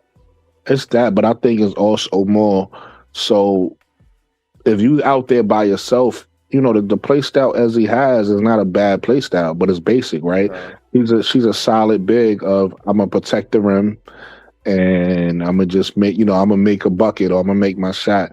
Whereas you got athletic Dominique Malanga out there who could score off the dribble, do moves, you know what I mean? And then you got our fams. So when she's next to them, she look even more basic because her game ain't that dynamic. Her game is more basic. So it's that too. That's what I'm saying. Like it's clear who they should keep, right? No disrespect to AZ. They got three good bigs, right? They got three of them. It's just two of them is a lot better than one of them. So that's good. You always want trade pieces. You always want things that you can move to get better. And that's what they have. Another problem that they have is Flage. Flage has a tendency to be inconsistent, right? She'll score a lot of points, but then she'll disappear, won't score points. So it's like she just have to learn how to be consistent because she's shown that she as a rookie, she's one of the best scorers in the WNBA. She's one of the best play, even one of the best defenders, right? The way she able to block yeah, shots and she get rebounds. yeah she played good D. She makes it tough on the person she's guarding. Yeah. She force them into tough shots. I think her evolution on a pro level is figuring out how to play more with the ball in her hand, opposed to playing with a point guard that gets to the ball. She needs to be the focal point on offense and make plays, right? Because when she do that, she make good decisions, especially when that 2 woman game she got with her and our fam. You know what I mean? And her and Dominique Malanga, she normally get them the ball pretty good. So she needs to be more comfortable with the ball in her hand and making decisions opposed to playing off ball, I feel. But like you said, this is a team that's better than a record. This is another team kind of like the Mystics that's they building young. They got a good timeline. They got a lot of talent. Um, yeah, they just gotta figure out how to put it together. And like I said, to me, their biggest piece is I would trade Ezzy and something else and figure out. I don't know who. I'm just throwing it out there. But I would figure out who's gonna be my small forward of the future. They don't need just like right now they got Jordan Houston, who's more of a defender. They don't need that. They need somebody that's a two-way player. If they get a two-way player at the three, and then you got Flage with Jay Melbourne at the one. That's a solid starting five right there.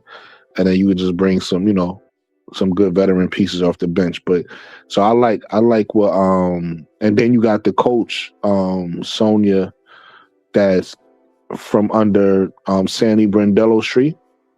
So she knows she already a championship assistant coach. Um I think they Yeah, solid. I like their coach. Their coach is she pretty competent. She I see her like make adjustments and things like that. So I don't got no problem with the coach. Yeah, and then she has Flage respect. Flage speaks highly of her, saying she's really smart and all of these things. So I think I think Seattle's in a really good position to be really good, really fast. Yeah. Well, the last team is the Suns. which will be the Comets next year. So I think this is just a throwaway season for them. They're like, we're moving halfway across the country. Um, they probably gonna fire the coach. They're gonna change up a whole bunch of Hopefully. stuff. Whole bunch of stuff. You know what I'm saying? So I don't even think they trying to win or do nothing. They just going with the flow. I'm with you. Hopefully they do fire the coach. I do not like, the fact that he benched Sinai Rivers, the fact that he benched Anissa Murrow rubbed me the wrong way. No, but I think they're not to cut you off, but I think they're doing that on purpose. The same for the same reason they bench I mean they cut Haley and then picked her up on developmental because they were like, hold up, you're doing too much balling, man. Like, nah, what are you doing? I think they tanking Well, now that without what I think they trying to tank without basic because I think they tanking for Juju. I think they tanking without trying to make it look like they tanking. But you could tell they tanking by the moves that they do when they be like, why are you benching Anissa Morrow? She out there killing. Then why are you yeah, benching Sanaya Rivers? She out there killing. Like every time a player starts killing too much, they do something. Like, you know what I'm saying? They either bench him or cut him or something. You're like, wait, what's going on here? well, we're gonna see because now that Sinai Rivers is hurt, Helly Van Lith is the one that they pulled. They brought up. So she Yeah, ain't but really do nothing tonight, but we'll see if she start. Because she did. Reason why I'm saying that is one of the weaknesses they have is shooting, and we know that she's comfortable shooting. So we'll see if the thing with what she does. the thing with that is that she's a development player, so the maximum amount of games she can play is 14. Yeah, but they could always bring them up. It really depends on this injury, right? If Sanaa Rivers come back, then cool. I don't know what happened. It looked like it looked bad. So, do you know what happened with the injury? Nah, I wasn't really paying attention. I had the game on, but I wasn't really paying attention. I was watching because the it was on the same time Yeah, the same time. Yeah, as the Dallas that's what I'm game. saying. I don't know what So happened. so so I even though I had them both on the screen at the same time, I was paying more attention to the Dallas game because Paige was just doing some Paige stuff, kid, and I'm like, oh man, I didn't want to. I didn't want to miss none of the Paige stuff. So I was like, yeah, I would like glance back and forth. You know what I'm saying? Like, you know what I'm saying? But I wasn't really, and it was like a low scoring game too, so it wasn't like an exciting game. So I was just like, You're not on trial mode 3 about watching the game. We both saying the same thing. We I'm don't like, know what happened. I'm like, Neither one yeah. of us know what happened, but that's what I'm saying. I don't know if this is from the looks of it, from what they show, like the highlight, it looked like a serious injury. I think she got carted off and everything like that. Yeah. That's what I'm saying. So I don't know what happened. So if it's That part not of it. that serious, then great. Nah, Then she nah, able to nah, come back. nah. That shit looked serious, bro. Yeah, look back. So that's my point. Helly Van Lith might be coming off that developmental contract soon, because But that's who. I didn't even know they could do that. Yeah, you could put whoever you want on the roster. So what happens is so right now, like, let's just say if they wanted to, they could put what's the name on a develop, because the way developmental contracts work is, I believe it got to be a player in their first 3 seasons, right? And I don't know how hardships are. We gotta look that up. If hardships changed from last year to this year, that's another thing too. So that's the whole point of them having developmental contracts, so that these players could travel with the team, and if they need them, they could. That's they're able to put whoever they want on a developmental or on a regular contract if they it's just really up to their discretion. They just got to cut the I thought person first. I thought those was like I thought those was hardship contracts was you know what I'm saying, which is a different thing. No, yeah, Develop hardship contracts is different. Is developmental that contracts, regular contracts, and hardship contracts is a total different thing. But what I'm saying is, I don't know how hardship contracts work under this CBA. I know how it worked under the last CBA. So I don't know if anything uh, changed or not, is what I'm saying.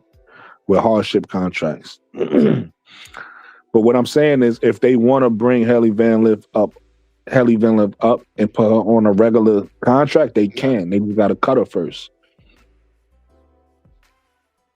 No, I think the hardship contracts work the same way because that's how Dallas got Shook Sutton when Odyssey Sims got injured. They signed Shook Sutton to a hardship contract. Oh, okay. All right. So I think they work the same way. But man, well, let's see what they do. But I'm pretty sure they trying to tank, man, because they Yeah, no, I'm with you. they pulling a bunch of moves that I'm like that. There's I no just reason to do that. I just don't like the way they're tanking. I'm with you that they definitely trying to tank. To me, it's two ways to tank. You could tank at all costs and just lose with no type of integrity without, being in the games, which I will give Connecticut credit. They do be in the games that they losing. Like, they do be fighting. But to me, if you're gonna lose, if you're gonna tank, you got to tank with still teaching winning habits. Why? Because when you do get, let's just say you get Juju, right? Juju don't want to come into an organization with no principles, or she don't want to come into an organization that don't have no culture. Like, you want to kind of develop some type of culture, and you're losing to build winning habits so that when you do have the players, because one thing I don't understand or one thing I don't agree with is when fans be wanting to win every game. Like, that's what happened in Angel Reese's first season. Fans want to win every game, and I'm like, no, it's actually better for us to lose right now. Let's get these draft picks and then let's win. Right? So I was cool with losing games, but that don't mean you don't be competitive in the games you're losing. You get what I'm Yeah, saying? yeah. I don't think what I think is the thing is I don't think the players are want to tank. I think they go in the opposite way. That's why it seems competitive. But I think the management, like the you know what I'm saying, like the general manager, the owners or whatever, whosoever is in control of the team, they want to tank Yeah. and they're making moves. You know what I'm saying? Because like you could tell, like the players are trying to win. That's why they out there killing. But Yeah. when you start doing too much killing, you got to go take your ass to the bench. Right.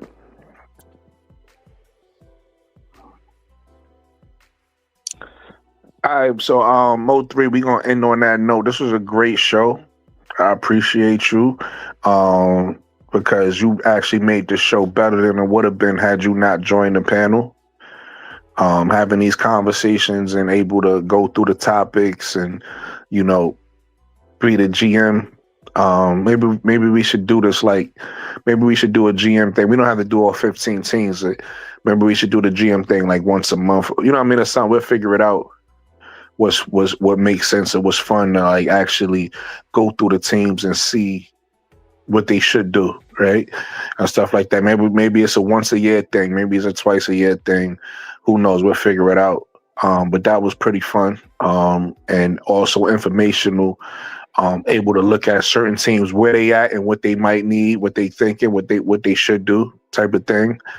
And then also all the topics we went through, like I said, unbiasedly, we seen wherever you have Caitlin Clark at, is players better than her right now, right? This players better than her, but that's not an indictment on her or her game. That just means that she has room to grow, room to get better. You know what I mean? I don't know why people feel like it's hate just because you don't say she's the best, she's the most. You know what I mean? Like, that's not hate. That's like, people gotta get out their feeling. People so emotional, People, shout out to everybody too. If it's any new people who came to the channel today, hopefully everybody subscribe. If you haven't subscribed to the channel, like the channel.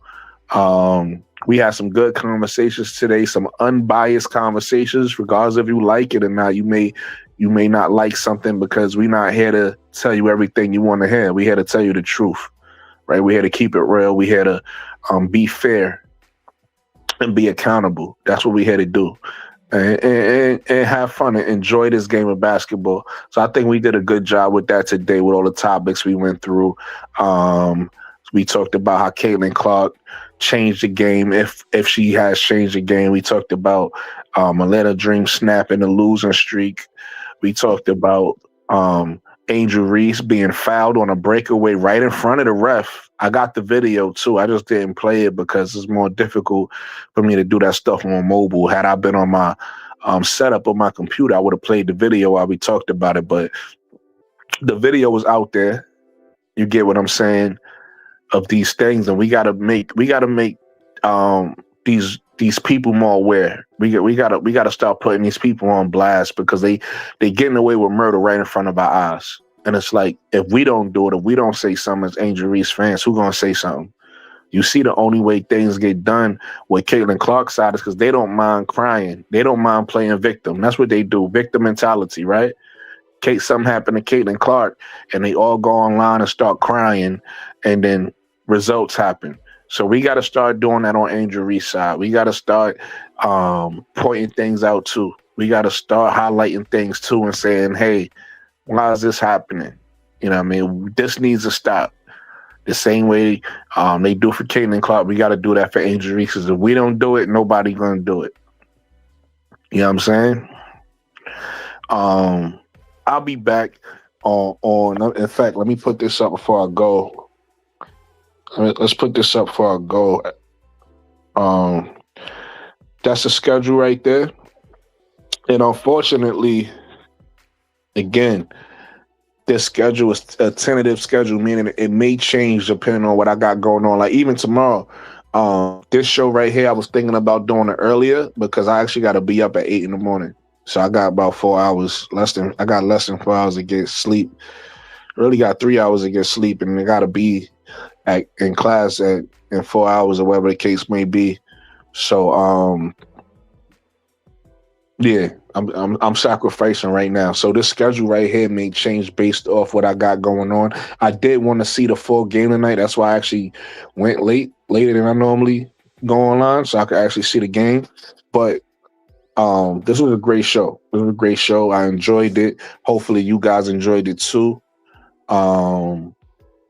Again, subscribe to the channel, like the channel, hype the channel if you on mobile.